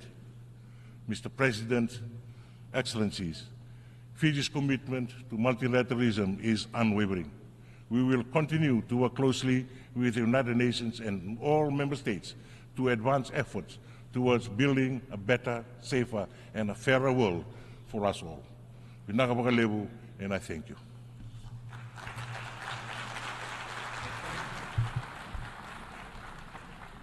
On behalf of the Assembly, I wish to thank the President of the Republic of Fiji. The Assembly will continue its consideration of Agenda Item 8, entitled General Debate. The Assembly will hear an address by His Excellency Teodoro Ngema Obiang Mangwe, Vice President in charge of National Defense and State Security of the Republic of Equatorial Guinea. I request protocol to escort His Excellency and invite him to address the Assembly.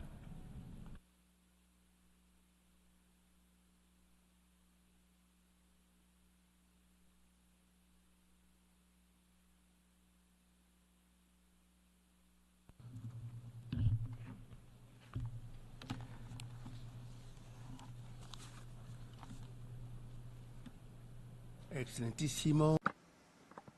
Your Excellency, President of the 79th Session of the United Nations General Assembly,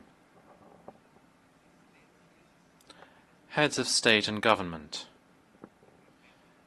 Heads of Delegations, Your Excellency, United Nations Secretary-General,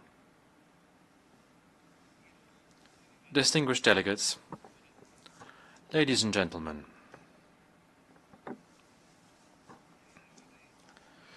on behalf of His Excellency Obiang Nguema Basogo, President of the Republic of Equatorial Guinea, allow me first of all to congratulate His Excellency Philemon Yang upon his unanimous election as President of this 79th session of the United Nations General Assembly.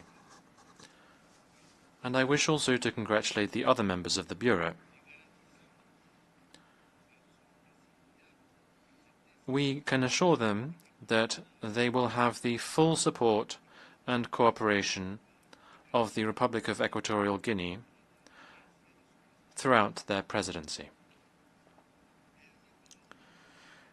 In the same vein, we would like to commend His Excellency Mr. Denis Francis, the outgoing President, whose presidency saw the achievement of many important resolutions that bear witness to his brilliant leadership and also his decisive dynamism that he was able to show during his term in office. President,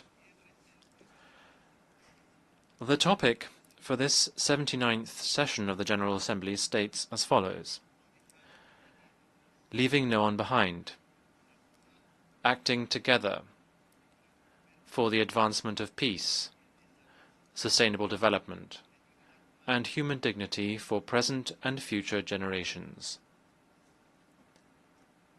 That is a theme that is very pertinent given the current state of affairs around the world, including major global challenges such as wars,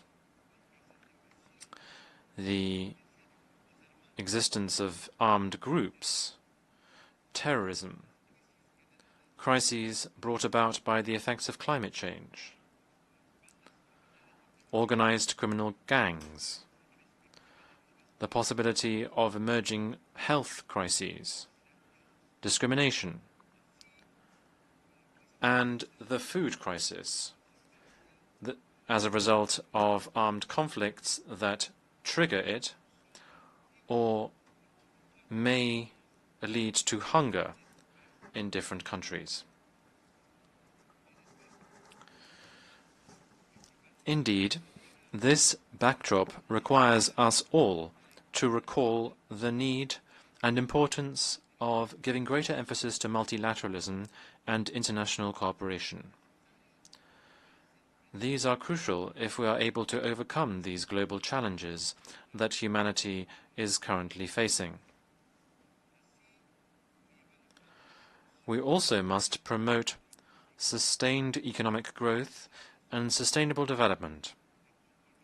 This pursuant to the relevant resolutions of the General Assembly, as well as recent conferences and summits held under the aegis of the United Nations. Equatorial Guinea has an unwavering stance vis-à-vis the conflicts that are currently raging throughout the world.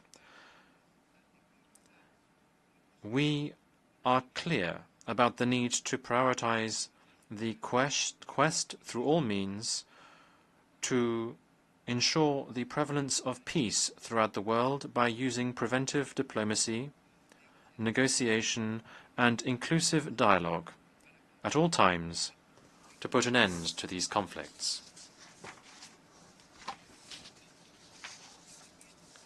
We call upon those countries that are immersed in the current conflicts and all governments who directly or indirectly are involved in said conflicts as a result of geostrategic, economic, neocolonial or other interests, we call on all of these countries to prioritize dialogue and inclusive negotiations in a realistic and pragmatic manner so as to resolve these conflicts. The proliferation of so many conflicts around the world is further proof of the obsolescence, incapacity and inefficiency of the United Nations Security Council today.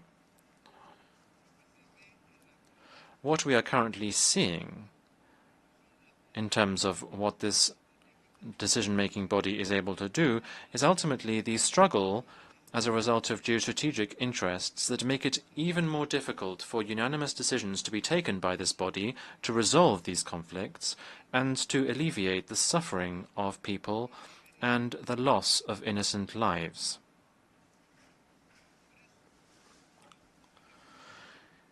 That is why there is an urgent need to reform the Security Council.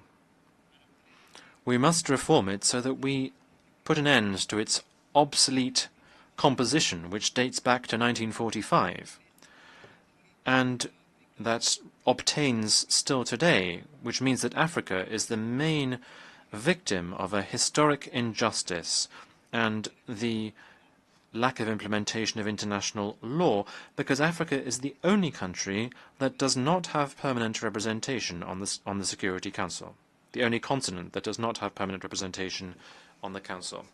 Africa, in the context of the Azawini Consensus and CERT Declaration, has for more than 2 decades been calling for this injustice to be corrected.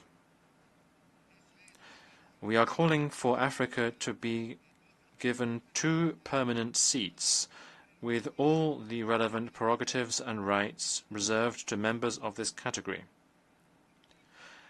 We are also calling for 5 additional non-permanent seats on the Council. We hope that the contacts that there are between the permanent members and the African Union Committee of 10, C10, to address this issue, we hope that they will reach satisfactory outcomes that will be of benefit to all stakeholders, so that ultimately we will end up with a Security Council that is able to promote a fairer, more peaceful, equitable and prosperous world for all. President, Equatorial Guinea is deeply concerned by the increasingly serious situation that countries in the Sahel are experiencing. This has very deleterious repercussions for the development of these countries, and it directly and indirectly affects countries in the sub-region as well. This state of affairs is the result of the interference, pressure and blockades applied on countries of the Global South by some other countries. The only aim here is to try to destabilize the countries and to paralyze the efforts of African countries to ensure that their people can prosper. There is no country in the world that is perfect domestically. However, some countries have attempted to be judges and arbiters, to intervene in and lecture other countries, which are nevertheless sovereign. They interfere in the domestic affairs of other countries with clear meddling. All countries in the world are sovereign, and they therefore have the right to decide with which country to maintain relations and to sign bilateral agreements that would benefit their respective governments and peoples. President, we fail to understand why the embargo on Cuba has not yet been lifted. The economic, commercial and financial blockade on that country, which has gone on for various decades, must be lifted. Equatorial Guinea calls for the embargo on Cuba to be immediately lifted, and also for this country to be taken off the infamous lists of states that are alleged to be sponsors of terrorism. Lifting this embargo is even more necessary now, because we have just adopted by consensus the Pact of the Future, and this states that we will leave no country behind. It is crystal clear that African economies can become major actors in global supply chains. They can make use of their vast resources and raw materials which are necessary for advanced technologies and their own consumption markets, which are only growing. That is why Africa deserves particular attention in terms of efforts and initiatives to support and finance development. The commitments to finance the sustainable development must be honored so that the goals contained in the UN 2030 agenda can be implemented, and so that we can implement the goals contained in the 2063 agenda of the African Union and leave no one behind. Equatorial Guinea is committed to promoting and protecting human rights as a global issue. This includes the plan for children's rights to eliminate racism, racial discrimination, xenophobia, and relevant and related forms of intolerance, the rights of persons with disabilities, the rights to food, housing, countries' rights to use and commercialize their natural resources to meet their people's needs. Against this backdrop, we also need to consider humanitarian rights. We are seeing these rights being violated systematically in the ongoing conflicts. People in the conflict zones are being deprived of the humanitarian aid that they so sorely need, both in terms of food and healthcare. Equatorial Guinea wishes to make clear its major concern about the crisis that Haiti is experiencing. We think there needs to be an in-depth analysis about the chronic situation that this brother country is in, so that a sustainable solution can be found for it. That is why we will continue to propose holding a United Nations International Conference for Haiti. I conclude my statement by reiterating our congratulations to our brother, His Excellency Philemon Yang, and we would like to wish him the best of success during his presidency at this session of the General Assembly. Again, we assure him of the full support of the Republic of Equatorial Guinea. Thank you. On behalf of the Assembly, I wish to thank the Vice President in charge of National Defense and State Security of the Republic of Equatorial Guinea.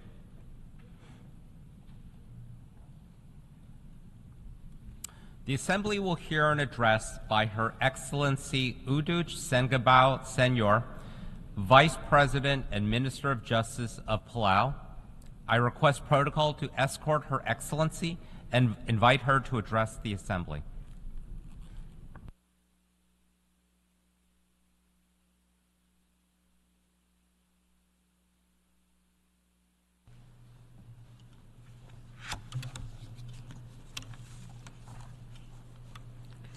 Secretary-General António Guterres, President Philemon Yang, Excellencies, ladies and gentlemen, Ali, and warm greetings from Palau.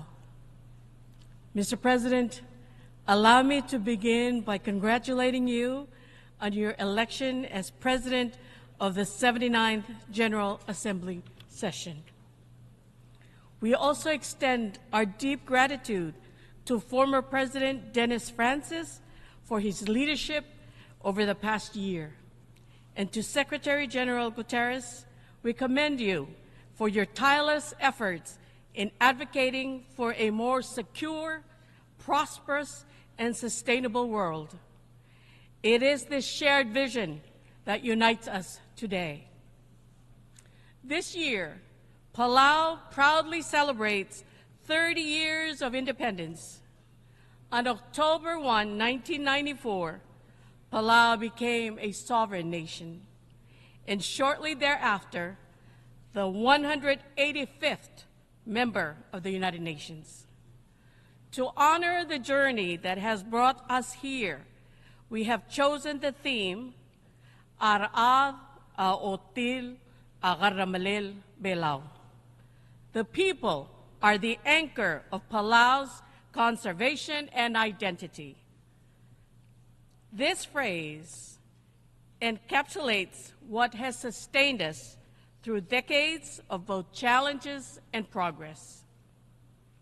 Our people are the foundation of our efforts to protect our environment, culture, and way of life.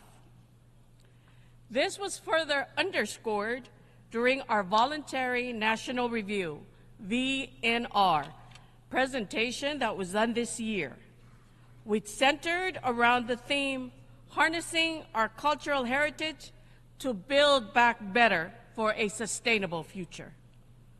It highlighted the pivotal role of our culture and people in shaping a future that not only fosters development and enhances quality of life, but also safeguards our natural resources, homes, and the environment that has sustained us for generations. Mr. President, Palau begins its pursuit of equality with a critical role that women play in our society. It is crucial to leverage our recent advancements and collective experiences. This was highlighted at the first ever meeting of women in elected leadership held in Palau on September 20th, 2023. Over the past 4 years, we have undertaken initiatives that empower women in their traditional roles, such as the keepers of the Masay, Tarapach, enabling them to scale their entrepreneurial ventures and raise their profiles. These efforts are giving our women a pathway into entrepreneurship and business, amplifying their voices in new arenas. Food security is central to Palau's long-term resilience. We have set a national goal to reduce food imports from 80% to 60% by 2030. By promoting local food production, we not only preserve our traditions, but also combat non-communicable diseases linked to over-reliance on imported processed foods. As a small island developing state, SIDS, Palau, like many others, confronts unique challenges that threaten our economic development, environment, and survival. While SIDS contribute less than 1% of global greenhouse gas emissions, we bear the brunt of the climate crisis. Palau has experienced the unmistakable signs of climate change firsthand. More intense storms, landslides, and prolonged droughts are becoming the new normal. The ripple effect of climate disasters globally have caused the cost of imported foods to skyrocket, further jeopardizing our food security and economic stability. The global response to climate change is a matter of life and death. Through the Paris Agreement and other international frameworks, we have underscored the vulnerabilities of island nations like ours. One of the most urgent challenges for SIDS is sea level rise. Many of our islands sit just a few meters above sea level, leaving us vulnerable to coastal erosion, flooding, and storm surges. This is not only a present threat, but an existential crisis for future generations.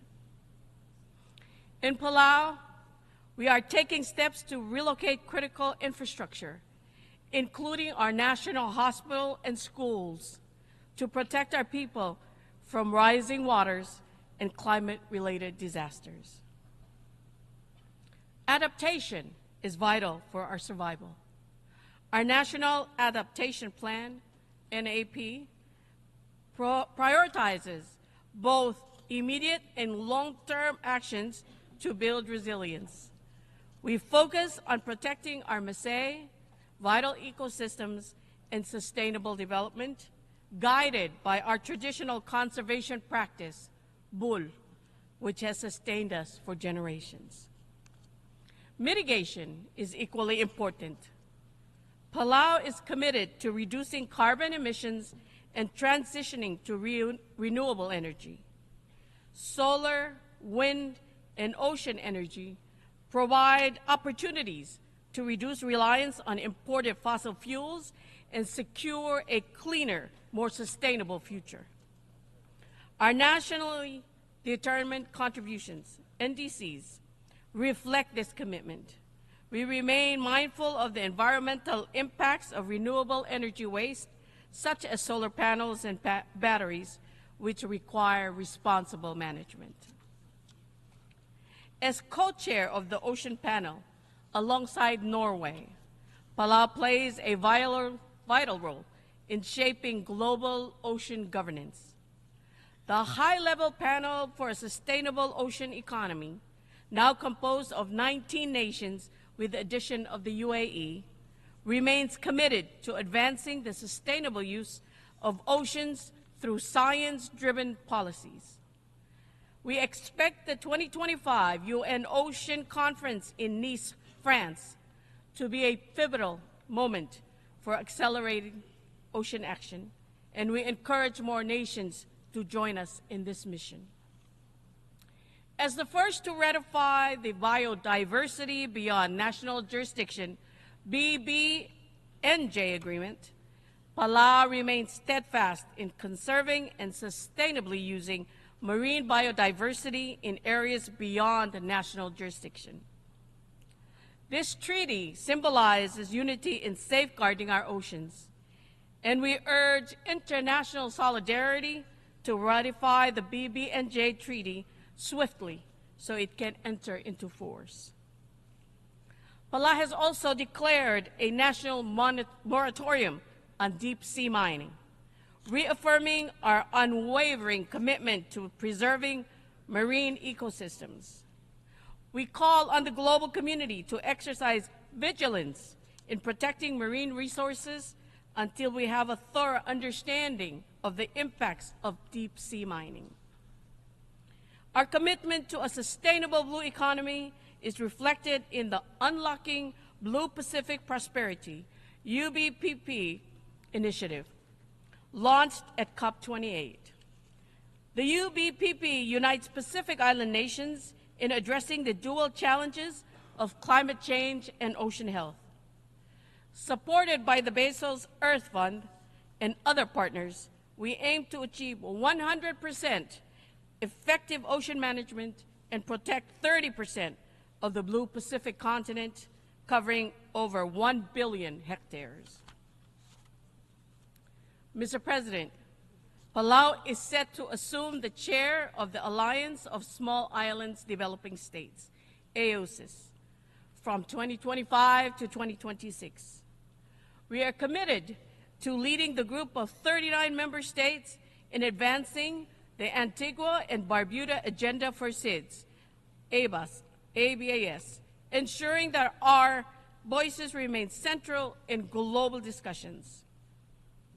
Our priorities will include expanding access to climate finance, strengthening resilience, and promoting a sustainable future for all island nations. Mr. President, Palau highlights the importance of the Multidimensional Vulnerability Index, MVI, in assessing the challenges faced by SIDS. Traditional metrics like GDP do not capture the economic and environmental shocks that disproportionately affect our nations. The MVI offers a comprehensive assessment to help us advocate for the support we need from financial institutions and global partners. Mr. President, we must address the urgent need for Security Council reform.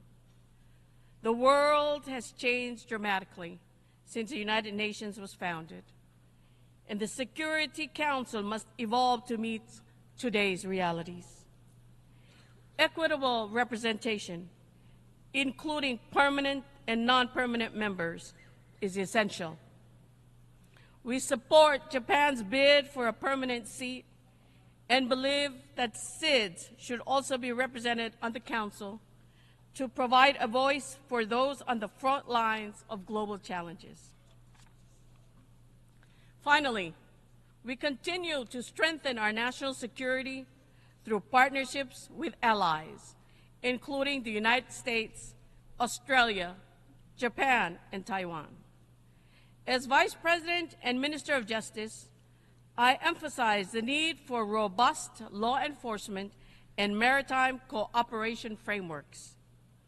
With Interpol membership and enhanced cyber defense capabilities, we are better equipped to protect our borders and our people. Palau reaffirms its strong and enduring relationship with Taiwan and calls for its meaningful participation in international organizations. Taiwan's exclusion undermines the principles of inclusivity and cooperation that the United Nations represents. UN General Assembly Resolution 2758 does not preclude Taiwan's involvement in efforts related to the Sustainable Development Goals, and we urge this Assembly to support Taiwan's rightful inclusion. Today, I stand before you with a call to action.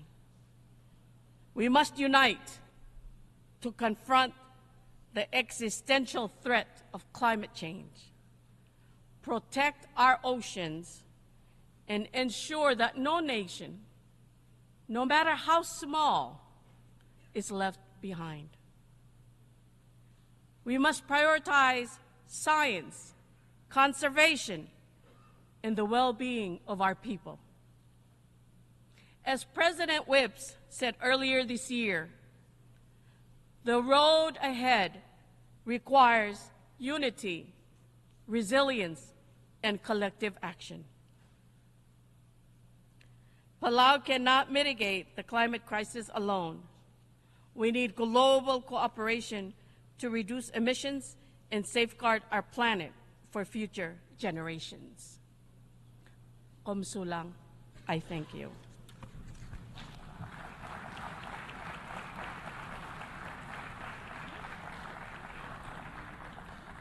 On behalf of the Assembly, I wish to thank the Vice President and Minister of Justice of Palau.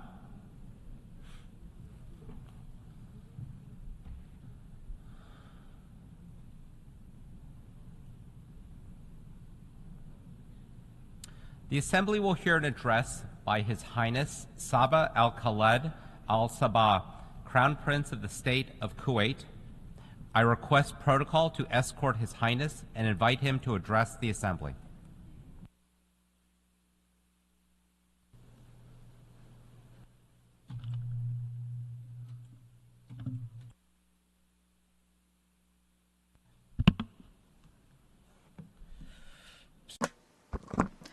In the name of God, the merciful, the compassionate, Your Excellency, President of the General Assembly of the United Nations, Your Excellency, Secretary-General of the United Nations, Your Highnesses, Your Excellencies, Heads of Delegations, ladies and gentlemen, may the peace, mercy, and blessings of God be upon you. Allow me to convey to you the greetings of His Royal Highness, the Emir of the State of Kuwait, Sheikh Mishael Al-Ahmed Al-Jaber Al-Sabah. May God protect him. His Royal Highness wish you all success during the 79th session of the General Assembly of the United Nations. Mr. President, I congratulate you and your brotherly country on assuming the presidency of the 79th session of the General Assembly. We are confident that your vast experience in international affairs will allow you to lead the deliberations of the General Assembly with acumen. Your vision, unity in diversity for the advancement of peace, sustainable development, and human dignity for everyone, everywhere, is of paramount importance. It's an urgent need in today's world. I would also like to commend the efforts by your predecessor, Mr. Dennis Francis, during his presidency of the past session. I highly value the wise leadership and constructive efforts by the Secretary-General of this august organization, especially in light of accelerating global challenges. His efforts have been guided by fulfilling the noble mission of the United Nations. He has fully upheld the Charter, has always sought to maintain international peace and security by increasing the level of preparedness for all emergencies, through setting up innovative mechanisms whose pillars are human rights, dignity, strengthening justice, and international law. Mr. President, the effectiveness of this organization, the productivity of this organization, is a responsibility to be borne by all member states and international community to address all challenges. Over the past few days, the Summit of the Future was convened, which mirrored the reality of today's world. The summit shed light on grave challenges that require a moment of reflection and a genuine and serious will to reform our institutions, most notably the Security Council and international financial institutions. History is full of different milestones. We would not want the Summit of the Future to be a global milestone that is not invested in optimally. The Secretary-General has worked tenaciously, which is highly commendable, for us to stop and reflect together on the path of our joint multilateral action.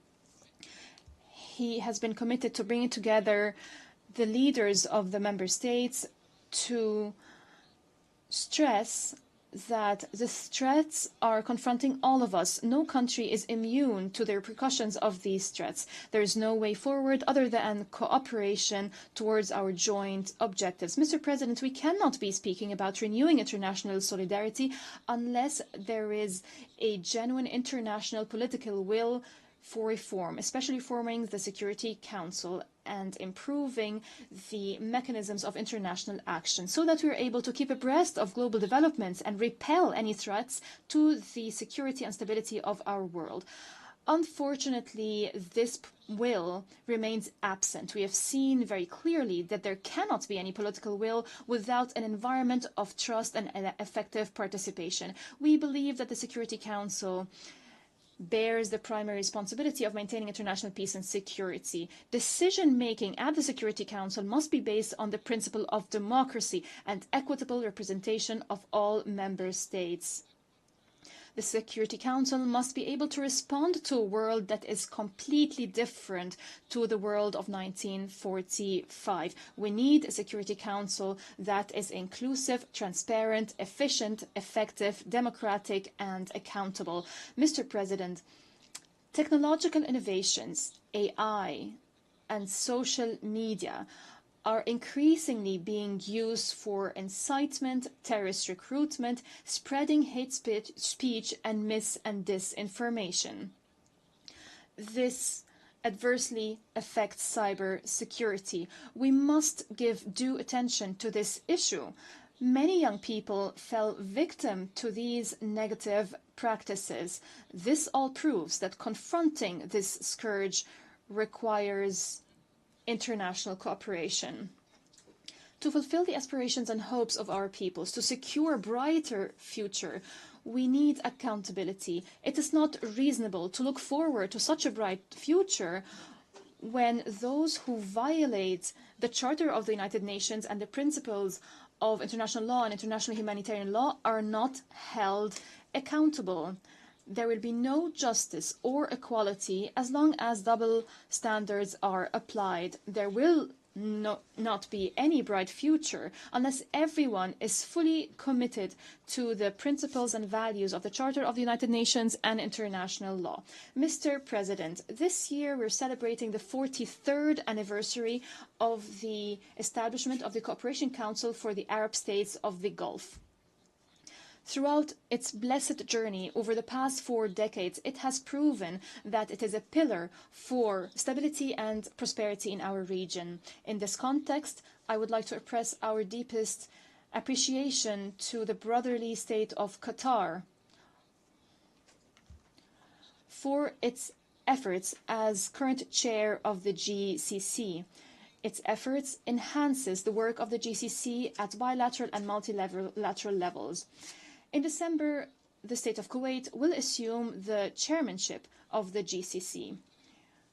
We reiterate our firm commitment to continue this blessed journey and to enhance strategic partnerships with regional and international organizations. We're committed to achieving the noble goals that we all aspire to. The GCC has always been and will remain, God willing, a voice of wisdom, moderation, and a beacon for constructive dialogue in a region fraught with challenges, in a region where change is fast. The State of Kuwait looks forward to the regional and international events that the GCC is going to host. In this context, we congratulate once again our brethren in the Kingdom of Saudi Arabia on being selected to host Expo 2030 and the FIFA World Cup 2034. The State of Kuwait will spare no effort to contribute to the success of these events in the Kingdom of Saudi Arabia.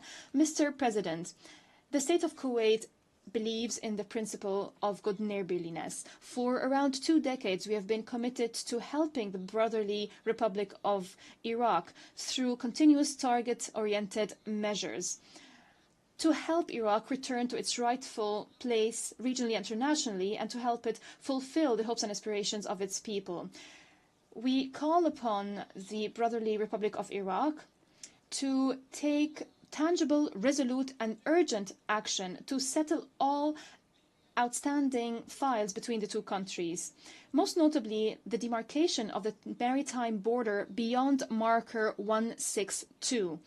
We also call for settling the file of Kuwaiti prisoners, missing persons, and Kuwaiti property, including the National Archives, with the UN and specifically the Security Council following the progress in this file. We call upon our brethren in Iraq to respect bilateral security and technical agreements on the maritime corridor in Khor Abdullah. These agreements ensure environmental preservation, regulate navigation, and contribute to combating terrorism and the illicit trafficking in arms, drugs, and persons. Continuous dialogue is important to lay the foundation for promising relations and a bright future based on understanding and mutual respect between the two brotherly nations. Mr. President, the whole world is witnessing practices that are not acceptable to any religion, law, or human nature. The whole world has been witnessing a dangerous escalation of military operations by the Israeli occupation forces against our Palestinian brethren in the Gaza Strip and the rest of the occupied Palestinian territories, including Jerusalem and the West Bank. Our Palestinian brethren are subjected to collective punishment. Continuous airstrikes are targeting defenseless civilians. They claim the lives of tens of thousands of innocent children, men and women, more than 41,000 martyrs. The occupying forces persist in targeting the facilities of international organizations and critical infrastructure. They are persisting in forcibly displacing the residents of Gaza.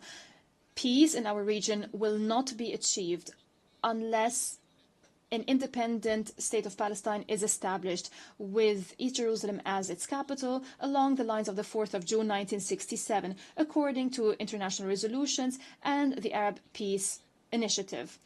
The State of Kuwait welcomes the recognition of the State of Israel by a number of countries over the past few months. We call upon other countries to follow suit and take similar steps.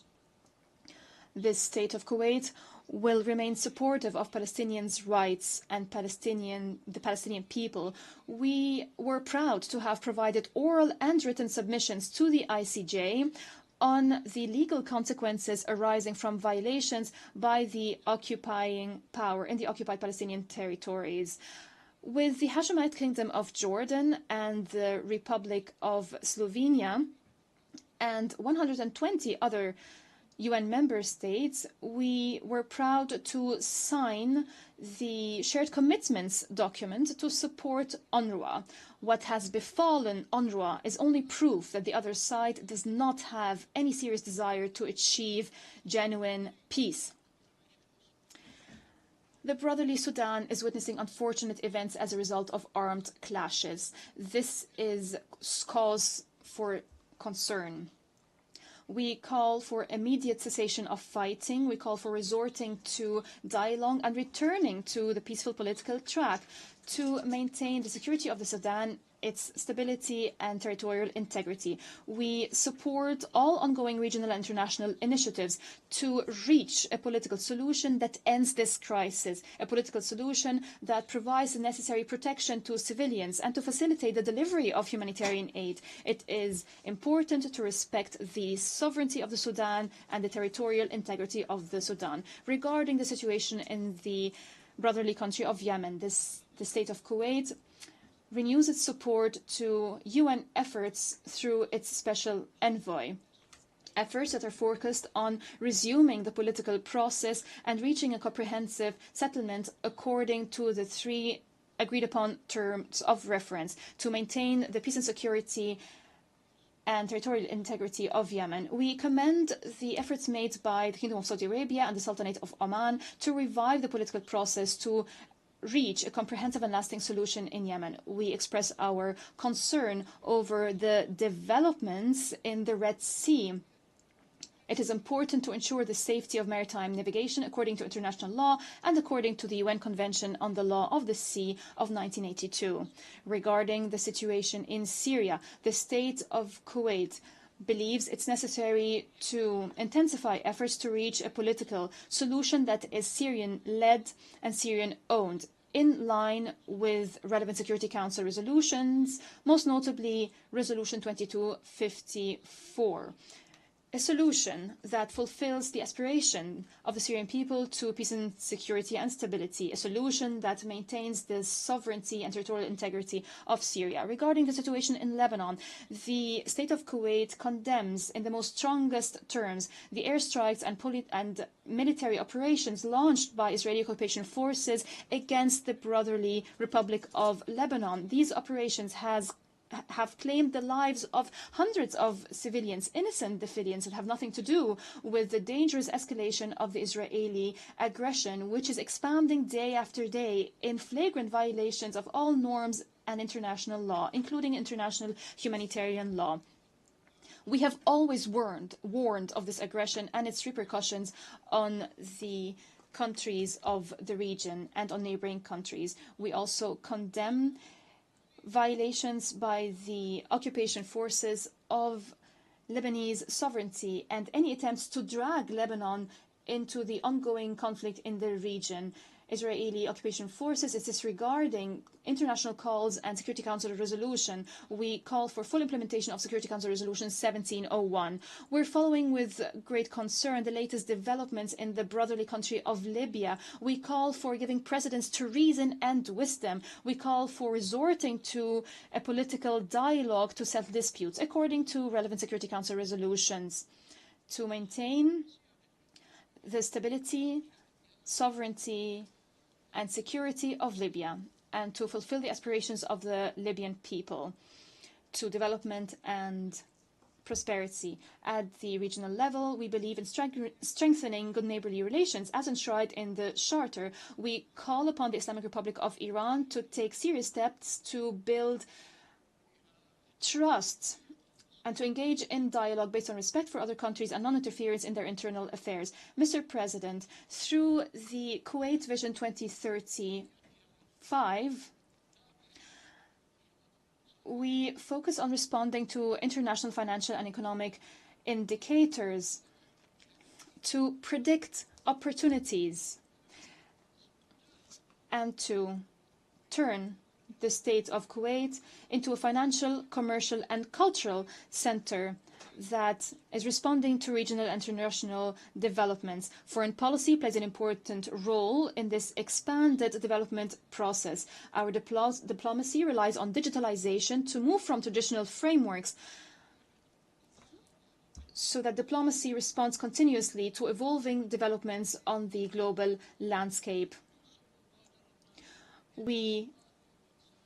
Our actions are based on a proactive approach, the result of an enduring legacy of providing relief and humanitarian assistance bequeathed on us by our forefathers. In conclusion, the State of Kuwait is committed to multilateral actions and the Charter of the United Nations to ensure a global governance that is strong, to fulfill the noble mission of the United Nations in maintaining international peace and security and in serving humanity as a whole. The State of Kuwait looks forward to cooperating with brotherly and friendly countries to fulfill the aspirations of all peoples so that they live in a prosperous world where peace and security prevail. May the peace, mercy, and blessings of God be upon you.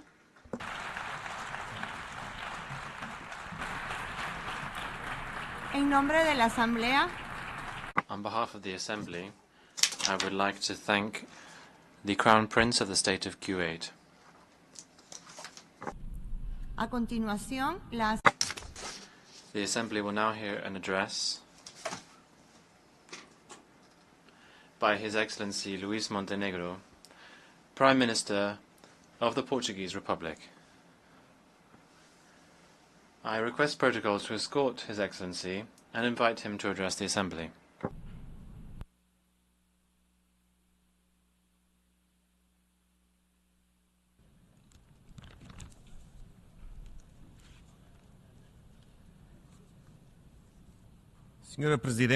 Madam President, Mr. Secretary-General, Heads of State and Government, Excellencies, ladies and gentlemen. I start by congratulating the President of the 79th session of the General Assembly, Philemon Yang, on his election and wish him every success. I express special appreciation for the tireless work of Secretary-General António Guterres. He knows that he can count with Portugal's full support. As this is the first time I am addressing this august assembly, I can only recognize the weight of responsibility that falls on all of us, representatives of the peoples of the United Nations. I am doing so at a particularly demanding time, marked by the confluence of multiple global challenges and crises and growing geopolitical tensions. But I also do it with hope and confidence. Hope because this is the year when we celebrate 50 years of freedom in my country. The Portuguese people, in freedom, clamored for democracy, peace and development. And so the arc of history was bent.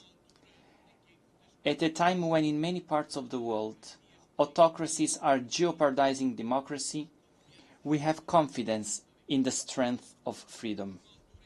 At a time when we are facing threats, big threats to peace, we have confidence in the power of multilateralism and collective responsibility. At a time when development challenges are becoming more acute, we have faith in economic growth as the engine of fair and sustainable progress. Madam President, Excellencies, Portugal is an uncompromising advocate of multilateralism as a method of cooperation and organization of the international system. That's why we supported the Pact for the Future, adopted within the framework of the Summit of the Future, which illustrates the vision and reforming spirit of Secretary-General António Guterres. This pact reflects a renewed source of hope in the three central pillars of the United Nations: sustainable development, human rights, and global peace and security. It is with this confidence in multilateralism that Portugal, with the continuity and coherence that characterizes our foreign policy, is a candidate for a seat as non-permanent member of the Security Council for the biennium 2027-2028. We are guided by the will to work to prevent conflicts, promote a spirit of partnership, and protect people in the face of traditional threats such as terrorism and emerging threats such as biosecurity. We are determined to contribute to a more just, peaceful and inclusive international order founded on international law and based on the United Nations Charter. Mr. President, Excellencies, the Secretary-General said in our common agenda that multilateralism faces a fundamental dilemma: to break through or to break down. We do not hesitate. We want to move forward with the reform of the global governance system to guarantee greater representativeness, transparency, justice and cooperation. This is the path that the Pact of the Future shows us, redesigning the international financial architecture, promoting greater alignment with the Sustainable Development Goals. With Burundi, we led the 4th International Conference on Financing for Development to ensure that no country has to choose between fighting poverty or saving the planet. On another front, we are in favor of reforming the United Nations Security Council to make it more representative, agile and functional. Its composition is outdated, and the absence of representatives from some regions hampers its functioning. Portugal supports the African Common Position and the aspirations of Brazil and India to become permanent members. Small and medium-sized countries, including small island states, should also have their representation strengthened. As far as working methods are concerned, we support the limitation and greater scrutiny of the use of the veto.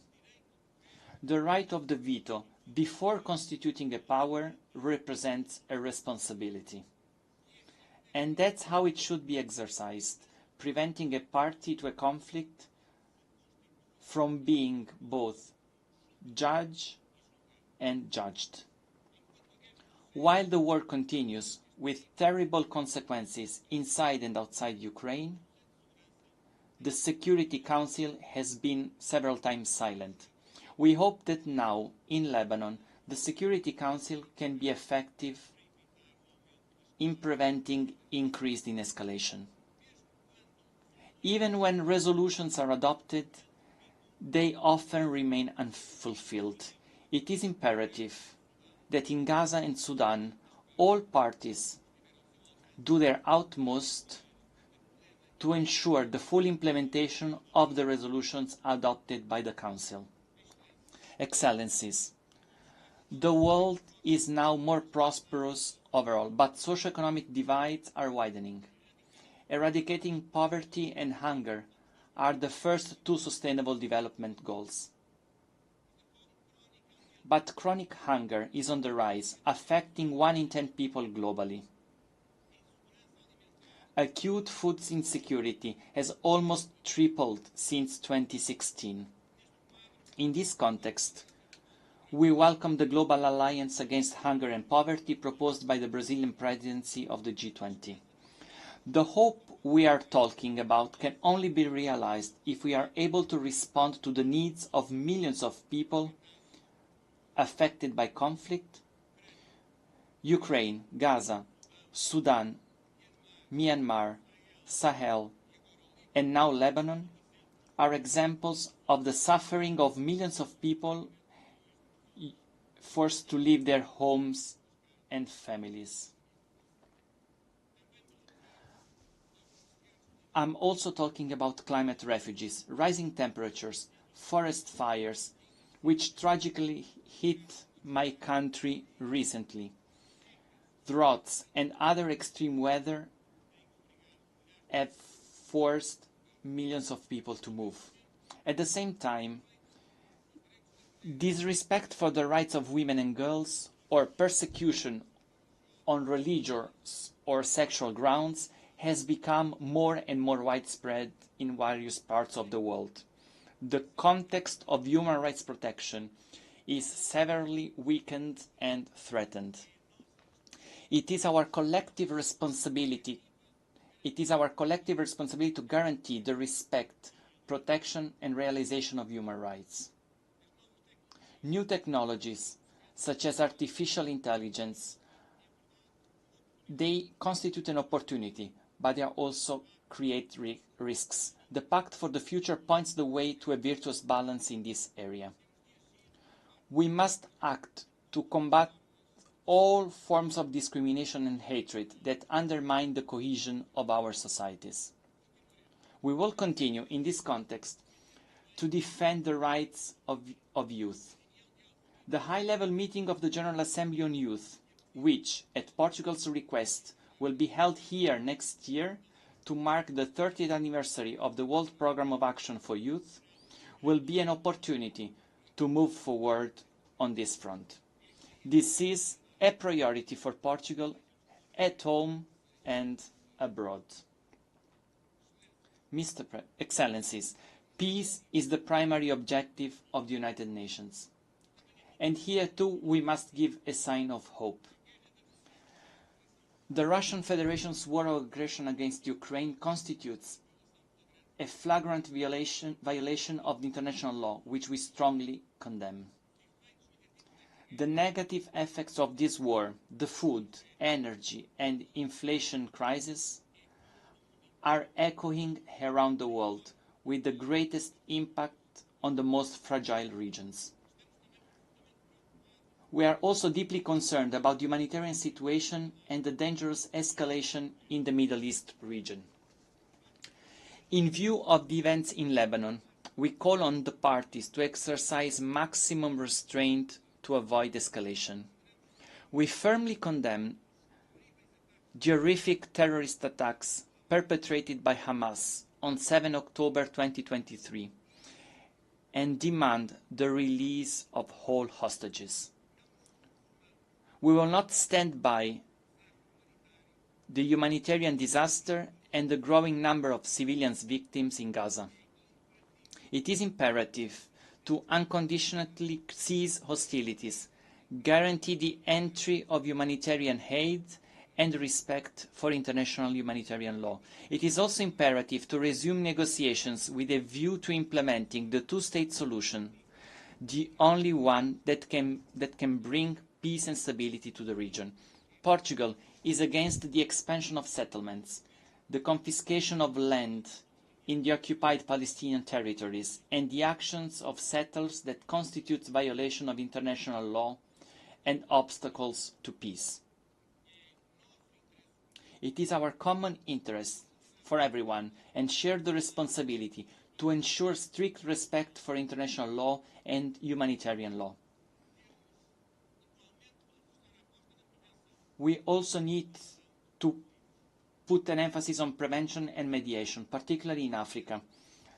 I would highlight Portugal's consistent presence in United Nations peacekeeping operations and missions of the European Union, with national forces deployed in Mozambique, Somalia, South Sudan, Central African Republic, and the Gulf of Guinea. I would also emphasize the contribution of ECOWAS and the African Union to the efforts to promote stability in the region. Portugal supported the resolution that allowed for the establishment of regular UN contributions to the financing of African Union peace operations mandated by the Security Council. We also support the Secretary-General's proposals to establish regular contribution to the Peacebuilding Fund. Excellencies, Portugal is a maritime country. 97% of our territory is ocean. We understand the vital role of the ocean in the global economy and also in combating climate change. We strongly support the sustainable management and governance of the oceans and the development of a new sustainable blue economy in line with the 2030 Agenda. We consider capacity building in ocean-related matters a priority and have designed a fellowship program aimed at developing countries with a special focus on small island developing states.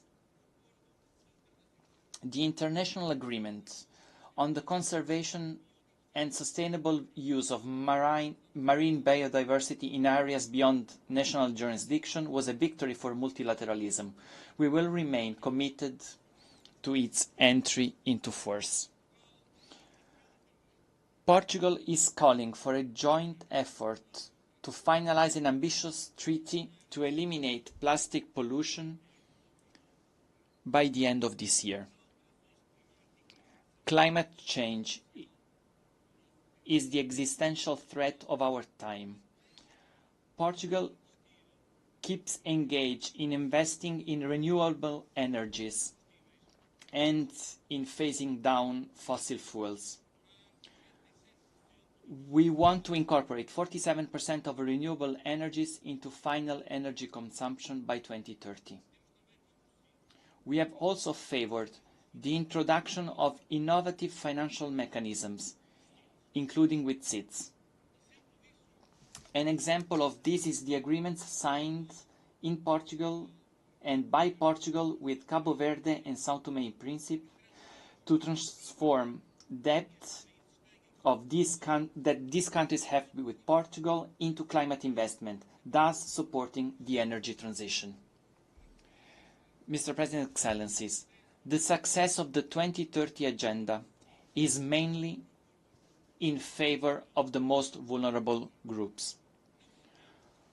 We cannot leave anyone behind. The digital transition and emerging technologies represent a renewed opportunity to facilitate a more prosperous, fair, inclusive and sustainable future. Connectivity is a cornerstone. The path seems clear. We should conceive technological development through a human-centered lens and based on international law. Excellencies, and to conclude, I'm very proud to speak to you in Portuguese. As well as being the fourth most spoken language in the world as a mother tongue, today uniting more than 260 million people on all continents, Portuguese is an official and working language in 33 international organizations, including the community of Portuguese-speaking countries. And that's why the CPLP's ambition to see the Portuguese language recognized as an official language of the United Nations is therefore legitimate. Just yesterday, I agreed with President Lula da Silva of Brazil that we are committed and willing to work together with all the Portuguese-speaking countries to achieve this goal. The legitimacy of the United Nations, its convening power and its global normative authority, combined with its multidisciplinary expertise, are some of its unique assets, which must be harnessed in favor of our common causes and a shared vision of the future. The road ahead, we all know, it's arduous and uncertain, but the goal has been set. We will walk it with hope and confidence. And in this trajectory, the United Nations and the international community and the peoples of the world can count on Portugal. Thank you very much. Muito obrigada. En nombre... On behalf of the General Assembly, I would like to thank His Excellency the Prime Minister of the Portuguese Republic. Ladies and gentlemen, we have heard the last speaker in the general debate for this meeting. The 12th plenary meeting, to continue with the general debate, will be held at 3 p.m. The meeting is adjourned.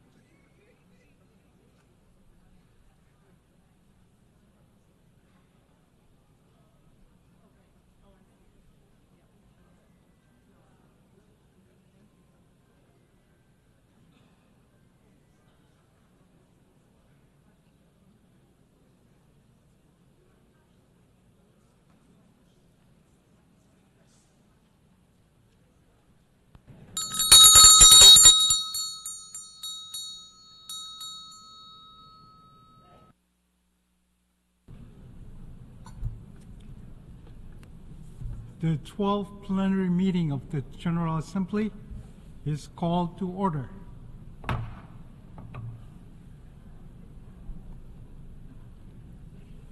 The Assembly will hear an address by His Excellency Wesley W. Simina, President and Head of Government of the Federated States of Micronesia. I request protocol to escort His Excellency and invite him to address the Assembly.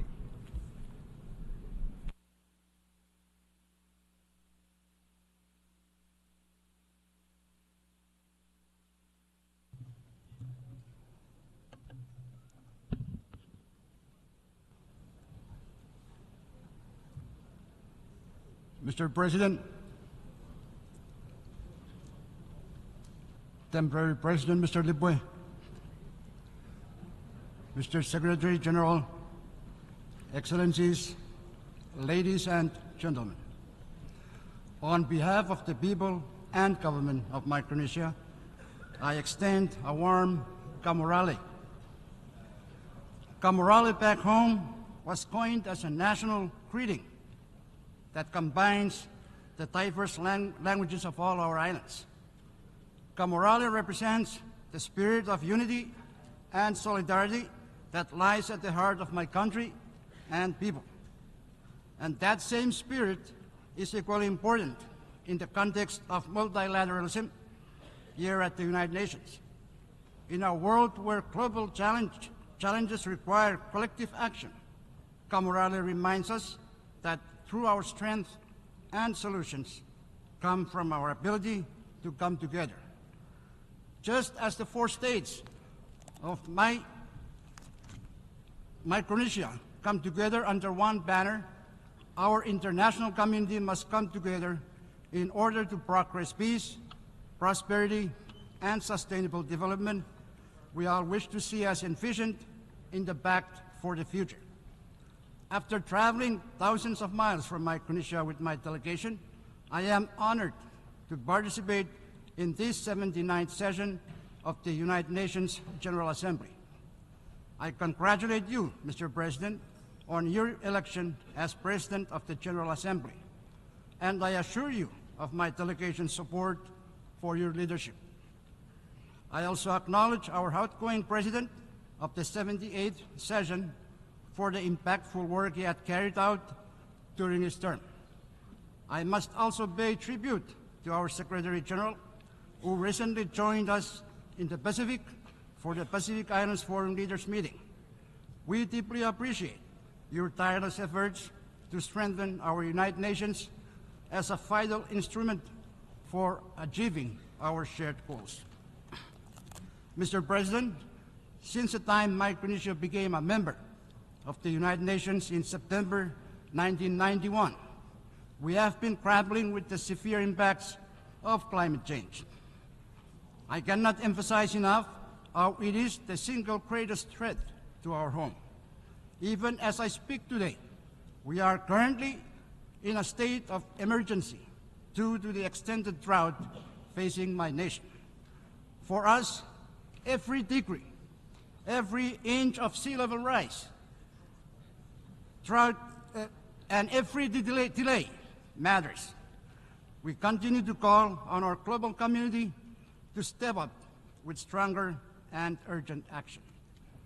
Mr. President, I raise an important topic that relates to our island's ability to adapt to and survive the increasing impacts of climate change.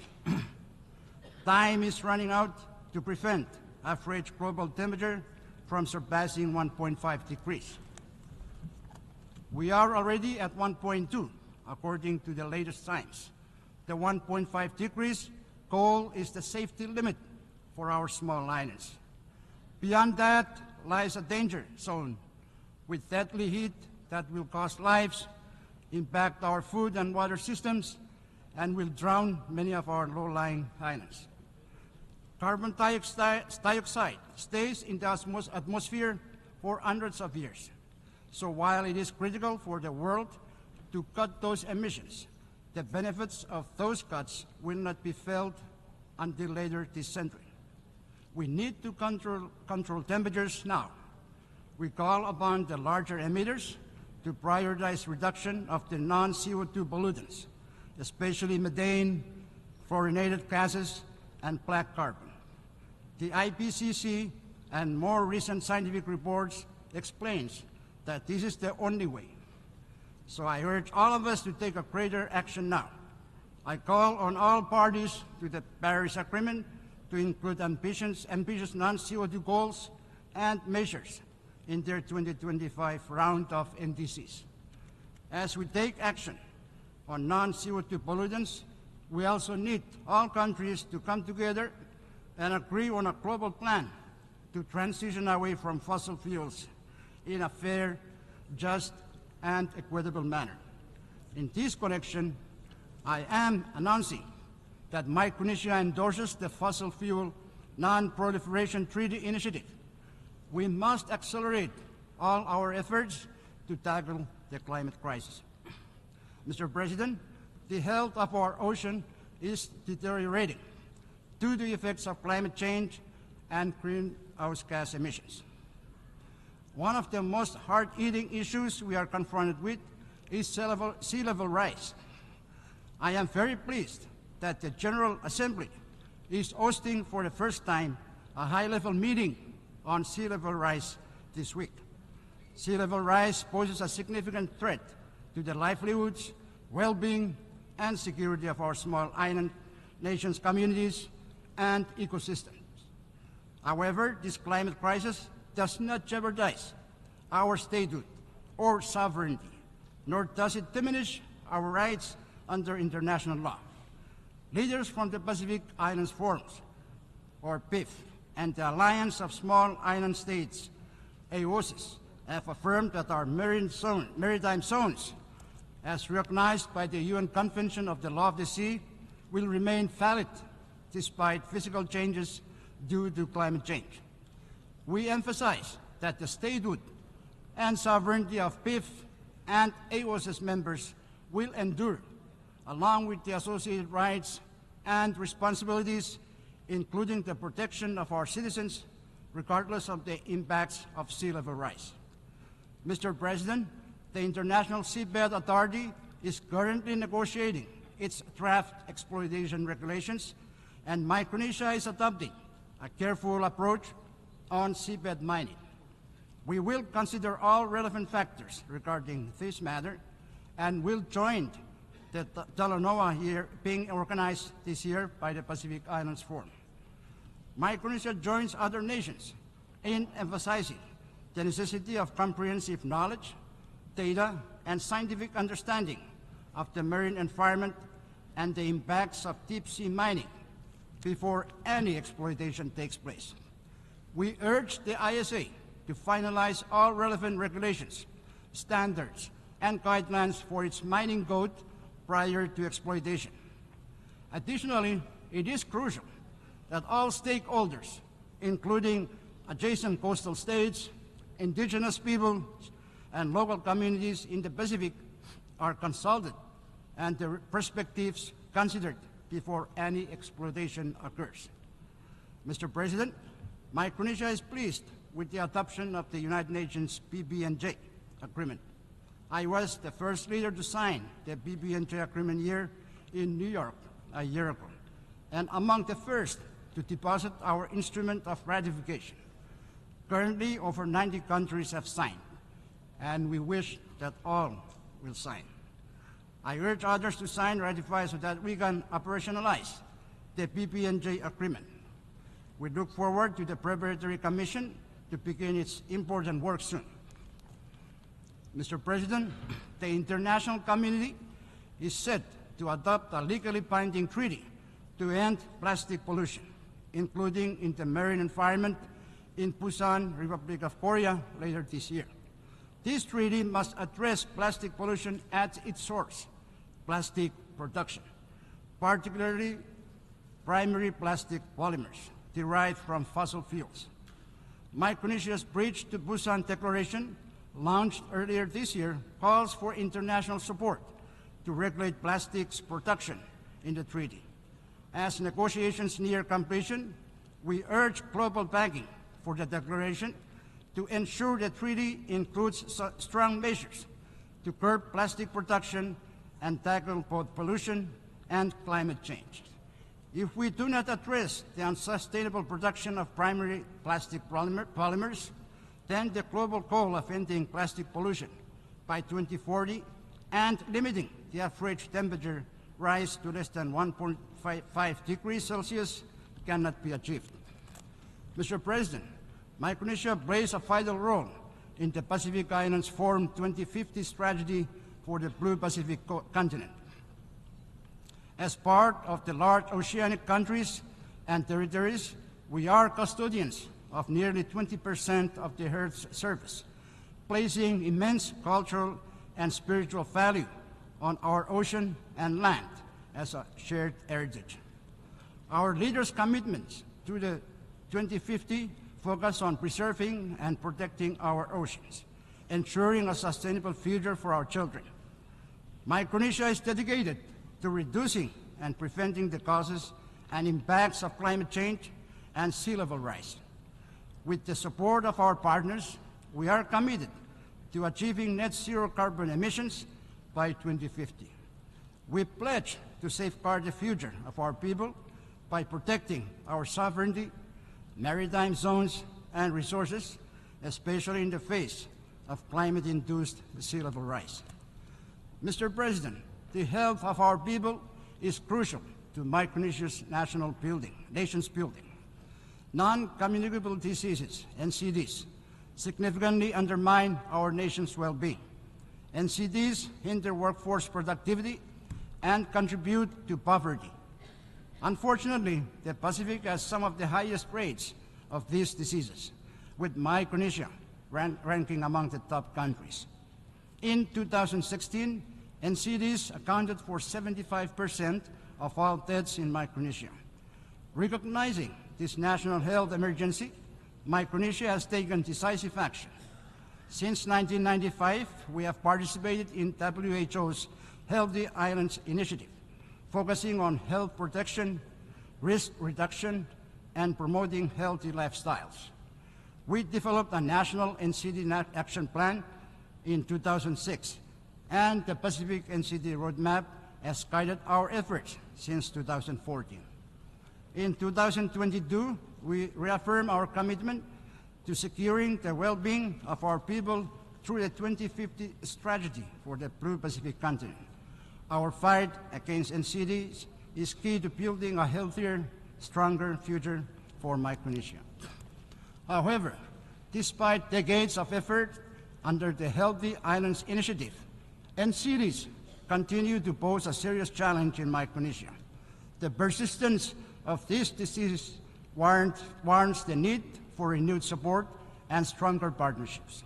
There is an opportunity here to reevaluate both the Healthy Islands Initiative and the Pacific NCD Roadmap, exploring ways to enhance their effectiveness. By working together, we can confront this crisis more robustly and ensure that we move forward towards a healthier and more resilient future. Mr. President, as we gather today, we are reminded of the importance of global peace and security, particularly in light of the ongoing conflicts in Ukraine between Israel and Palestine. Micronesia reaffirms its unwavering commitment to peace and dialogue. We condemn the invasions of Ukraine and the killing of innocent civilians. We also condemn the attack by Hamas on Israeli citizens on October 7th, and we believe that every nation has the right to defend its people and territory. We urge for the immediate and safe release of hostages and cessation of hostilities. And I urge all parties to work towards a peaceful resolution. It is our profound hope that both Israel and Palestine can resume meaningful negotiations with the goal of establishing two states living side by side in peace and security with clear and recognized borders. We commend the constructive efforts of the United States, Egypt, and Qatar in supporting the peace process, and we remain hopeful that through diplomacy and cooperation, lasting peace can be achieved.